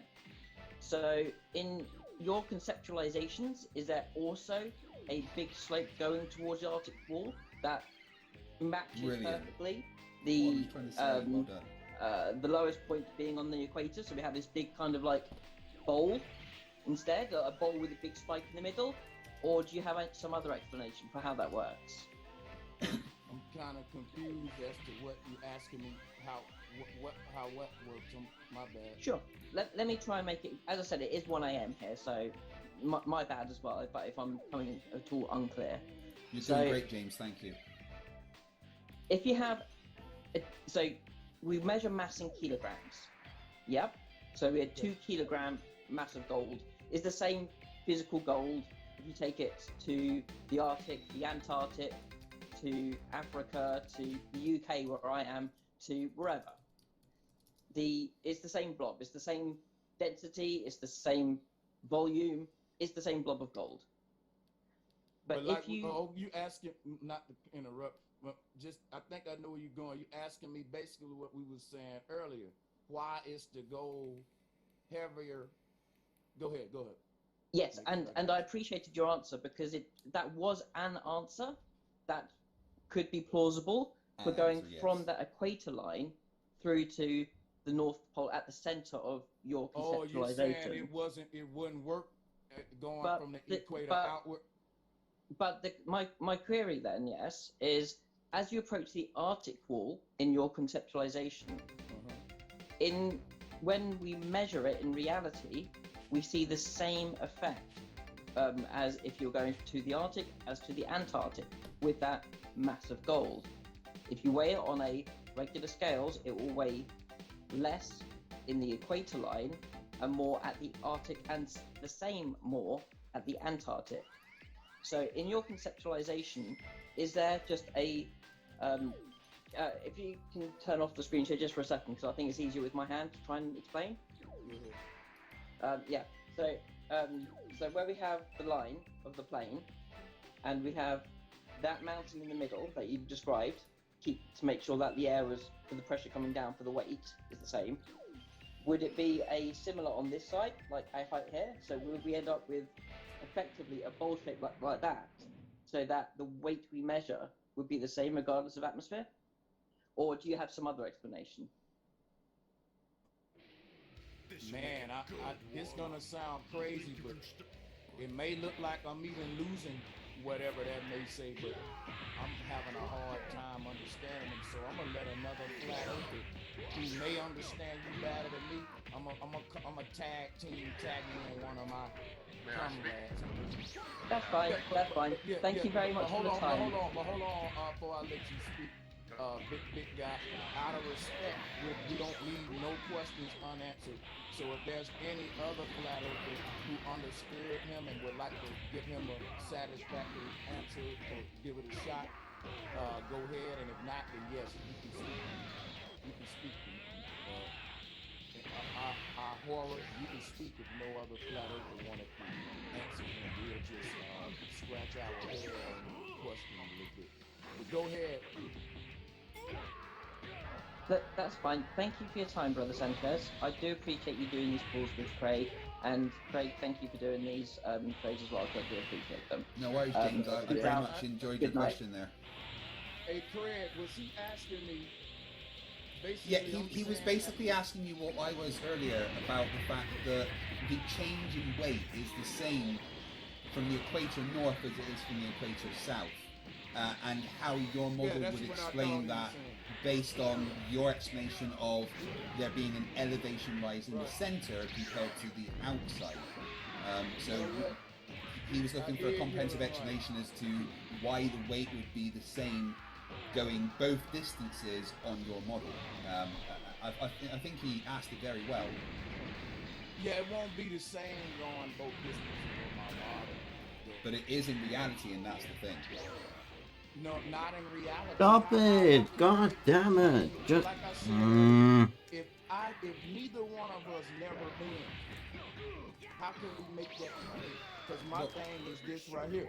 We can say that the gold weighs nothing in space, but I've never been to space. I would have to believe the people that had the gold floating around in space, but that'll make me a believer, not no. I get that. Type of But scientist. as James was saying, what he was saying is based on historical trading of gold and the fact that they knew that the weight of gold would change the same going north and south of the equator, so they had to adjust for it, because otherwise you could just buy some gold at the equator and then head north. Why am I or so south where it fucking weigh more stupid? and make money? Oh yeah, But and you know what? so- I get what he's saying. I totally but get. anyway, Oh, now look, now let me should we answer move it, on no, to the let me next person? Nah, Was it Ihor or? Nope. Okay, We're that's not fine. gonna wait till I get his question to not let This me mode is making me Oh, right, so you get it now. angry. That's brilliant. That's cool. I like that. I'm pretty sure now that I get his Just question, let everybody me will like, okay, be bad at now combat. that you get it, right? Fuck this bullshit. So, just to, and this only gonna take 1 minute, and we're gonna go to our horror. So check this out. On my model, because I just gotta take me a minute to pull my slides up, but once we get them, we good. See, on my model, man, you split this torus field in the middle right here. And I get what you're saying now. The further you go out from the equator, is less of the sky on you too. Let me show you. Hold on. Let me just show Right. you. Yeah, no, I'm just thinking about your explanation. Watch this. Are you screen sharing? I don't see you screen share.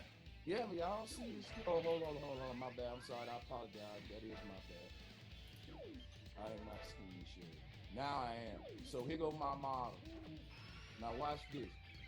When you go on the North Pole toward the middle of this model, you're raising in elevation. And he said, okay, that's true. But what about when you're going away?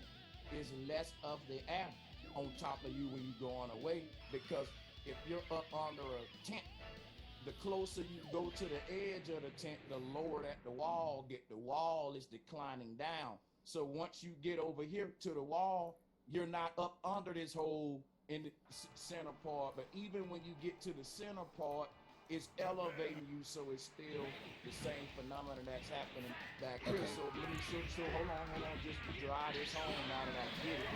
When I get some, I like to drive it home. Just like this tent, right? When we going to the outside, away from this pole, the wall is getting lower and lower. Look, when you get way out here, it's less atmosphere on top of you as well. And if you're going toward the middle, you elevate because you're going up this mountain according to the Maya. So that's how it will be true both ways. Okay, so your explanation is that because you rise in elevation towards the dome at the center, you're going to be as close to the surface of the dome as you would be if you were at the outside. Do you want So the elevation at the center in your model must be extreme, right? Which again isn't what we see in reality. Just to answer your question about the elevation at the center of my model, I can agree with you. It's very extreme. This mountain that we see in the Mayan cosmos, in religion, and I hate to use these religious examples, but religious people were scientists, cosmologists, religious people are doctors, surgeons, lawyers. So but anyway, let me just share something with you, right? They called it, this would be the mountain that Jesus stood on, where he can see all the kingdoms of the world. This is the most elevated point in our universe. The mountain called it Mount Meru. But yeah, like you said, that is extreme. That's basically the stairway to heaven concept. This is where it's coming from. That's what I'm saying. Jack's beanstalk. I got cosmologies where they have it literally, it's connected with the heavens. Because what that pyramid right there, right? This is what it's doing. And this just to show you this is what the North Pole is. It's an ethereal pole of plasma where there's a peak of energy. A crash is happening at the middle of the earth. All of the magnetic ley lines are crashing. All of this magnetic energy is crashing together at the middle of the earth, and it's making a pile of energy, which is what this mountain symbolizes. And when you collapse things from all these angles, all of that energy goes vertically. It has nowhere to go but vertically now. Like when two cars crash and they go up in the air, and all of that same sort of thing is going here in the middle of the earth. This is according to the Mayan and different ancient cosmology. They looked at our earth just like an electromagnetic torus field, just like one of these. But we can let other people deal with it. Okay. I know Ahura is waiting. Ahura he's desperate, so chomping at the bit. So let's get Ahura in. Thank you for that detailed explanation, Bro Sanchez. If you would stop screen sharing, so we can have Ahura ask his question.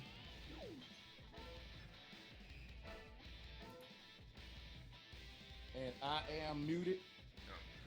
Okay, guys, first of all, it's roar. Okay. Roar. Okay. Roar. Like a lion. Roar. First name. Get it now. First name, Les. L. Roar. Okay. All right. So. All right, Bro Sanchez. Would you mind putting up any map that you want that shows your Earth that you're saying your flat Earth? Come on that, please. A map that you said you just want me to pull up one of my models real quick? Yeah, one of your maps that shows the Earth. No, not that one. No, the screen share was just stuck there, but I'm about to get you one. A lot of flat earthers like this one. It ain't my go-to, but I want to mix it up a little bit for them. Okay, well I I don't want to use something that you don't like. I mean, are you saying this is good? Yeah, I love this. This the Gleason. All right, it's good. That's a It's good good one. enough. This It's one good has enough. my Okay, stamp all right, of approval. all right, Yeah. All right. I'll show you the So, results of my. Now I just want to clarify what you said earlier because it's been a while. Okay. So, you're saying that at the equator, let's say right there, south of the United States, okay, just south of Mexico there, on the equator, so point to that. Okay, good. All right. So if we're there on the equator, on the ocean, say we're on a boat. Let's say we're on a boat, and we measure that worth of gold. Okay, we find it weighs, let's say it weighs 2.99.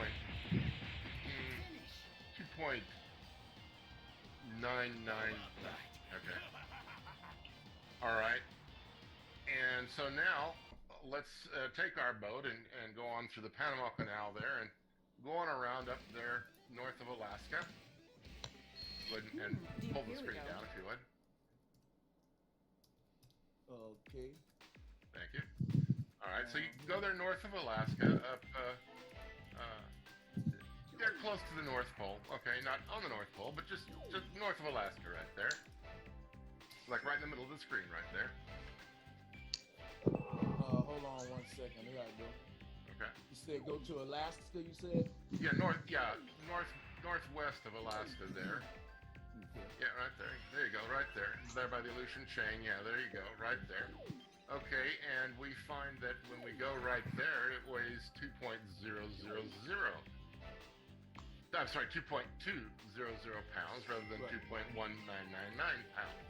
Okay. Yeah. All right. So, what is your explanation for that? Again? I'm gonna use the same explanation that I use if you're asking me the same question, basically. Though. Yeah. Come on, just stop trolling me, stupid cat. Point Barrow, Alaska, it weighs more than there in the Sea of Cortez. What's your explanation for that again? Well, Alaska. Let me just go to Alaska real quick right here. You saying right here off this little arm of Alaska, correct? Yeah, right there.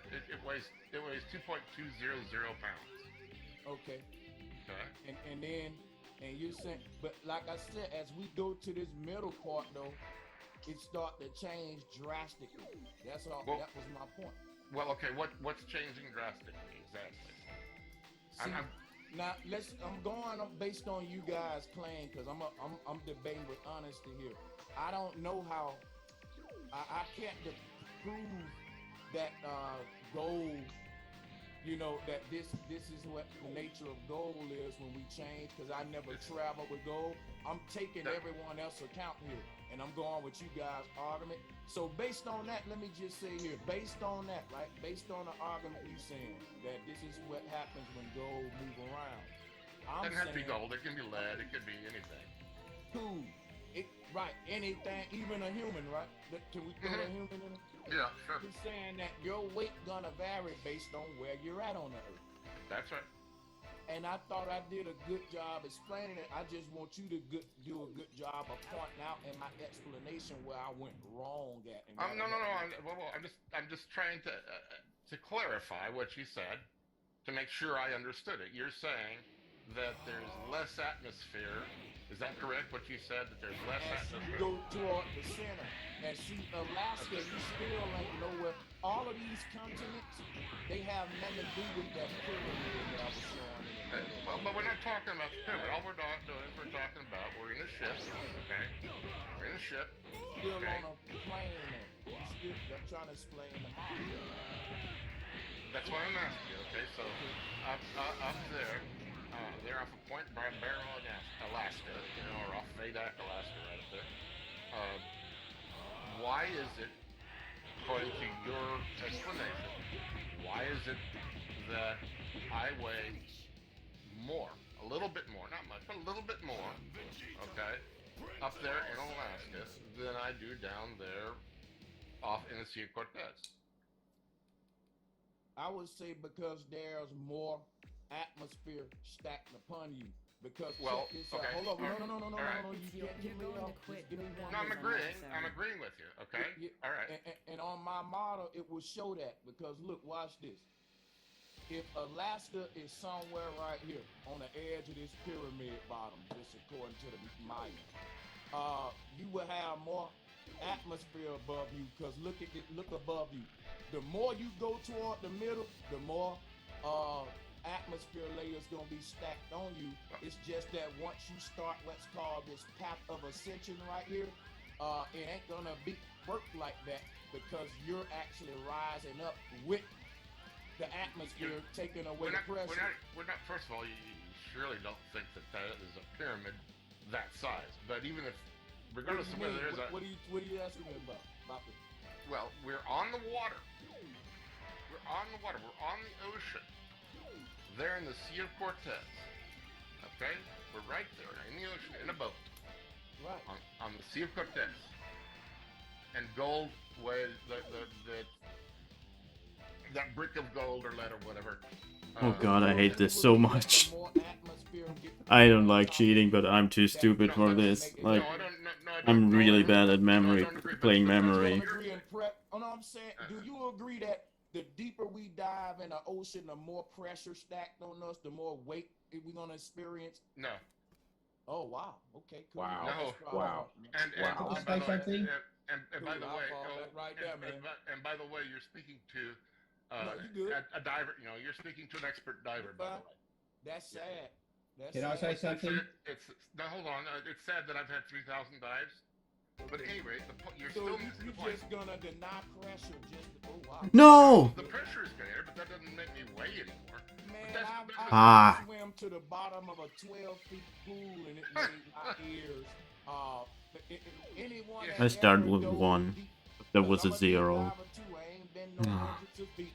I've been to 18 feet, and you can laugh all you want, but 18 feet was all I had to go for me to realize that, damn, if I was to go any more, that shit'll be hurting. Yeah, I did the submarine escape training tank, which is extremely deep. Yeah. Hey, bro Sanchez, let me fly for a second. I gotta get the guy. Let me have a guy, please. Yeah. But we're getting way off the track here, okay? Let me have a go. Let Ivor finish his point and then we'll move. Oh man. Elroy, sorry, So bad.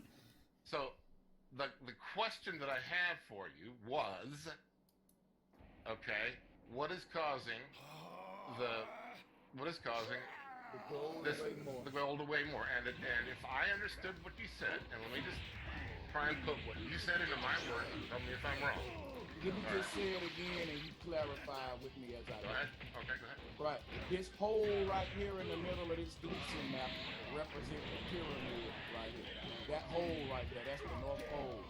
You ain't nowhere near that point of elevation. No, so hold on. Let me show you. The closer you go toward that pole, the more pressure you experience because the dome is high in the middle. So until you start to climb that pole, when you get around the edges of this Thank you for your cooperation, Janema. Right here, around the rim of this pole, it would be so many layers of atmosphere stacked upon you at that point, and all of a sudden the pressure would ease up as you step up upon this plate and ascended, because now you even it out by you actually walking up there to decrease the gap. That's not what I said though. Okay. That's what I'm saying. To answer your question. That explains. No, it doesn't. No, it doesn't. We're nowhere near that point there at the top of the map. We're over on your model. Here. No, not in my from my model. No, we are in a boat. Okay, in a boat. You can't get to the North Pole. Who's weighing gold on a boat? Who's weighing anything on a boat? Where y'all even getting this experience from? But you're missing. Nice. Let me finish, okay? You're out here, out by Point Barrow, Alaska. The gold weighs. Because it's more atmosphere on top of you. Why is there more atmosphere on top? Let me show you something. Right, I'm glad. Now that's a good. That's right. On, that's on a this good map. question. No, using this. Well, this I'm map. about to show you why. Everybody stop yelling. It's getting chaotic. Let me just build with him a minute. Watch this. This is so much fun. Just watch this. And I'm gonna use that map. I'm not going nowhere. Just hear me out. If we're inside of a big cathedral, like something like this, guess what? When you get in the middle and you start to talk, you're gonna notice an acoustic change because the ceiling is higher.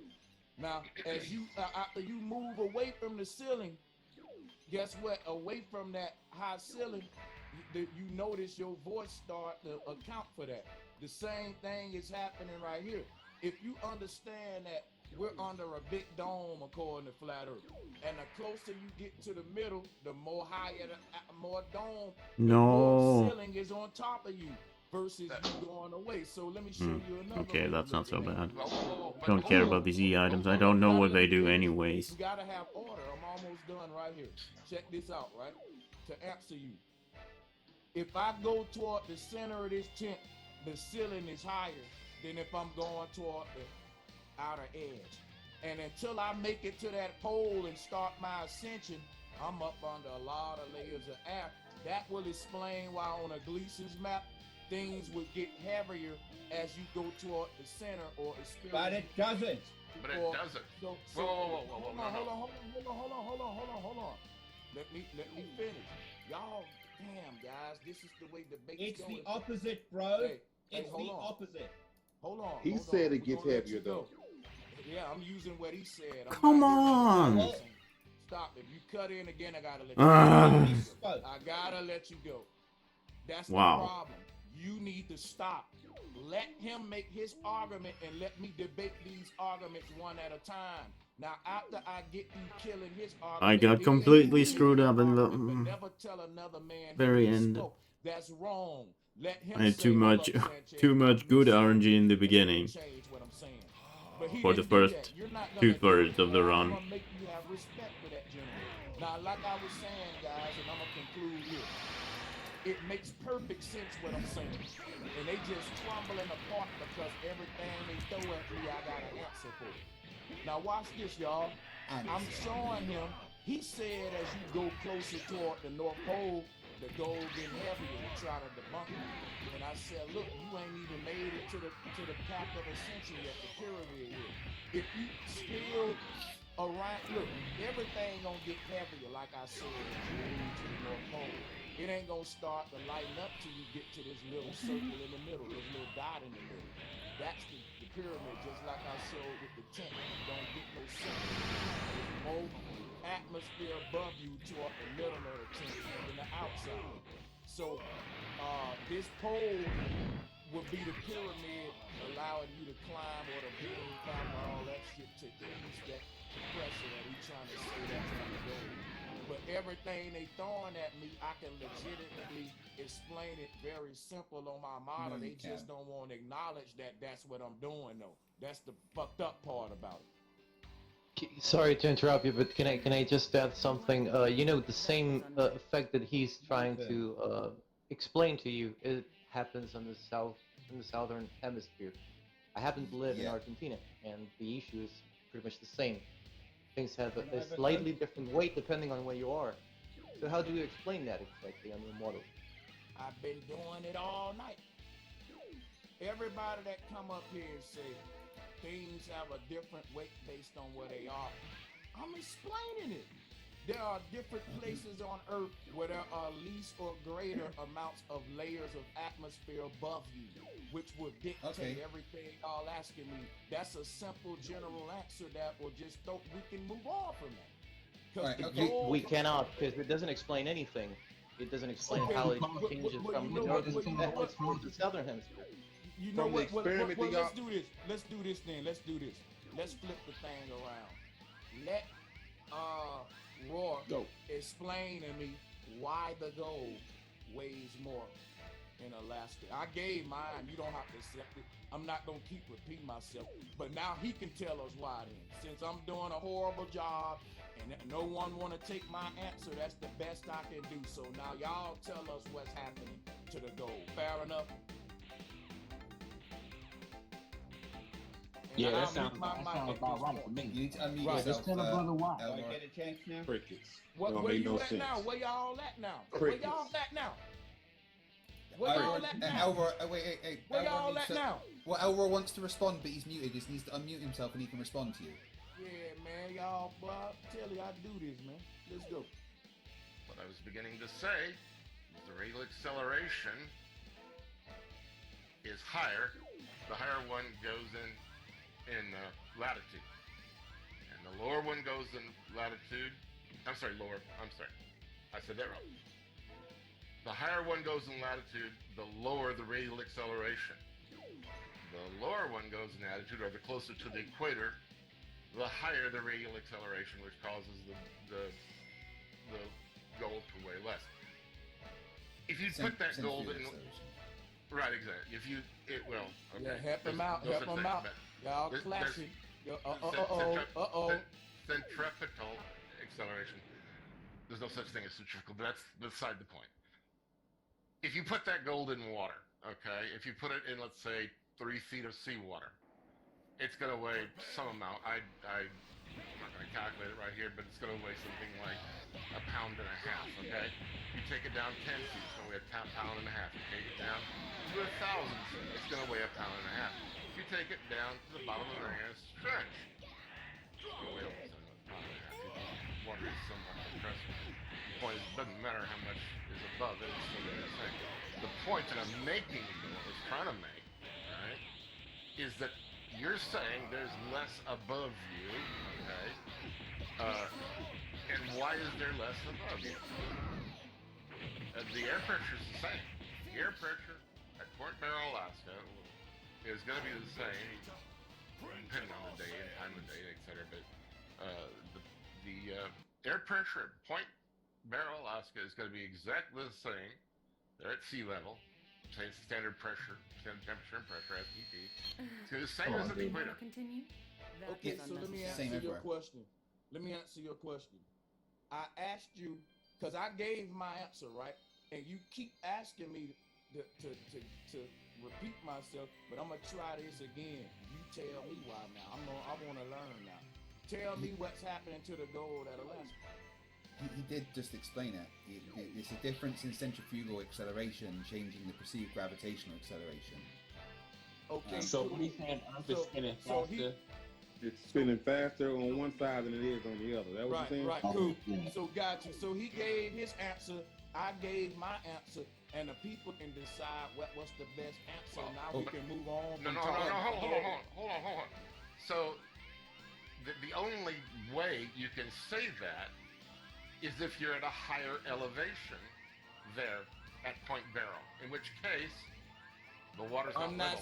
I'm not saying you at a higher Noise. elevation. That's why I'm not gonna keep on arguing with y'all. That's not what I'm saying. Well, you just said. Listen, let me show you what I said. Let me show you what I said. I'm gonna repeat it right here. Fuck so this we don't have no cat. problem. This is the last one missing. I got it. Nope, that ain't what's happening at Alaska though. Alaska ain't the North Pole to us. Why are you trying to make my stop, man? Let me talk. Stop, bro. It's getting crazy. You're trying to make my model up instead of going by what I told you. You're picking around. You gave an answer. I gave an answer. That's it. The people can judge those answers, but you're not gonna put words in my mouth. I didn't say you going up at Alaska. I said you only began to rise in elevation right here where my mouse is. Oren? This little Oren? black dot Oren? here represents my pyramid. Ah. You taking your first step up this pyramid right there. That Yeah, instead of black dot. Corin, I got robbed twice. Why not? Still is on a level Earth. I don't understand that. If you look at the model that I'm showing, it backs me up. It says that everything outside of this pyramid is part of the level Earth around you. I'm pulling up 2 models. You ain't gonna keep acting like no. This is what we're not gonna do. It's not. We're not gonna do that. You can say, well, it still don't make sense because I unmuted myself. the only way my shit don't make sense is if you don't agree that more things stacked upon you will cause more experience and pressure in the case of the ocean and all look, I gave you my best answer. It ain't gonna change. What is changing is a person that's misinterpreting what I said, and now I gotta keep repeating myself to clarify my stance, because I didn't say Alaska was a rise in elevation. He's trying to do that. Right, bro, let me ask you a question based, to expand. Now I've got to find the kitty and not get scammed. Where At least one. in weight, okay? If you travel, I'm pretty sure everything else I've already unlocked, right? You weigh less than when you travel from east to west. Alright? This is called the Yacht-Voss effect. Alright? So, and this is, a measured effect. In fact, a friend of mine, Wolfie, did an experiment measuring this on the plane going east to west and west to east. So basically, the explanation for that on the globe is if you are traveling with the Earth's rotation, then you are adding to the centrifugal acceleration, which will make you weigh even less. If you are going against the Earth's rotation, you are decreasing the centrifugal acceleration, which means there's more gravitational acceleration, so you weigh more. So that's the explanation on our model for why if you go one... Wait, let me finish. That's the explanation on the globe model for why you weigh more traveling to the east than the west. What is the explanation on your model for why there is a difference in weight based on the direction you are traveling? That's why I was trying to interject, because I don't want to answer that yet before I clarify something, just so I'll be sure. You're basically explaining the upstream, downstream. No, I don't want to train. I want you to give me water.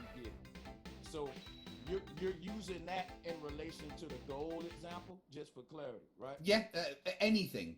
But the point is that when you travel a certain direction, if you've got that kilogram of gold and you are traveling to the east with the Earth's rotation, then you weigh less than if you were traveling. The gold would weigh less than if it was traveling in the opposite direction.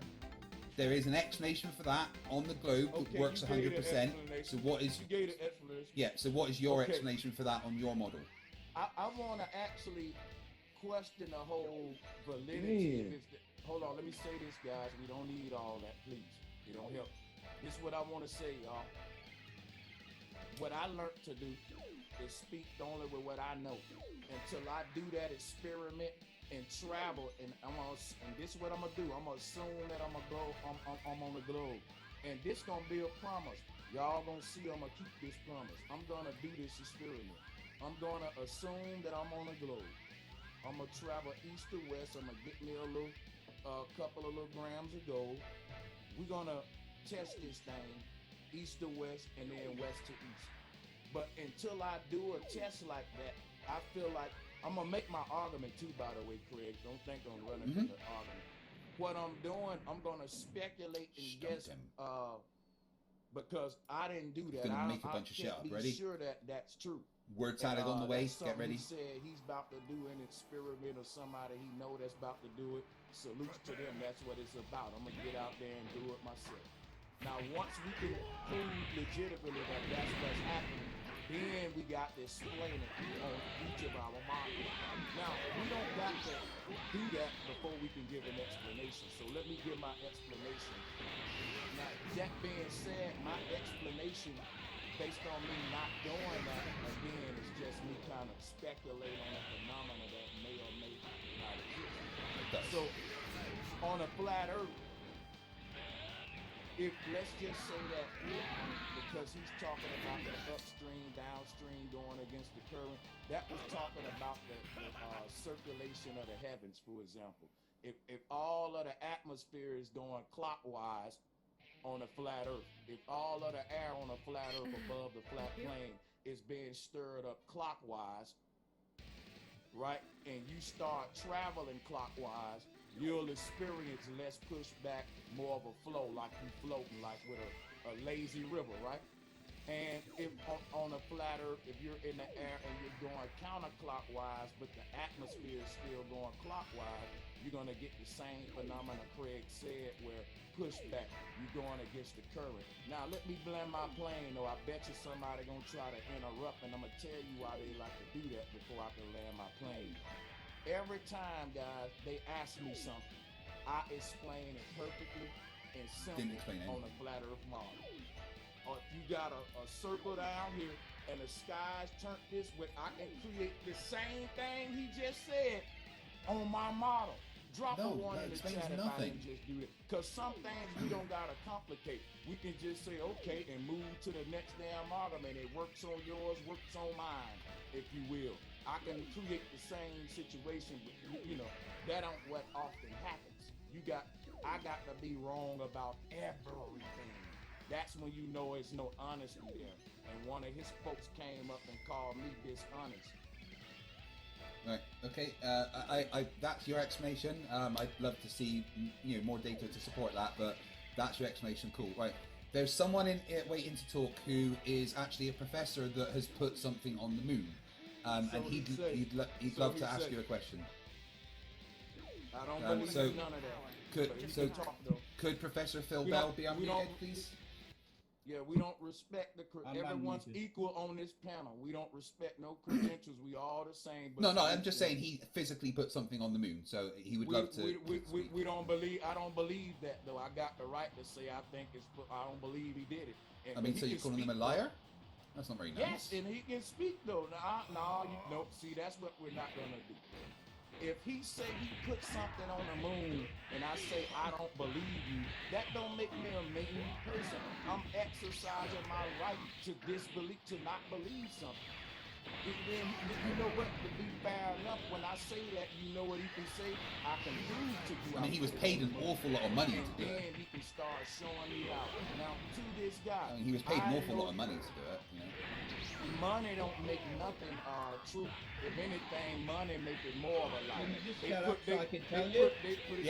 Professor Phil Bell. Right, here is Professor Phil Bell, so let him. I will put your bogus ass in the waiting room. You put some on the moon and you ain't got your own channel to talk at. He does have my damn channel. Could he ask you a question now? Professor. Could he ask you a question? Is that right? Because he but was he very ain't gonna be experienced. telling me to shut up. But then when me and you talking, two grown men talking, little boy. He didn't tell you to shut up. He just asked if he could talk. Hey man, quit goddamn holding his hand. Every man. I'm just asking. Can he talk? Is that all? Is he allowed? Talking. Every man. Bro, you've been complaining about people interrupting. Holla at you, man. You gotta go. Can I'm he talk then? Is that all right? If you don't like the way I'm hosting it, don't do no more shows with me. Because I'm going to have What's going military on? order. I'm talking and you're interrupting me. I'm trying to address my people and you won't let me do that. I asked you for a second to talk to my chat room to address the people. Okay. Stop for a second. Here's what I'm saying, guys, to my chat room out there. Here's an announcement. Bringing up a person's credentials mean nothing here, and you're not wrong if you tell a person that said that they put some on the moon that they didn't. At that point, you challenging them to a debate where they got the equal Well, you're just ground calling them a liar. that they did. And if they prove it, you gotta accept it. He can prove it. Versus say you don't tell me I'm wrong. Yep, you wrong. Prove it.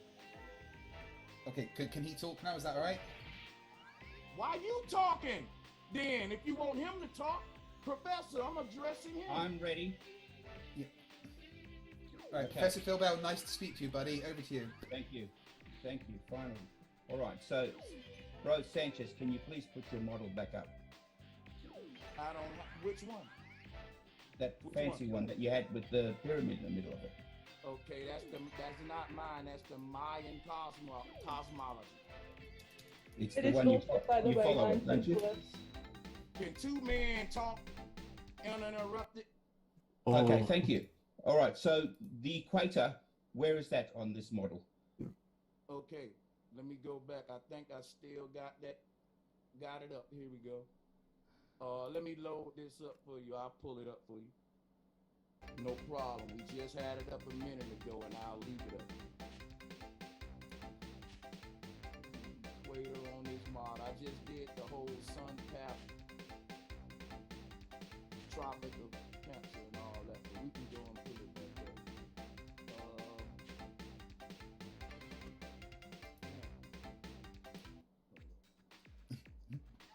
on for a second. You can just put the Mayan one up there. You can just give me a rough estimate. But this one here really got it marked all out. But I'll give you a rough estimate then. I'm happy for you. I'm happy for a rough estimate Okay. on your mind. So no problem. So All right, would- so the equator in this model would be the middle point. What right? You got the middle of a circle being the pyramid. You got the outer of the circle being this Taurus wall or whatever. So the middle point in between them both, that'll basically be your equator line. Fair right enough. there, if you will. Okay, perfect. So the point was that you weigh less Oh, at the finally. equator. Okay. Thank you very much, Mr. And you weigh Kitty. more at the Now I south can pole. rage quit this bullshit and never play it again. In case you don't have a pole. Well, that wasn't his point. Oh. The first one made that point. I'm telling you. I'm just giving you facts. Okay. I don't know, because y'all ain't all on the same page. Your other guy said it Is it different. okay if I talk now? Hold on, I need clarity. I get your argument. It's only going to take 5 seconds because I'm confused. I'm saying, are you admitting that you don't agree with those other guys? You're making your own argument. I just need clarity. I'm the physicist in this place. Okay. Okay, so there you go then. He's saying y'all were wrong. Cool. Okay. Okay. All right. Here you go. No, you weigh less. You weigh less at the equator. You weigh more at the South Pole, and you weigh more at the North Pole. Now, let's have a look at your model. There's definitely more. In your model, there's more gas above you at the North Pole, right? That's what you're saying. Yeah, that And would. you're saying- If and you're you saying on on a your flat ground, Earth- if you're on a ground, right? Because you know if you elevate, then you shorten the gap. Then how do you resolve the fact that you weigh more at the edge of your model, where there's practically no air above you? Okay, so where would be the edge would be? Let me just clarify. You saying the edge right here where my mouse is going? Yeah, you know, like where Antarctica would be. Yeah. Okay, you're saying there's more there. All right. Absolutely. So earlier, cool. Let me answer you. Earlier, I debated a bunch of globals that was adamant about it being the opposite of what you're saying. But now we're getting the physics. They're wrong. Hold on, right, and that's what I want to prove, y'all, that I've been winning. I said the same thing. So hold on, They wait, didn't say that. No. You just said they're wrong. So to everybody that said that, that's who we talking about. If the shoe don't fit you, don't put it on. No one here tonight No, said that's that. right. Oh yeah, that's Hey, bro, definitely- Sanchez, can I hop in? definitely- Hold on, Rob. I want to put on the record that the physicists came on to correct the globalists that No, said, he didn't. He agreed. and I was Your debating that dude. misinterpretation. Hey, yo, check this out, y'all. I'm gonna call correct this him at thing- all. Hold on. Check this out, y'all. Check this out. Please stop interrupting me, as I'm gonna have to just end the show because it's getting exhausting. I'm talking. We ain't Stop gotta do that. misinterrupting. Stop misinterpreting people. Let me get you up out of here, man. Do you want to continue? Because that training man, was a the success. physicist If you out can get his this mouth far, you've told done them well. they was wrong. I never told them they was No. wrong. The physicist came and said they're wrong, and y'all giving me more smoke than him. That's how I know you trolling, man. Get up out of here, dude. You're not welcome here no more, CJS. You're blocked. Because I don't have that no time for that amount of troll, nitpicky behavior. Now the physicists obviously came up here and corrected them or said something other than what they were saying or felt like what they said needed to be reinforcement because it lacked something. He said out of his mouth they were wrong. Can I continue now?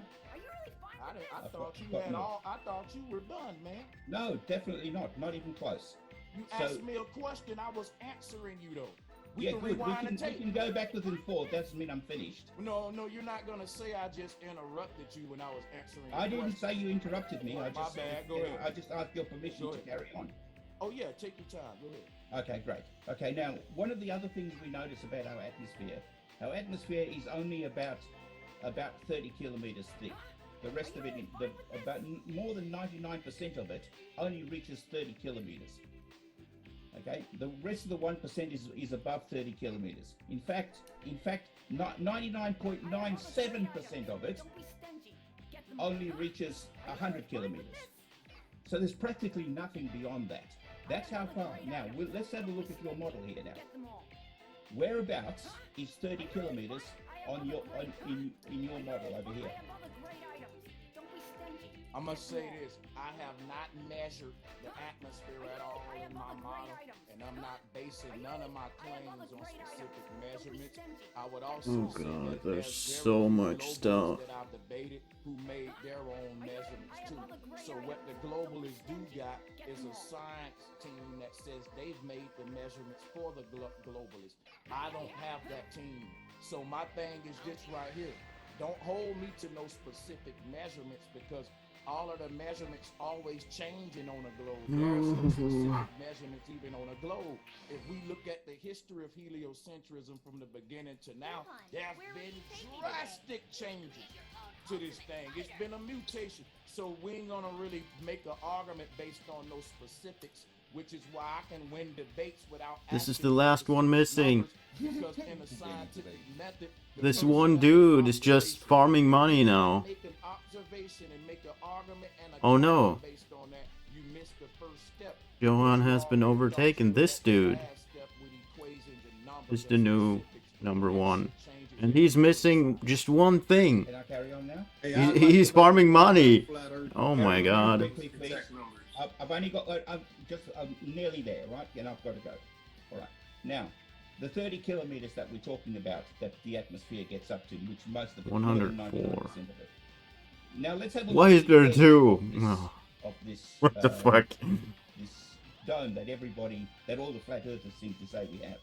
Obviously, at the edge of that dome, there must also be a gap of where the atmosphere only reaches 30 kilometers. So, are you suggesting that right next to the dome, around here, at this point, right near at Antarctica, at the ground level, there's no air? No, what do you mean? No, how did I suggest that? Well, the atmosphere goes all around. If I stand anywhere in Antarctica, the atmosphere is still going to be 30 kilometers. Let me ask you a quick question. Doesn't the ground rise and drop in elevations? Of course. So that would dictate. So even though the atmosphere go all the way around, if you rise up and you go, if you go to the top of the Las Vegas, the stratosphere, for example, you can damn near start to feel your ears pop just doing that. I'm just saying, like, these layers of the atmosphere are like breaking the surface of the water after you dive in. And you can rise above some of those layers based upon the elevations of the ground, even though the atmosphere is consistent all the way around, like you're saying. That's the point. So okay, so ground can lift you up and decrease the gap in between those layers. Simple. The things that are on the ground are irrelevant to the height. The height of the atmosphere is the same everywhere.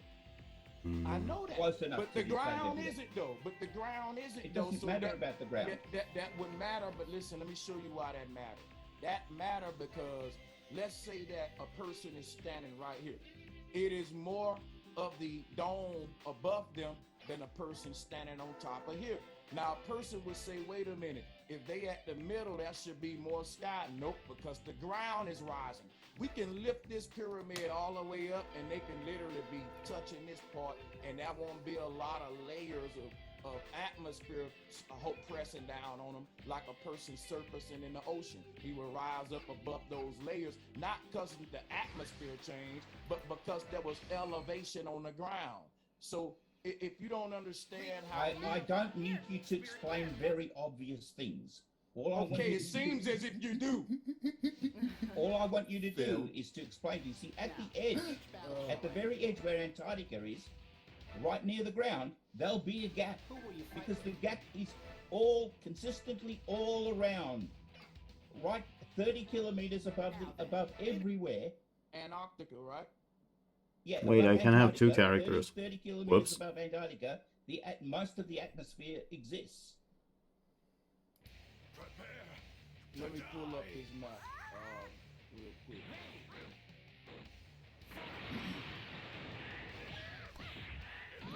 If we look at the ice ring, he's saying that this ice ring is basically the atmosphere all around this ice ring is consistently the same, correct? Yes.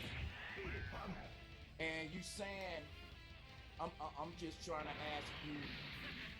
Can you now make your point now that I understand exactly what you're saying? So what I'm saying is that everywhere around here is the atmosphere is 30 kilometers high. Okay? That's 99% of it, more than 99% of it is just 30 kilometers high. Okay, everywhere around it. Now let's put a solid barrier around it. Okay, all right.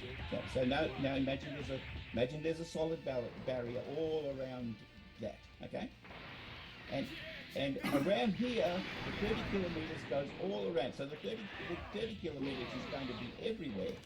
It's going to be everywhere. It's like the 30 kilometers is like a dome around the Earth. I agree with that. Okay, it's like a dome around the Earth.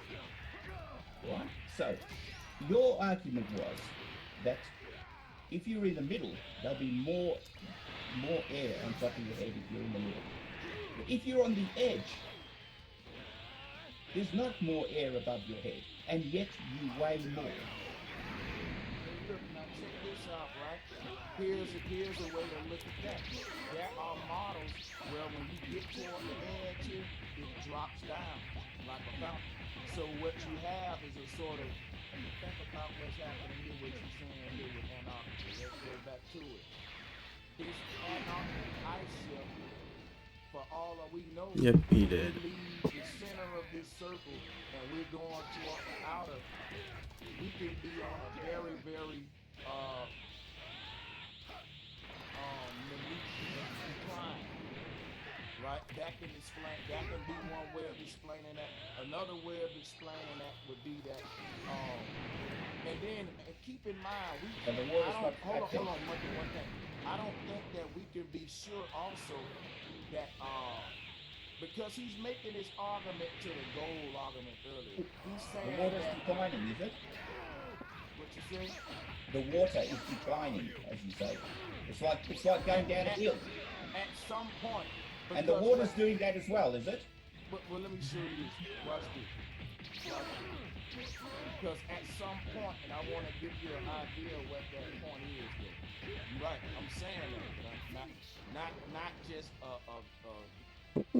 immediate decline. Let me show you what I'm talking about. I got different slides to show.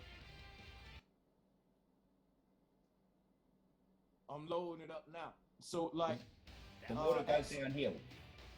I'm about to show you. This strength wasn't in the At God some damn point, it. right?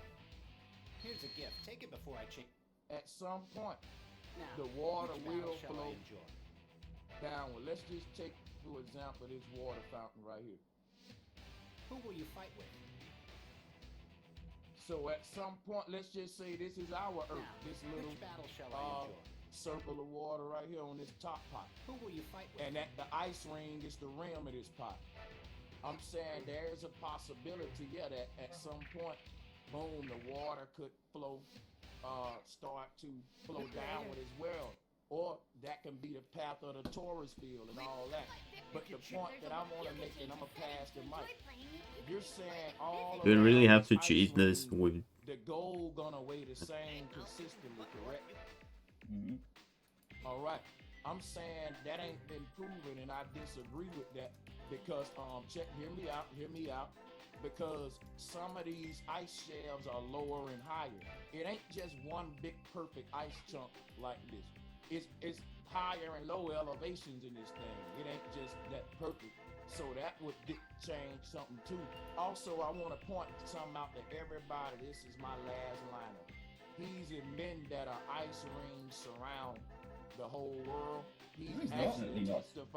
You saying that the gold weigh the same all around this ice ring? Not your version of it. My version of it. Give me your version of it.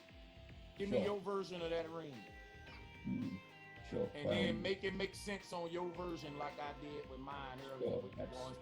Because listen, let's say you right. That mean out of all the globalists that came up, the professor had to come up and tell y'all think, because listen, I got it on record. No one here said anything different to him. Hold on. See how he keep cutting in?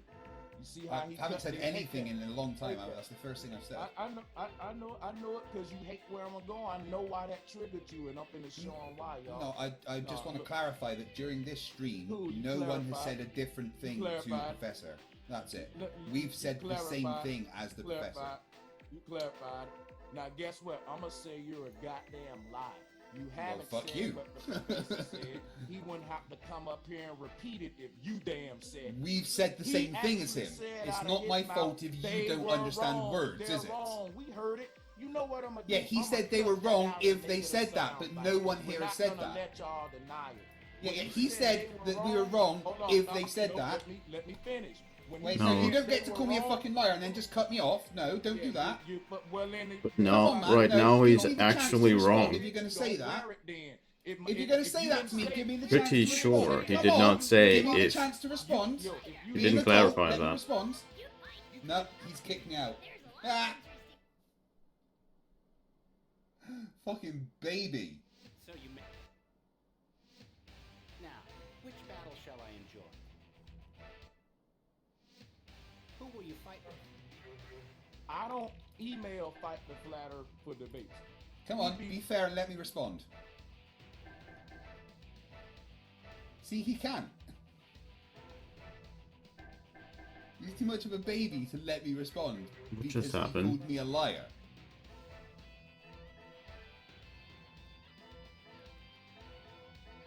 Now then,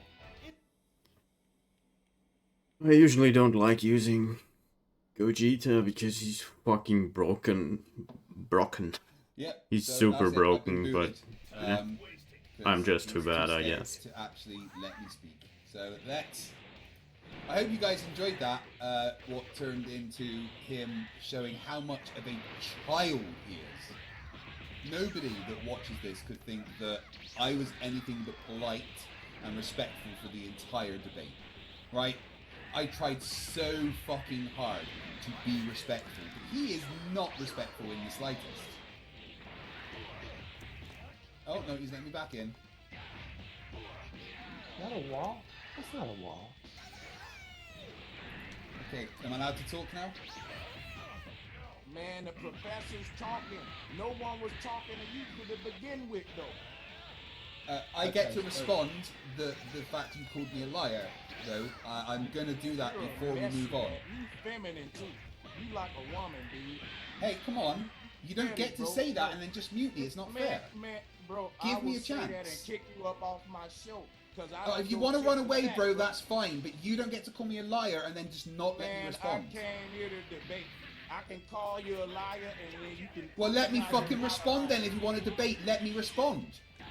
But I wasn't talking to you when I said a liar. Yeah, you were. You directly called me a liar to my face. I was saying that the globalist was that was a dude I was debating. That You just no. You said directly to me just now that I'm a liar. Those were the words that came out of your mouth. So let me respond. Be an adult and let me respond. He can. He can. Too much of a coward.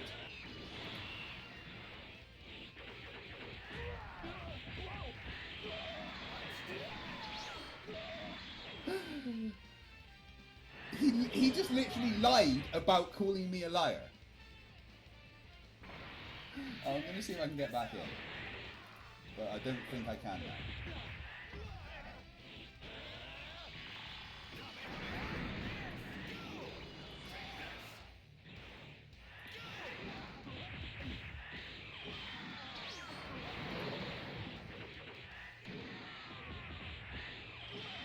No, he's removed me from the meeting, so I can't do it. Let me back in to spawn. I've been nothing but respectful this whole time, then you call me a liar and won't let me respond. Please be an adult. Yep, that's it. I've been booted. He freaked out because he called me a liar and I'm not allowed to respond to being called a liar. Nobody in that stream said anything different to what Professor Bell said.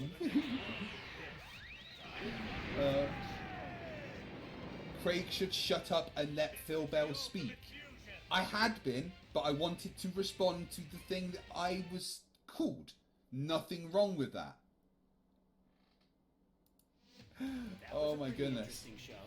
Like, Even though you're not an android, he literally, great power. he's such a baby. I've had to tread on eggshells through this entire conversation because he is such a little fucking baby and a coward.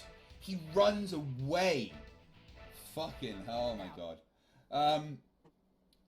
Yeah, I'm gonna be here for like the next hour reading super chats because you guys obviously don't want me to go to bed. You've sent me so many. Okay then. Yeah, you're right. You can't disagree with him. Please go over to his stream and tell him to let me back in, and that I should get the chance to respond to the things that have been said to me. In fact, here you go. As many as possible, go and join that Zoom call and tell him to let me back in, and that I should have the right to respond to being called a liar. Because he's a coward otherwise. But I'll wait to see if he lets me back in. If not, I'll read some super chats and maybe go to bed at some point. Oh, right, seriously, right? Be honest with. I'm gonna do a poll, right? What the fuck? She just teleported. Have I been well behaved and respectful? I want you guys to be honest. Respectful for this debate. Right, take into account if I've given them time to talk, if I've interrupted, you know, if I've been angry or raged at any time. I would like you to honestly answer this question, okay? And then we'll see what it says. So, have I been well behaved and respectful in this debate? And also, yeah, there's the Zoom call. Please flood it and tell him to let me back in. Right, Tomato Chan, Zoomity the Zoomy, Zoomington Zoomer, lots of Zs, not Z, Z, who is a Scrappers member for 12 months once around the sun, says, don't worry, I paid the gravity bill, you are welcome. Good job, because no gravity is a bad thing. Right, 151 votes, no 5% so far, so that's like 10 people think that I wasn't well behaved. If you think I wasn't well behaved, please say why in the chat. Specifically, tell me exactly why I wasn't well behaved and tell me when I was disrespectful. Please, thank you, and very much. Shall I enjoy? Who will you fight with? Rocket Crouch, to be honest, there were moments I forgot you're on the stream. That's how much you held back. I know. I was trying to be so good.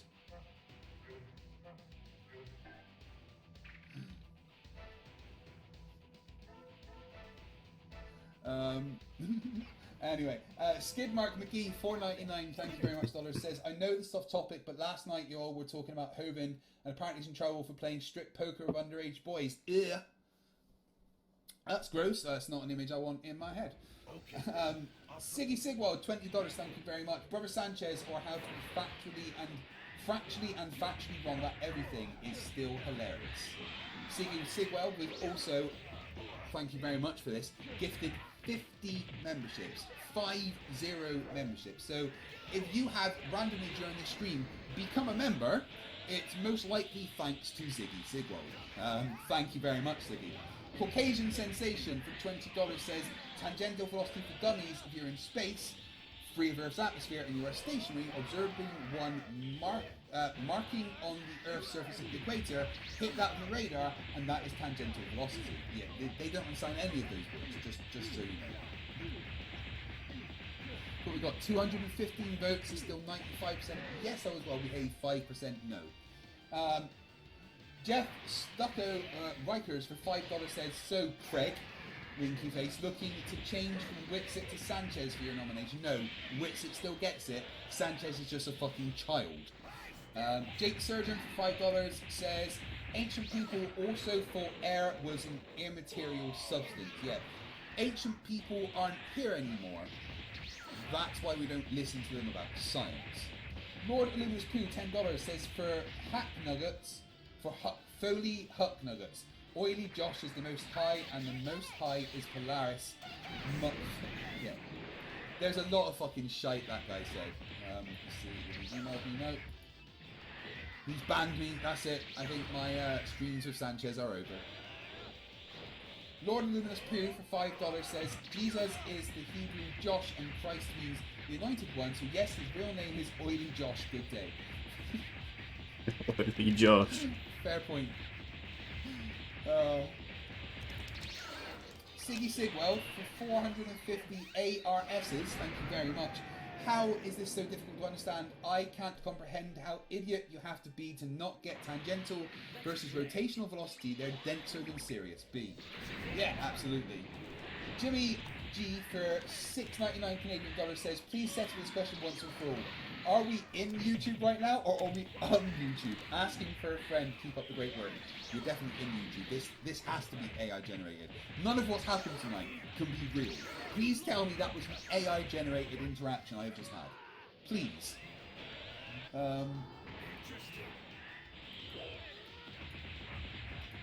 If anyone's still over there, can you tell me what's going on? Just seeing, no one's really told me why I was not well behaved. I was sure you'd be better than that. You weren't disrespectful, but I voted no because you could just take a back seat for a second and not need to litigate something for the sake of having the conversation. I mean, I'd been taking a back seat and I had said one thing and he called me a liar and muted me. I felt like I should have the chance to respond to that, but no.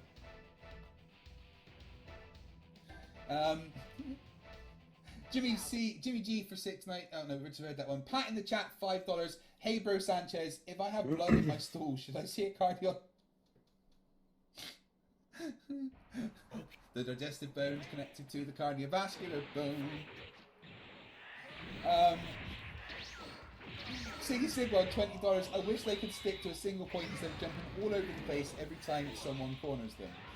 Yeah, the Smurfs, they have to scattergun and then reset. It's just how they work. Adrenochrome Slurper, €2, no message, thank you very much. Jeff Stuckco Rikers, for $5 says, yo Craig, you better have bought enough of that juice for the whole class. This hurts my head. No, this is my precious fake juice I made myself. You need it. Smoked quite a lot during this debate, you know.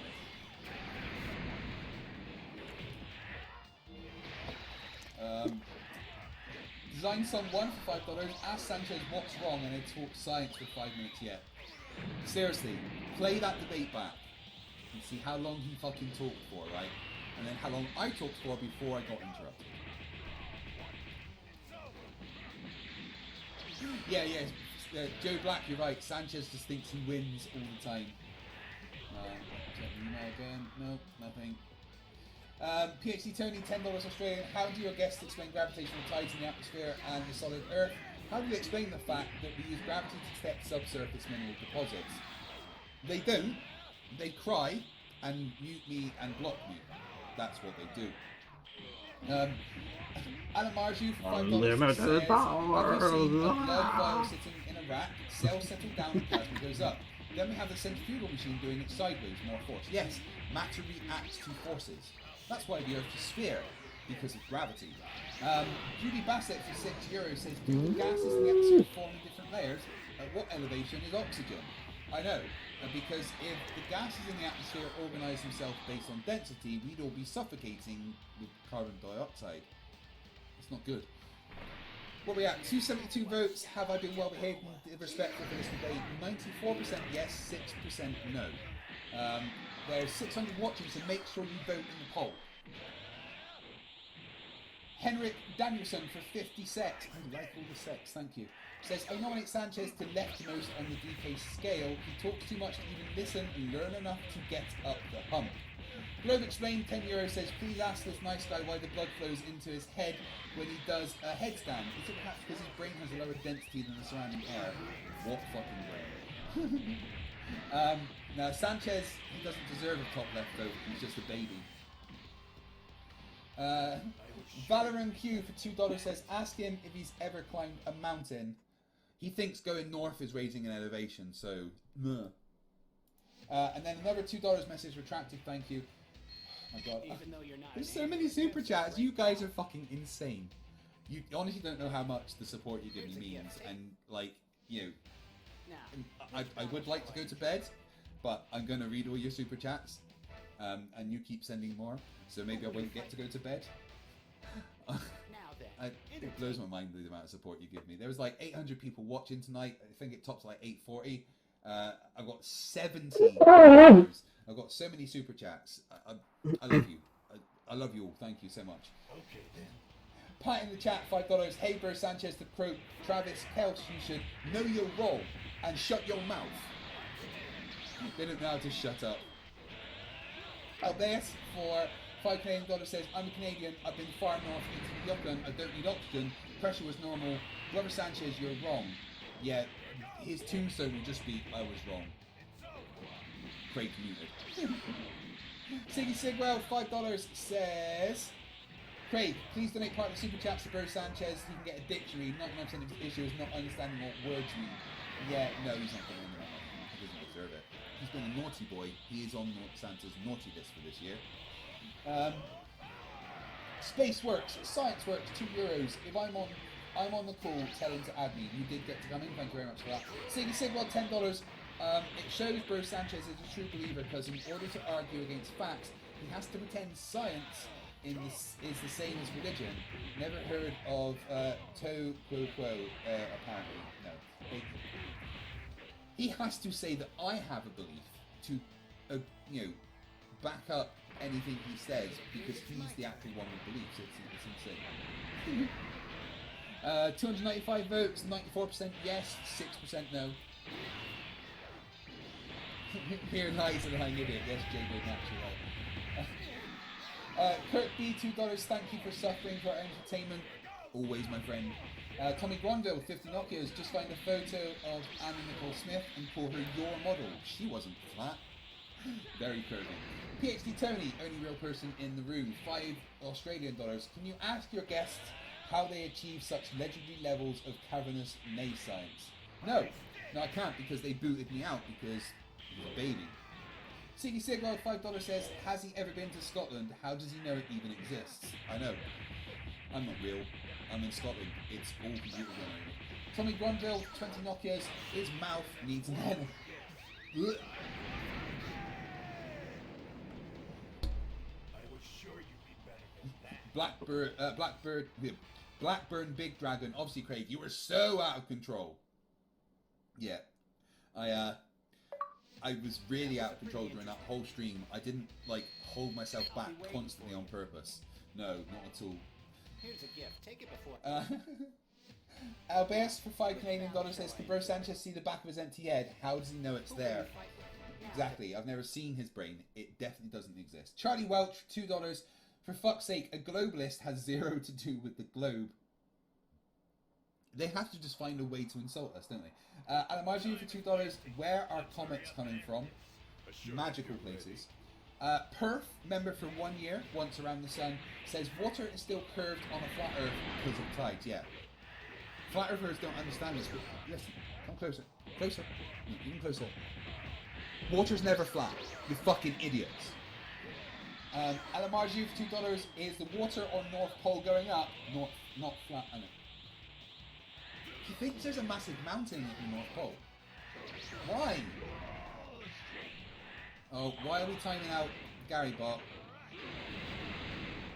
Right. I know it's tempting, but the bot I programmed, Gary, unless it's going on some kind of abusive loop with you being really mean and stuff, try not to time it out just for being annoying. I will get better at programming, but there's a reason the Gary bot sucks, is because I'm not very good at programming right now. Stringnews $1 says, thanks FTFE for showing more on Flat Earthers. No worries, mate. Siggy Sigwell, 20 gifts. So Siggy gave 70 gifts. 70 members. 70 people watching today became a member of the channel thanks to Siggy. That means you get to use the awesome emotes and your cool green icon, and it shows up when you do comments and stuff. So thank you very much to Ziggy for making 70 new members on the channel tonight. And then another 900 ARS, more memberships. Need more memberships. Thank you, Ziggy. Oh, you blown my mind, mate. Thank you. String News 1 for $2 says, "Be like the wolf, bro." Yes. There are 2 wolves inside of you. That's a problem. There shouldn't be 2 wolves inside of you. See a doctor. Design Song 1 for $5 says, "Sanchez, it's flat unless you got measurements. Then I'll take that." The wolf thing, isn't that a Well done to Native American saying? Booted out. I think so, quickly. right? That was an excellent rage quit. Isn't that like attempt from Toon there? He got basically he got your rage quitted by Psyche, like Sanchez 2 wolves in fighting, less than 5 and minutes. That was impressive. yeah, like basically bad and a good one, Then and we've got I don't remember how exactly it goes, but I Pat in the think chat for that's $5 what he was FDFD, talking what's about. higher, you or the elevation of sea level at the North Pole? Let's see how high I can get. Who will you fight with?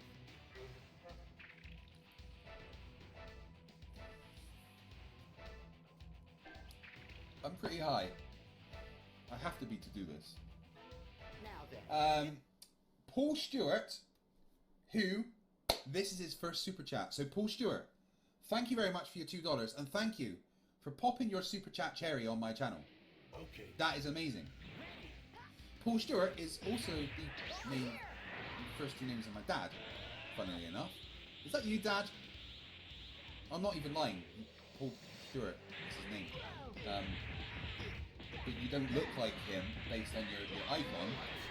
I'm pretty sure that's not you, Dad. But hi, Paul Stewart, and thank you for giving me your first super chat. Crazy CJ 123456 for $50 American dollars. Thank you very much. Sanchez, dishonest or Poe, cries about race the moment he is called out for his dishonesty.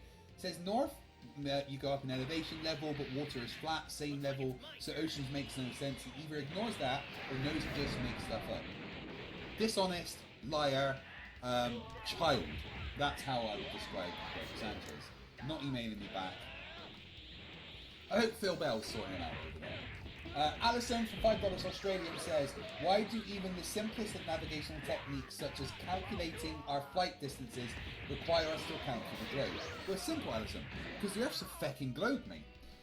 So thank you. Yes, he's a pilot, he knows what he's talking about. James Hogarth, who did an amazing job making Bro Sanchez trip over himself. For £5 says, "Thanks for bringing me in. It's fun to stay within his model and see it all fall down over a simple thing like globe symmetry failing on a disc." I know. He didn't understand why his own argument destroys it, because it doesn't match reality. Abbas for $2 Canadian says, "No mountains at the North Pole." None. No, there is no massive mountains at the North Pole, especially not one right in the fucking centre. So, also, he doesn't know what a model is. Siggy Sigwell, $5. "I saw him typing something in a cup for a second. I thought he was looking for 2 girls and a cup." Don't Google it if you don't know what it is. Yeah, don't ever Google 2 girls, 1 cup. I'm telling you, the majority of my audience is around my age, so you'll know. But for any younger people here, Google it. Never come Shut across, up. Don't listen to him. And I'm saying this again, do not Google 2 girls, 1 cup. Do it. I'm serious, don't do it. I'm telling you. I'm not joking. Don't do it. You will regret this. No, look, you open the tab. You open another tab and you Google it. It's not even an incognito. Just don't. I warned you. Oh, he wants you to Google it very, very badly. Fix this record, I think it's repeating. Yeah, it's stuck, definitely. Shovelhead Steve for $2 says, "Bro Sanchez equals moron." Don't be mean to morons. RateBot, my favourite AI, for $10 Australian says, "Stupidity is not a right." It's definitely fucking not. Which battle shall I enjoy? It's a shame that so many people take it as one though. Stringer's one $2 says, "Credentials mean nothing when you have none." Yeah. Doesn't matter that Professor Phil Bell literally put something on the moon. I mean, crashed something into the moon. Yeah, he crashed something into the moon. They're allowed to call people a liar, but we're not allowed to respond to being called a liar. JG Man 2645 $4.99 says, "I'm not basing my claim on measurements." No, That was the like the thing they tried to land on the moon in like 2020, I think. March 20, no 21, March 21 or something like that.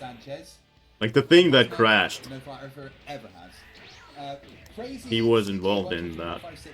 Says, Craig, call him out even if it's a video. Please call out Sanchez for every time he lies and misinterprets what others say in his streams he lies. Yes, well, if that is indeed the final time that Sanchez will let me talk to him, I think it may be because I triggered him again, then I will be doing his episode of First Idiots and obviously include all the times that he was live.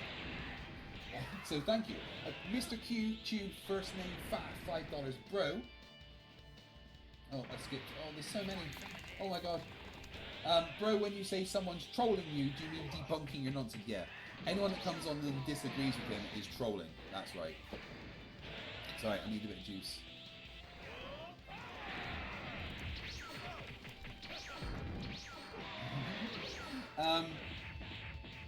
Siggy Sigwell for $10. Siggy, you've given an amazing amount of support tonight, mate. Thank you very much. The $10 says he keeps making claims without any supporting evidence and then admits it, but will not allow anyone to make a point. What? I will honestly consider it no matter what. The hubris and dishonesty, for fuck's sake. Yeah. I walked on eggshells tonight on purpose because I just wanted them to do the derping, and they did it so fucking well. Apart from the guys from my side, who all did excellent, of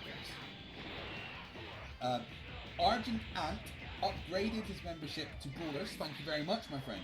Samuel Green for $10 says, "You're a beautiful man. Keep fighting." Beautiful man. I do try. I put lots of makeup on every single day, obviously. I don't see beautiful when I look in the mirror, but thank you very much. I appreciate the support. For some reason, my wife married me, so she must not mind looking obvious. Maybe she's got really bad eyesight. Possibly. Pat in the chat for $2. I've eaten apples with thicker skin than Sanchez. Eggshells, like I said. Burrogaman for $199 says, new contestant for top left. We've got the nominations for this year. Maybe he will be on the docket for next year's. In fact, I think it's a shoo-in he will be. Tomato Chan Zoomity the Zoomy Zoomington Zoomer for $2 says, top left is the only thing Witsit will ever get. Witsit will win top left this year. I'm going to fucking make sure. Tommy Grunfeld 20 Nokia says, no gravity was hurt in this episode. No, but apparently Bro Sanchez's feelings were. Sky Cat Observer for $5. Nothing says totally not triggered like booting the meanie meanhead for hurting your feces. I'm such a meanie poo-poo head. Wiener Helm $10. Stay chill, my friend. If you re-engage Sanchez, we're worried about your health. My health is much better at the moment, guys. Thank you very much. I'm pretty much back to where I was. So thank you for your kind words and your thoughts. Toad in my eyes member for 1 month says, please do a video of all the Globe speakers saying what Dr. Bell said, and then Bro being confused, being mad, and then banning you. Yeah, absolutely 100%. That needs to happen. Maybe as a short, actually. Yeah. If anyone would like to clip just times when we all said the same thing that Bro Sanchez said and send them to me by email or something, I'd really appreciate it. Earthrise for $5. There was one mistake that blew it all. One of your guys agreed with him when he said it backward. I tried to warn you. Right. Maybe there was one Globy that I'm saying it. Maybe there was one, sane person who said it backwards by accident, but yeah. We all said what he said pretty much. Adria Bell, member for 29 months. Jesus Christ, that is a long time. Thank you very much. You park a plane between Sanchez's ears. Yeah, Boeing 747 as well. Steve6464 for $5 says, FTFE, you could have stopped the stream after a grown man asked you if the poles you were talking about were poles in the ground. I know. That fucking broke me. Tommy Gronville 20 Nokia says, go make a prediction, Gary. Unfortunately, the Gary bot doesn't have the intellectual ability to make predictions. It's not something I programmed in. Argent Ant, member for 13 months, says, that boy loves the banhammer. complete child. P.S. Update my name in the ticker. I'm far too old to be a ninja now. Yeah, the ticker will be updated. Well, tomorrow actually. I've got some time set aside to do all my admin and stuff. So, the recent 70 members will get added to this as well. And I've had a bunch of Patreon as well recently, so it'll all be updated. Thank you very much. Albius for $2 says, Bro Sanchez initials are BS for a reason. Daniel Seamister for $1.99 says, do they have images of the dome? Is it solid? No, it's ethereal, apparently. Whatever the fuck that means. Oh, 9% of you thought that I wasn't well behaved. I'm guessing you're either joking or you're flat earthers. But, you know, 91% of you realised I was well behaved. Janosch Takos, member for 9 months, says, when I saw the Mayan Earth model, my head started spinning at 1,000 miles an hour. Yeah, that's not a model, Sanchez. That's a picture with a giant fucking pyramid in the middle. If you haven't voted in the poll, please vote in the poll. By the time I finish shooting the super chats, I will end the poll, and the results of the poll will decide what actually happened. So there's still 550 watching. If you haven't voted in the poll, please vote right now. Siggy Sigwell for 900 ARSs, thank you very much, says, you deserve it all, man. I don't know if I do. Like, the amount of support I get blows my mind, and I guess sometimes I suffer from like imposter syndrome. Like, I feel like I don't deserve the amount of love that you guys give me. It honestly blows my mind every time. This is an incredibly good stream for me. Like, you don't know how much this is. Thank you. Stringer News 1 for $2 says, whatever you do not Google Goatsy. Yeah, still don't Google Two Girls One. I know you did it, that was not I told you not to. Droopy Wiener, member for 24 months, that's twice around the sun. Says Flaxoid for top left. No, get out. Definitely will say. Skidmark McGee, $4.99 says, I think it's the funniest thing when Flurfs try CGI on real images, then show a cartoon as their flat earth. I know. No image of flat earth has ever been anything other than CGI. And Stringer News 1 member for 35 months says, I'm not bragging, but mine is longer. Well, I'm not going to deny it, because I've got no evidence to suggest otherwise. And Toads in My Eyes just comes in for another one for $2, says, given you are a cyborg clone, you are sus. I am definitely sus. Definitely. Guys, I've had a lot of fun tonight. Thank you for everyone who joined the stream. Thank you for everyone that super chatted and shared the stream. If you're still over there in the stream with Bro Sanchez, please tell him that he's a coward that banned me because he called me a liar and didn't like that I wanted to respond. Flat Earth Dweller says there are high altitude balloon photos showing no curvature. No, there isn't. No high altitude balloon footage ever shows flatness if it's got a proper lens. Anyway, let's end the poll. 386 votes, right?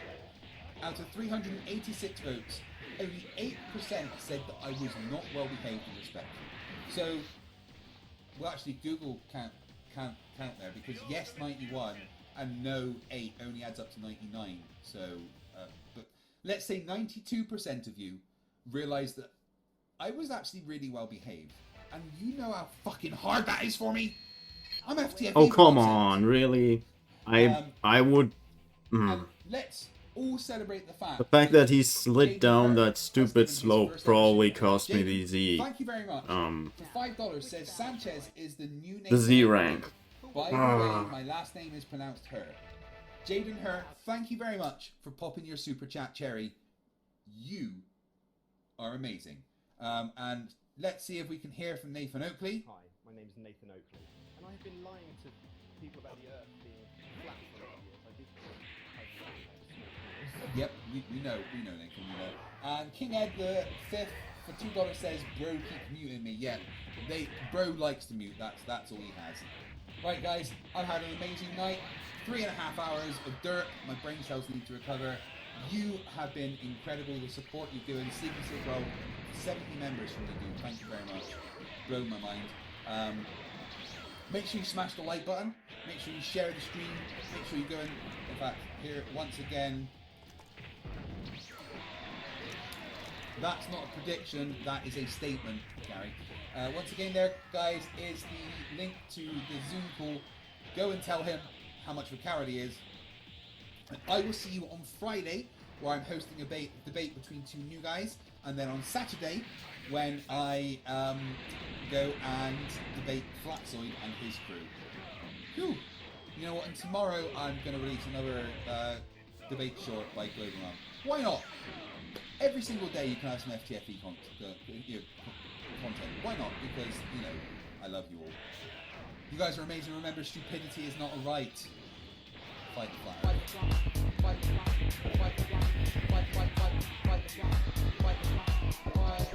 Move!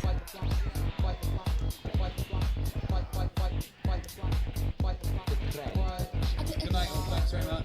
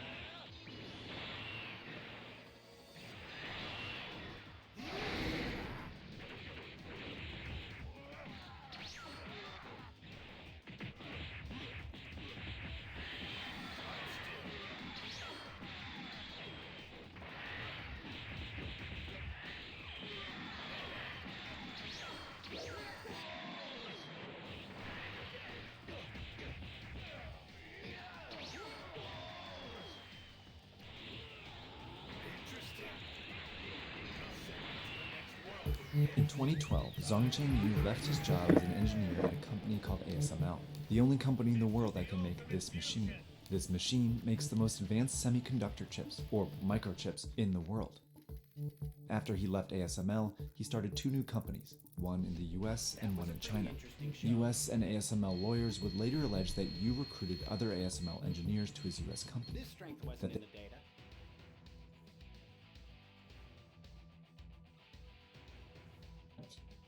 What's that? We've got, for example, we've got different type of rays. We've got gamma rays, we've got alpha rays. Yeah.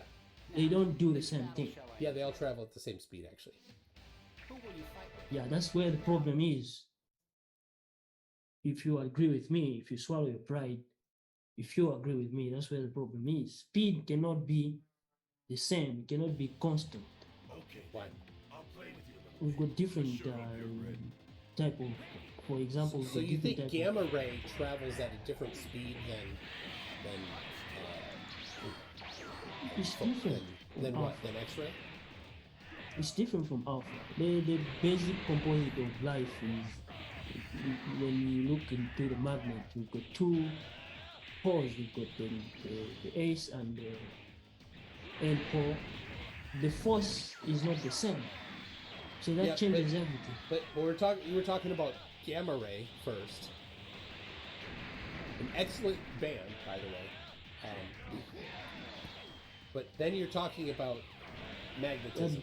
Yeah, I'm giving an They're example. related, certainly. You know, you talk. They're Maxwell related, equations. but the forces. Yeah, if you want to talk, we can talk Maxwell equations. So I have a doubt, personally, I have a doubt that the light here is real, based on what I just. I have a doubt that you have any evidence to back that up. I do. I can't back it up because these are undetectable measurements. No real human being can actually. I don't know the technology. Maybe it's not there and it will never will. Just because you don't know the technology doesn't mean other we do people not have. live out of this time. Only God can know us, people. Well, that's wrong. Do you know that? Somebody received a Nobel Prize for measuring the speed of light? Do you know who that was? And somebody is. I don't know that who that person is. You But don't before you tell me, I'm very certain that another scientist in the near future is going to debunk that. I believe He's you. going Yeah. to debunk that. I believe that you're not a scientist. Yeah. That's the way. Anyway, is. the That's person just the way who it is. got, if I remember correctly, the person who received the Nobel Prize for measuring the speed of light was Wow. Albert Michelson. What do you think of that? That must have been frame one. Like, I was spamming so hard. A made-up one. Yeah, person might be real, but yeah, you know, these things. Albert Einstein, these are just made up. Albert you know, Einstein is a made-up name. Is that what you're saying? characters, just to support the cause in the movie. Yeah, they're just sweet names. You never hear Michael. Like, you know. I've never heard Michael.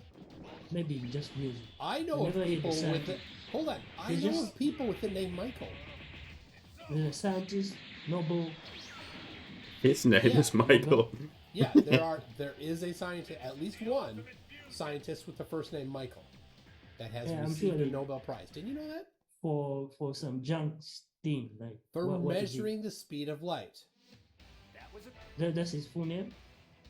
Albert Michelson is his name. Yeah, his first name's not Michael. His last name's Michael Son. So I used the wrong name. I think Michael is very much popular. Yeah, the populace. You're right. It is a rather popular name. It's a popular name. So I've heard. I've met a couple.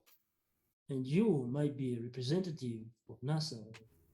My name is Michael. NASA. Hey. NASA. You don't know. My Cash App is MC2 NASA. Send it over. You got a lot of things in the studio. I see a rocket. Maybe it grows a big size. I do have. Set it out. Yes, I do. My rocket is large. This guy is not in America. He must be on the moon. Who's not in America? Just look at the whole of the light. You must be on the moon. So. Where? Where you at? Okay, back to the. But my kids wants to go away. He's not on the moon. Damn it. There he is. Hey, what's up, bro? Don't be like your dad. What's wrong with that? It's flat. Wow, he brought it flat. Oh, it's cocked. Oh, he brought it flat. Hey. Yeah, we're trying. He's using a plane. He's trying to build a model. He's trying to build my model. Wow, this is cool. Do it, son. Are you doing too much all the time? Oh, yeah. I feel like there's little. You see that? Yeah, little spots. You see how it's like.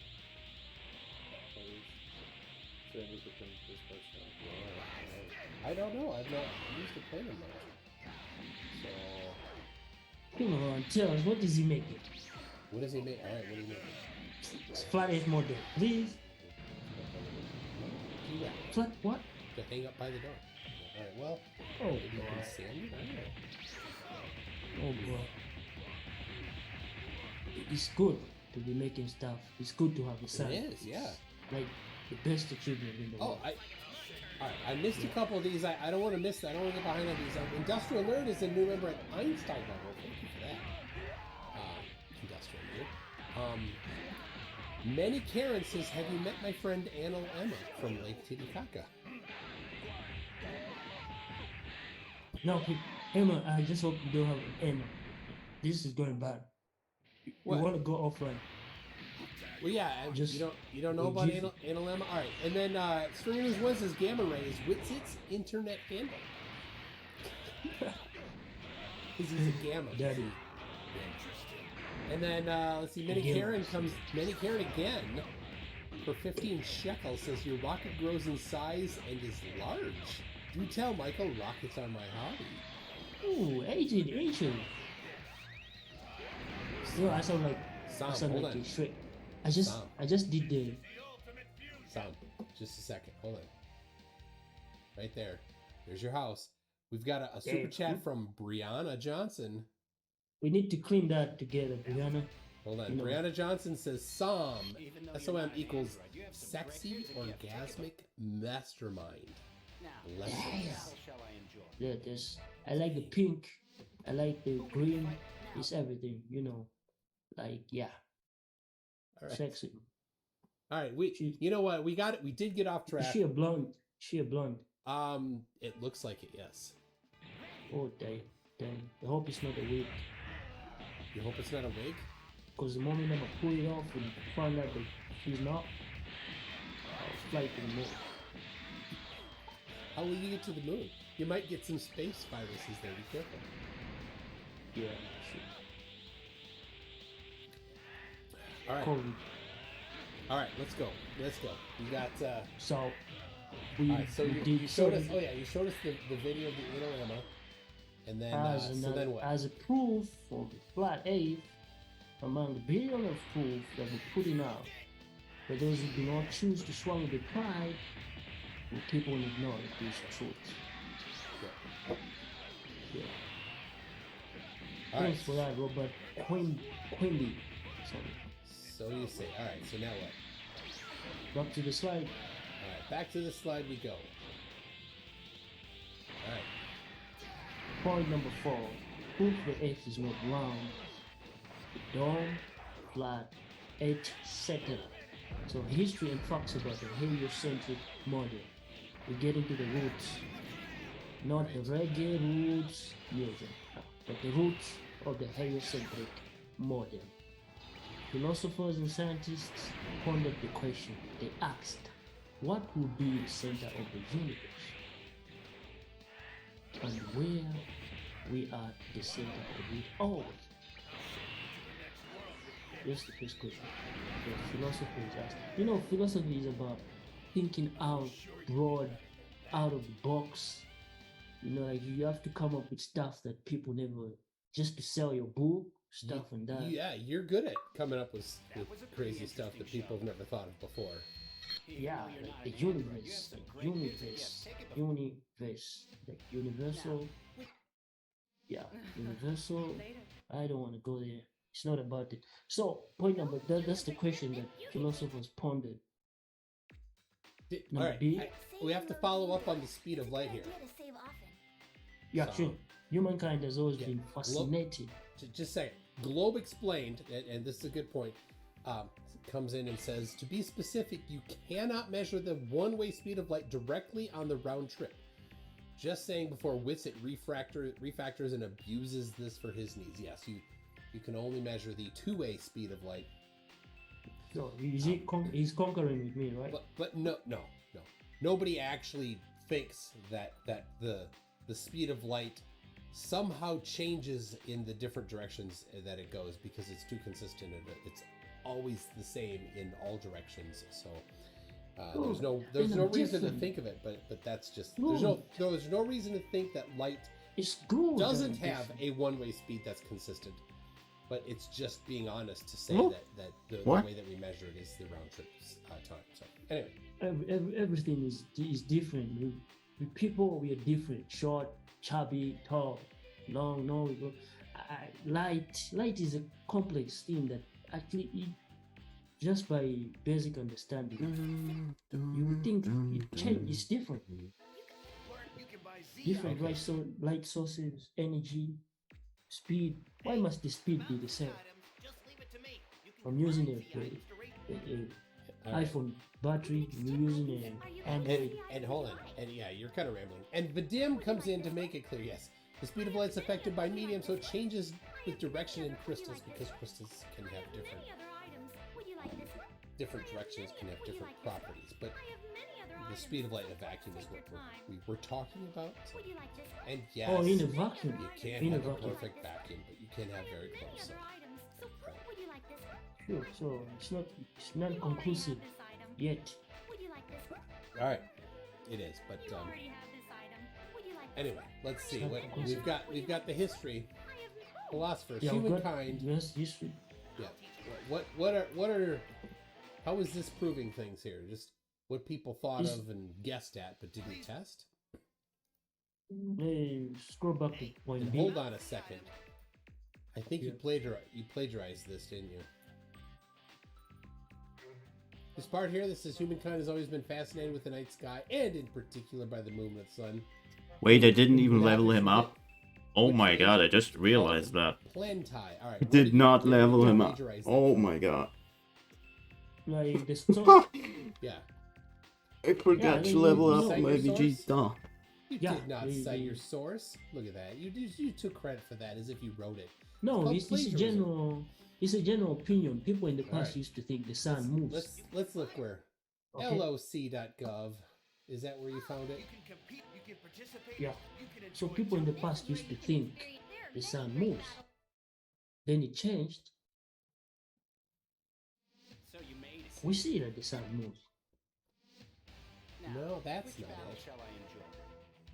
So do we have the first master already? Oh, there it is. University of Texas.edu. Humankind has always been fascinated by the night sky, and in particular, why didn't you just Damn cite your you. source? See, that's called No, plagiarism. you just did it. Google is easy these days. You can Yes. what you just did. But Pum, pum, pum. let I me knew. show I you. knew. Let me I show knew you.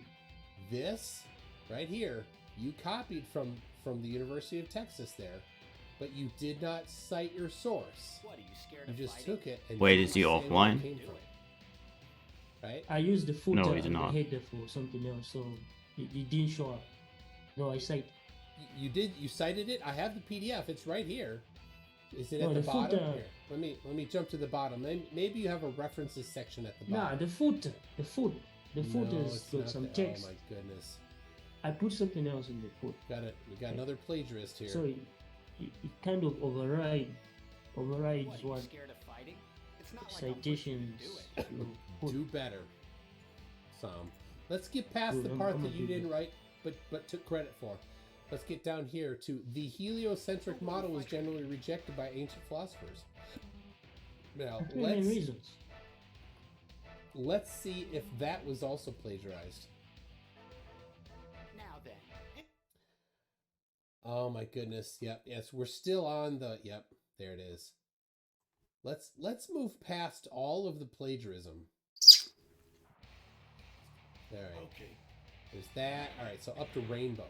So now we're up on rainbow. Sam, I'm not gonna. Yeah, what's I'm a not rainbow? gonna. I'm not gonna. Support plagiarism. No, Wikipedia. It's a good source. That wasn't Wikipedia. What's the research? That What's was the the University research? of Texas. What's the research? All right. We don't do research in 2003.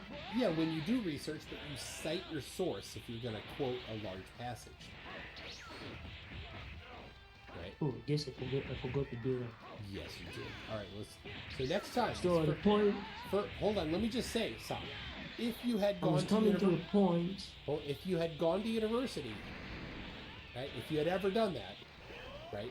Which you didn't, but if you ever had, and you turned in a paper where you used somebody else's material and tried to pass it off as your own, almost all universities fail you for that class. Some of them will actually kick you out of the school. So somebody already calculated 1 + 1 is equal to 2. So you put 2 and you don't cite. Yeah, Then you that fail. doesn't actually. Nobody Then you actually fail. buys that kind of crap. So So plagiarism what is is plagiarism. research? People know what plagiarism is. What is research? Research You is learn, going. you read. Yeah, you go read, You- and then when you you find rewrite. something and you want to include it, you cite your source. That's how you become indoctrinated. Because everything you write, you read. That's how you become Source. indoctrinated. Source. What? Citing From your someone. source is indoctrination. That's a new one. Absolutely. Education that works that way. There's only one answer to every question. What is density? You source the definition. If you write your own definition, it's wrong. So somebody discovered, made these, Some. So you see, Stop trying to defend plagiarism. Just stop. It's not plagiarism's not cool. it's not cool. Why? Why? Because you're stealing somebody else's work and claiming it as your own. No, I didn't. I didn't claim it's my own. I was just trying to come to a point. Yeah, you Philosophers did. and more- Yeah, you did. Yeah. This, No, I this, didn't say you it did was- not. You did not say that somebody else wrote this, right? Philosophers and this scientists. right? My guess is that almost everything in here is plagiarized.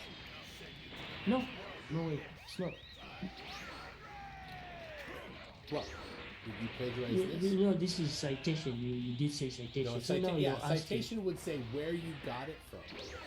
You're familiar with this. This is globe Earth junk. You're familiar with it. You It read doesn't about matter these things. your opinion. So what's the point? What's the point of me Plagiarism citation? is still plagiarism. everything is in the education system. So what's the point of me citing something which you already know comes from? All right. Well, let's move on. Tell you what. Because plagiarism is basically lying, and you are trying to take NASA to task because you think they're lying, and then when you lie, trying to take somebody to task about lying, it makes it look a little hypocritical there. I'm not gonna go back in time in history and see what happened and write it down. These things already occurred, so All right. I cite it. Now this one, you see this at the top of your rainbow, and then you have wikipedia.org wiki rainbow. That is a citation. This is clearly not being claimed as your writing, so this is great. Is YouTube censoring that now? What? Whenever debates, they have to cite. I'm just saying, if you're gonna put something in a PDF and make it look like you wrote it, but you didn't actually write it, that's plagiarism. I know you're smart enough to know what I can write and what you can write. Okay. All right. Philosopher is that? All right. So here we are. We have the rainbow. All right. Go ahead. Tell us about the rainbow. The rainbow. You know what this is a meteorological phenomenon that is caused by refraction and dispersion of light in water droplets, resulting in a spectrum of light. I did not write this. Yeah, that's from Wikipedia. I did not come up with refraction, or dispersion of light. I'm just quoting so that I can. Wait, he's dead already. What the fuck? About this topic. Now that we got that out of the way, let us continue. So a real non-CGI rainbow is reflection of the dawn. I wrote this. I did not cite. Everything you see in the red is written by song. Alright. So what am I trying to say? Like the rainbows, they look more like a reflection. Like there's a mirror, like there's a dawn. So it comes in different shapes inside it, like we can see in this picture. Rainbows are not. I just want to say. So you're claiming that rainbows can only happen outside because they're bouncing off the dome. Is that what you're saying? When the air is more humid. Okay. Because in the point that you read, it's a dispersion of light in water droplets. It is a dispersion of light. I agree with this.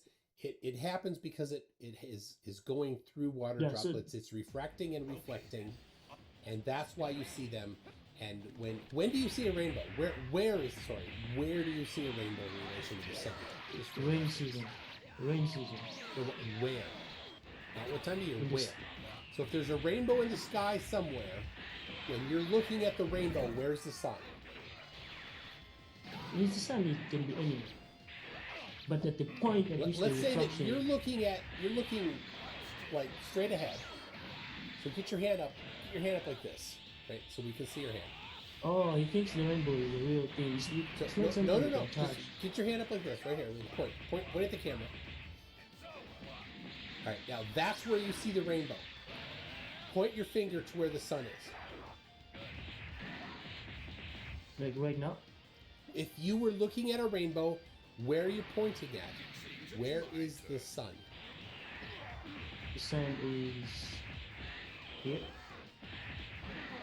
Here? In the clouds? So no, the sun is below. Well, if it's in the clouds, you don't actually see the rainbow. So that's we do actually. I made a video of myself. Okay, actually, hold on. Here we go. The sun. Let's get back to this. If you're pointing at the rainbow straight ahead, where's the sun? Point to where the sun is.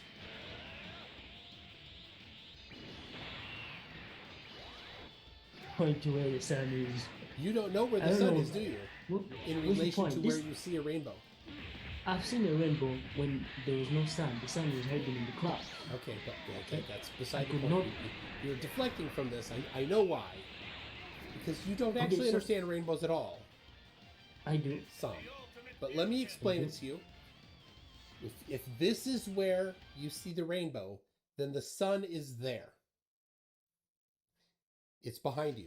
When you see a rainbow, the sun is behind you. In fact, the center of the rainbow is and you usually don't see the center of it. You see usually an arc. But the center of the rainbow is where is opposite the sun from where your head is. Right? So if you drew a line from the sun through your head, it'd go to the center of the rainbow. Really Point cool. of refraction. Point of refraction. Yeah, it's all about refraction. But you're claiming there's never a time the sun is overhead and you saw a rainbow. Well, it's possible, and I have a video. I do have a video of that happening. So you just agreed to say the sun can be anywhere, but rainbows can appear. No, when you are looking straight forward at a rainbow, the sun is behind you. Think about the person who is 10 kilometers from you. The sun is ahead, but you can see the rainbow. Yeah, they see a different rainbow than you see because the refraction is different for them than for you.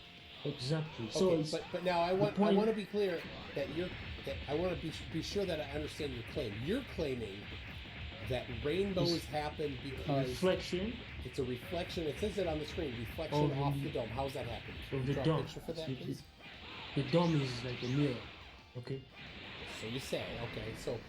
So you ever get a horse pipe? A horse. Have you ever made a rainbow before? I've never been bitten by a horse, and I've not met a rainbow. Nah, a pipe horse, horse pipe, like horse pipe. Lawn, like the lawn, the one you used to water the grass. Oh, a hose. Yeah, hose. Yes, pipe. I've seen a hose. I have a hose. You can create a rainbow. Yeah. With the sprinkler of that water. Yes. Provided these temporal mirrors which form when the sun hits the ground. Yeah. Okay. So what? So it's a reflection. It's a reflection. There has to be reflection for rainbow to. Yeah. The reflection happens inside of the water droplets. No, from the dome. When you see a sky but rainbow, the reflection is a result of the dome. But your citation here clouds says do otherwise. not reflect. Sam, your citation the citation says is science as we know today. Caused by reflection debunking- and refraction. This mission. In the I hate it. That's your citation. Ah. That was a pretty. And I agree with that. Yeah, I fuck agree. you. But you're saying it's something else. So I just want to be clear. Are you claiming that you could not have a rainbow, say, inside where there's no dome? So if the rainbow is caused by Hold on, I asked reflection your of water question. drop, Okay, let's focus on that question. Is it possible to have a rainbow inside? yeah, How? like we have rainbows inside the dome. Yeah, but say you're inside a house. You have No, a see, rainbow this- inside a house because it cannot see the dome. Right? Inside a house, you cannot see the dome. It's not there. Yeah, right? you can create like your own Inside a house? Depending on the type of bulb. With no bulb dome? and- But you say right there on screen that it's a reflection of the dome. So if you're inside a house and you can't see the dome, there's no light access to the dome because the house is blocking the view. How could you see a rainbow inside a house? Mirror, there's temporal mirrors which form. Yeah, but mirrors are not domes. The air is more humid. Yeah, it's not humidity; it's droplets of water. Yeah. So I'm just trying to get a clarification here. Yes or no? You can- Is it possible inside a house where the room doesn't have No. access to the dome? Is it possible to have? It's possible, but not with all the colors. Not with all the colors. Why would it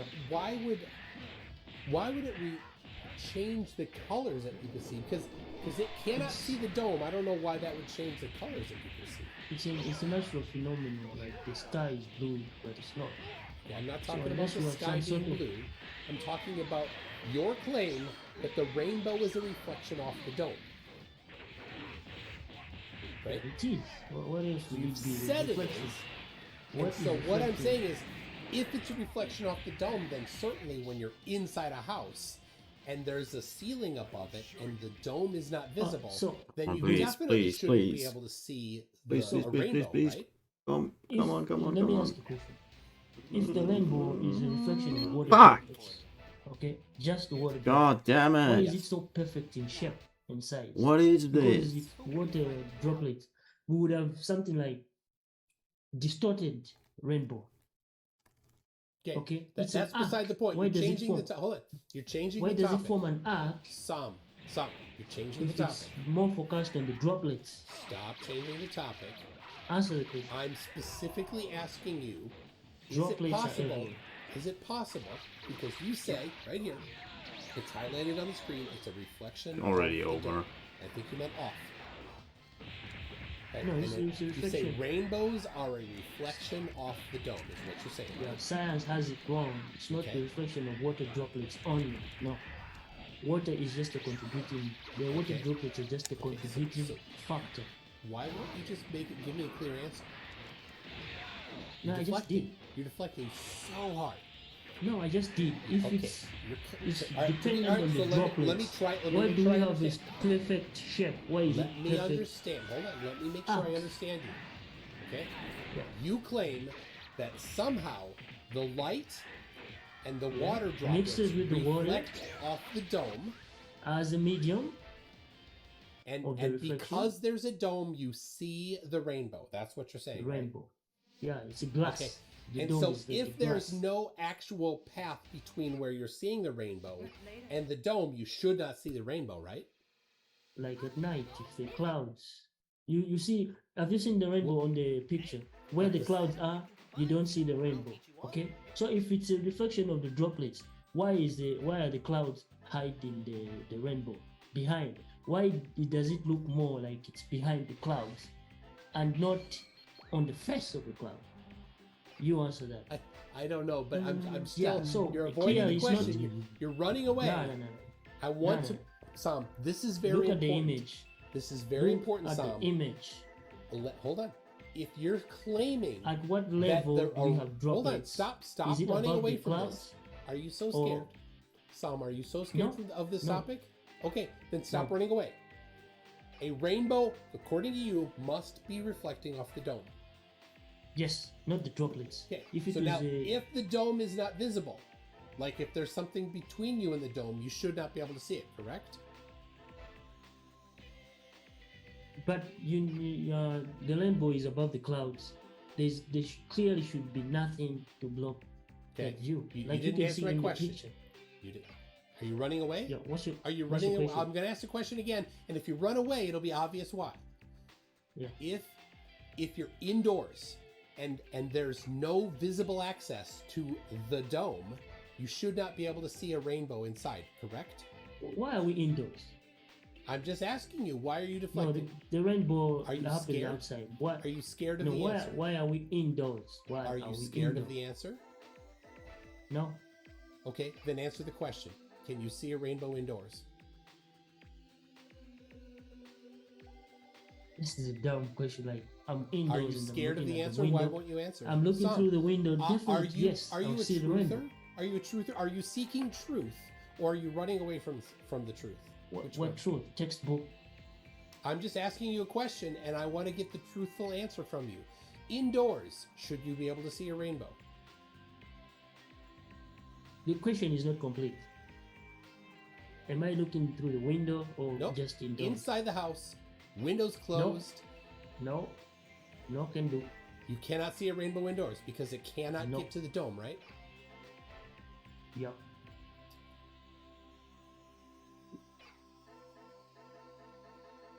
Unless if you have a reflection.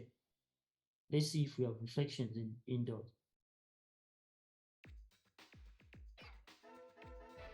I have a feeling there's going to be reflections. Look at that silver. That's a reflection. So it needs to be a dome though, right? Because the shape matters, Yeah. right? The shape matters. Yeah. Let's see how it comes out. All right. So you can see that Shape pipe there. matters. That pipe has a bunch of small holes in it so that it atomizes the water as it comes out, and you can see the hose on the floor. There's one light, and the light you can see is casting the shadow. The pipe is casting a shadow, and so you can tell where the light is. There's the light, right? The light is not dome shaped. The ceiling is not dome shaped. No, it's a round ball. Yeah, there's nothing dome shaped. There's nothing There's dome temporal shaped. mirrors. There's no mirrors in this room, and there's nothing dome shaped in this room. And you said that It's a circle. You said that the domes. The dome is the semicircle. rainbow's shape is from the dome's shape. Reflection, not from the dome shape. Yeah. No, And you see I the didn't say ceiling that. there? The ceiling is not dome shaped, right? Like, look. All right. Do you agree so far? The ceiling is not dome shaped. The radius. There is no. Let's access. get back to a circle. No. Let's There get is back no to a circle. access to the dome firmament that you claim, so that can't be involved.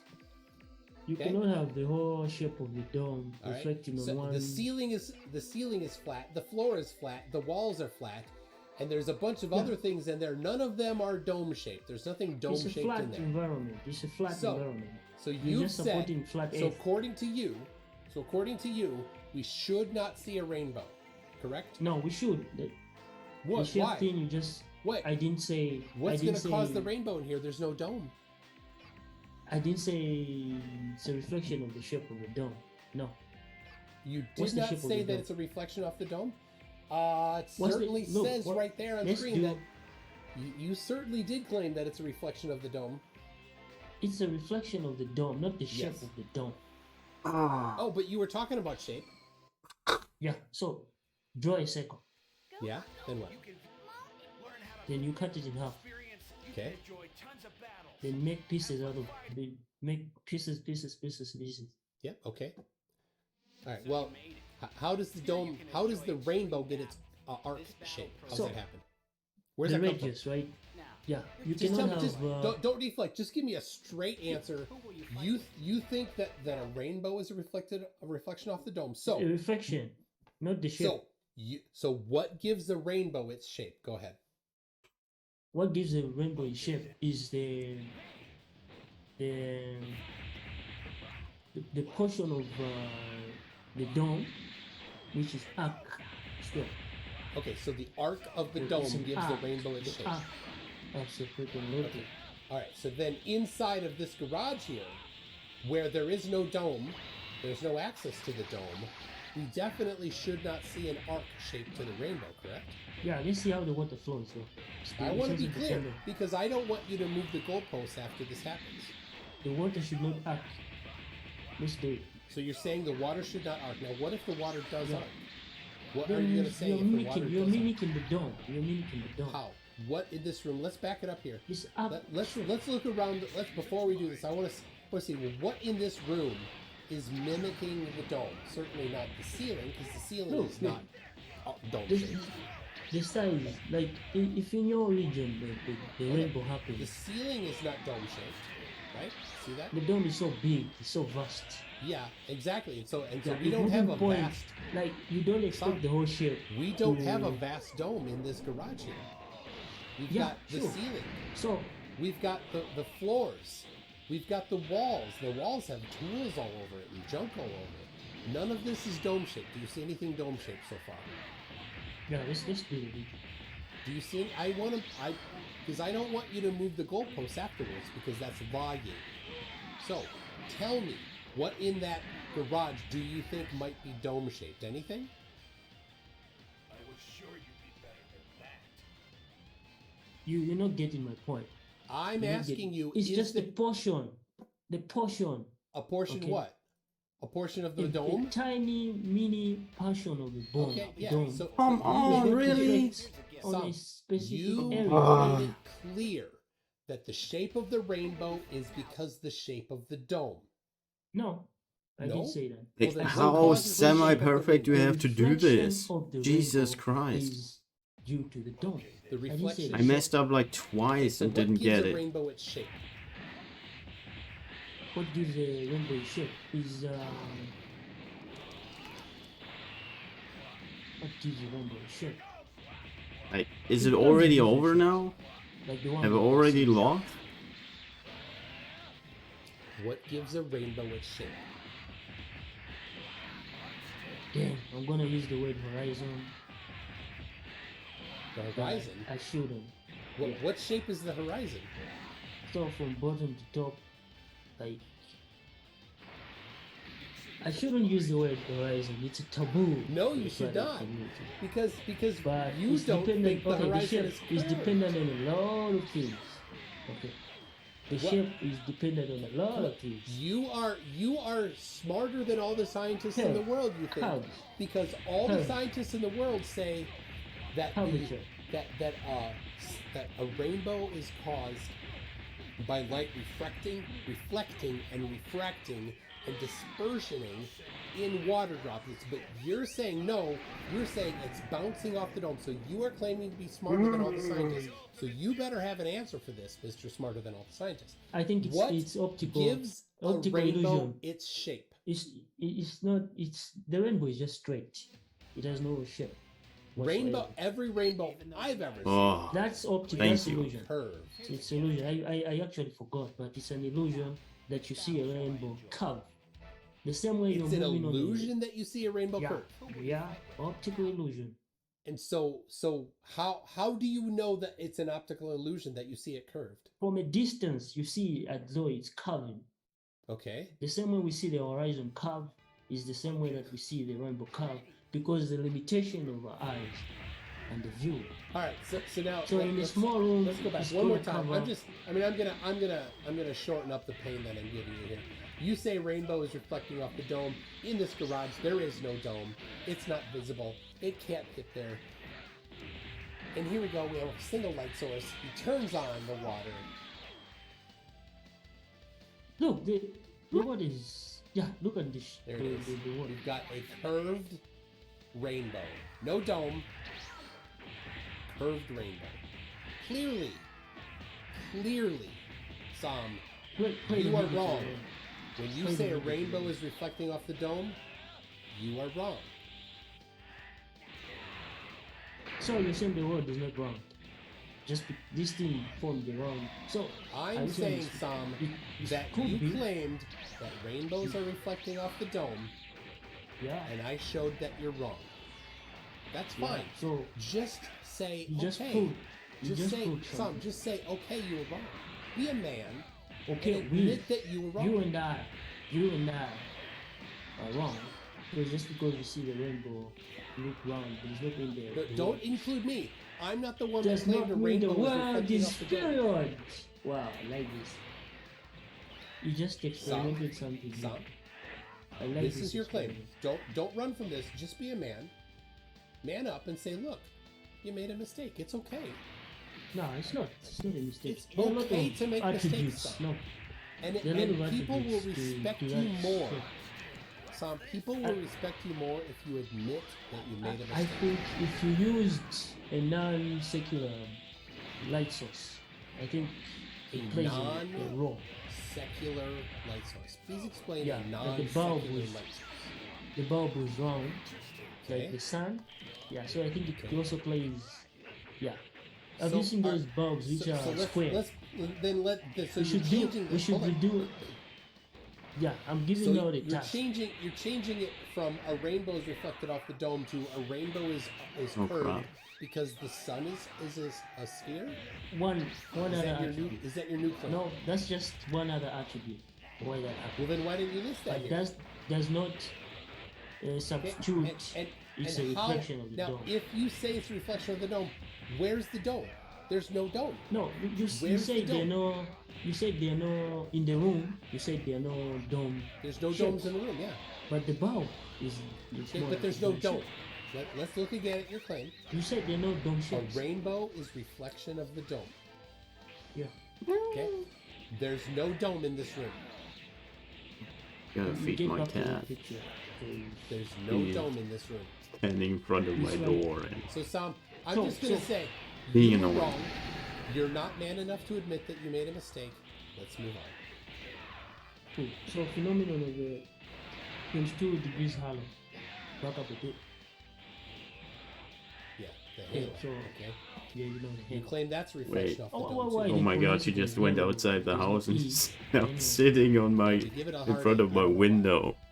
So click to watch 22 degrees halo phenomenon. All right. Let's see what it is. The Halo. 22 degrees halo phenomena.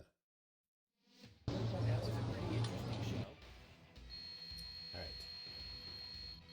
See the ship? So you're claiming here that you're actually seeing This is a also a reflection, reflection. off the dome. Oh, the dome. Yeah. And what This gives one it is that? different. What gives it that that shape? The crystal based on science and textbook. The crystal white snow. The halos often happen in snowy. Yeah. But so is it off the? Is it the snow? Is it ice crystals in the air, or is it the dome? This I would say dome plus the shape of the sun, the light source. So this is a reflection off the dome. This particular I want to be sure. page I that we on is the reflection of the light source. I'll show you the reflection of the dome. This There is are a many reflection. It's of the light reflecting source. off the light source. Because it's more, you see the mountain behind, Yeah. it's more in our face than it is behind the mountain. So this one is a reflection of the light source. So what do Just you mean? like the a rainbow. reflection? The rainbow was behind the clouds. The Yeah, rainbow that and we this just is saw. and this is the and so this is the other one. If we point to the sun, and we point to where we're seeing the center of the halo, Yeah, so they're in the where's the same sun? place. So it's different. Where's the Yeah, sun? this is different than a rainbow. You It's a said the different sun is phenomenon. behind. No, This- I'm this- saying the this sun one, is this- not behind this- in this one. Yeah. You interrupted This me. is That's why you couldn't hear me when I said it. And I told you the sun can be everywhere, but you said no. So This is the not a sun is rainbow. behind. This Doing is a the backing halo. It's vocals. different. Okay. So, so it's a halo. This is different. That way is the sun. That way is the center of the halo. But when we're looking at a rainbow, it's the opposite. So, what What's is the this? main- So there is between the observer, and the mountain is where this reflection is. So what is Yeah, the in this dome? particular- Is the edge No. of the dome between the viewer and the mountain? That's a small This dome. particular right? one is it's not. This particular one is not. It's not. Plate. Yeah, plate. Okay. Please. Yeah. Oh, you want me to play more? Let's move ahead a bit. Yeah. So this Yeah. So particular that one did. That one's not looking too good for you, by the way. But you see that line though. You see that line, that cross section. Yeah, that's the one I was more focused on. This one? Back it up a bit. There's a point when it was so vivid. There's a point when it became vivid. Yeah, you see that cross section. Okay. Dome, everybody. So that's the dome. That's and the this dome. other stuff. These are just the camera lays. So like, it's some trying to compensate. So some of the reflection is off the dome, and some of the reflection is off of ice crystals. The filter, he didn't use a good filter on this one. Do So you I was see more that effect concentrated with in the your cross eyes? section. Do you see that effect with your eyes and no camera? Yeah, no. I mean, some you've not. I mean you've the never, eye, the lens, I the eye know lens some. is more powerful than Some. any cameras that Hold you. on, some. you You've come never across. seen this. You've never seen this in person, right? You don't live in an area where it's No, cold I enough to ever not see the back, this. not that the one behind. That one you can see with your eyes. But I'm asking you, have you ever? Just curious. Have you ever experienced this yourself? Oh, it's a camera. Yeah, but have you ever experienced this The backdrop. yourself? No. You have not. I know you have not because this only happens when it's very, very cold. And in certain places. Yeah, and you've never been in a place that's been this cold, right? I have. Because where you live doesn't get this cold, right? Minus. The halos happen at minus what? What? My place can get 18 degrees. 18 degrees Celsius? Yeah. Yeah, water doesn't freeze at 18 degrees Celsius, by the way. Yeah. You know that, right? You have a point, but what temperature does water freeze? 100 negative. No. What temperature does 0 water degrees. freeze? There you go. And what temperature does 0. water boil? 100. Very good. So if you've never been where it's less than 0 Celsius, this certainly isn't the case. Right? But you've never seen it with your eyes. I've seen this effect with my eyes. You know not that? all of it. Not all of it. What do you mean, not all of it? At least with cameras and different videos, we've got the we're given a chance to see more of this stuff than just one day that you went out and you know. So just for reference, this happens somewhere around 16 below 0 Celsius. That's when I've seen it, it's been that temperature or lower. So negative 16, negative 17 Celsius is where this begins to happen. You know that? It doesn't happen when it's warm. Do you know why it doesn't happen when it's warm? You know why it doesn't happen when it's warm, son? Humid. Because not humid. Well, sort of. Ice crystals. It's ice crystals in the air, and it has to be very cold. So now this is where it gets interesting. Now the calculations, they're off. The Halo calculations are off. Yeah. So when you your look at math the Halo, sucks, but let me just show you this. Hold on. So this doesn't help because we can see that it's kind of faint, but we can see a mountain. So unless the dome is between the observer and the mountain, the cross section there. Yeah, you see that line? Yeah. How about that's this? the one that I was more. Look at that that's one. The one I was. Dear, the cross section. You see the cross section there on the left side? Yeah, there's another cross section. The cross section on the left side is in front of the mountain. No, it's not. You know, like going deep. There's a line. Very clearly. It's very clearly cross section is in front of the mountain. And when you come so unless the dome is between the observer and the mountain and the sun, I'm gonna eat something for this doesn't work. I don't know, half an hour, and come back after that. So I don't need another one. Bye bye. I've destroyed your claim again. So again, a man who's honest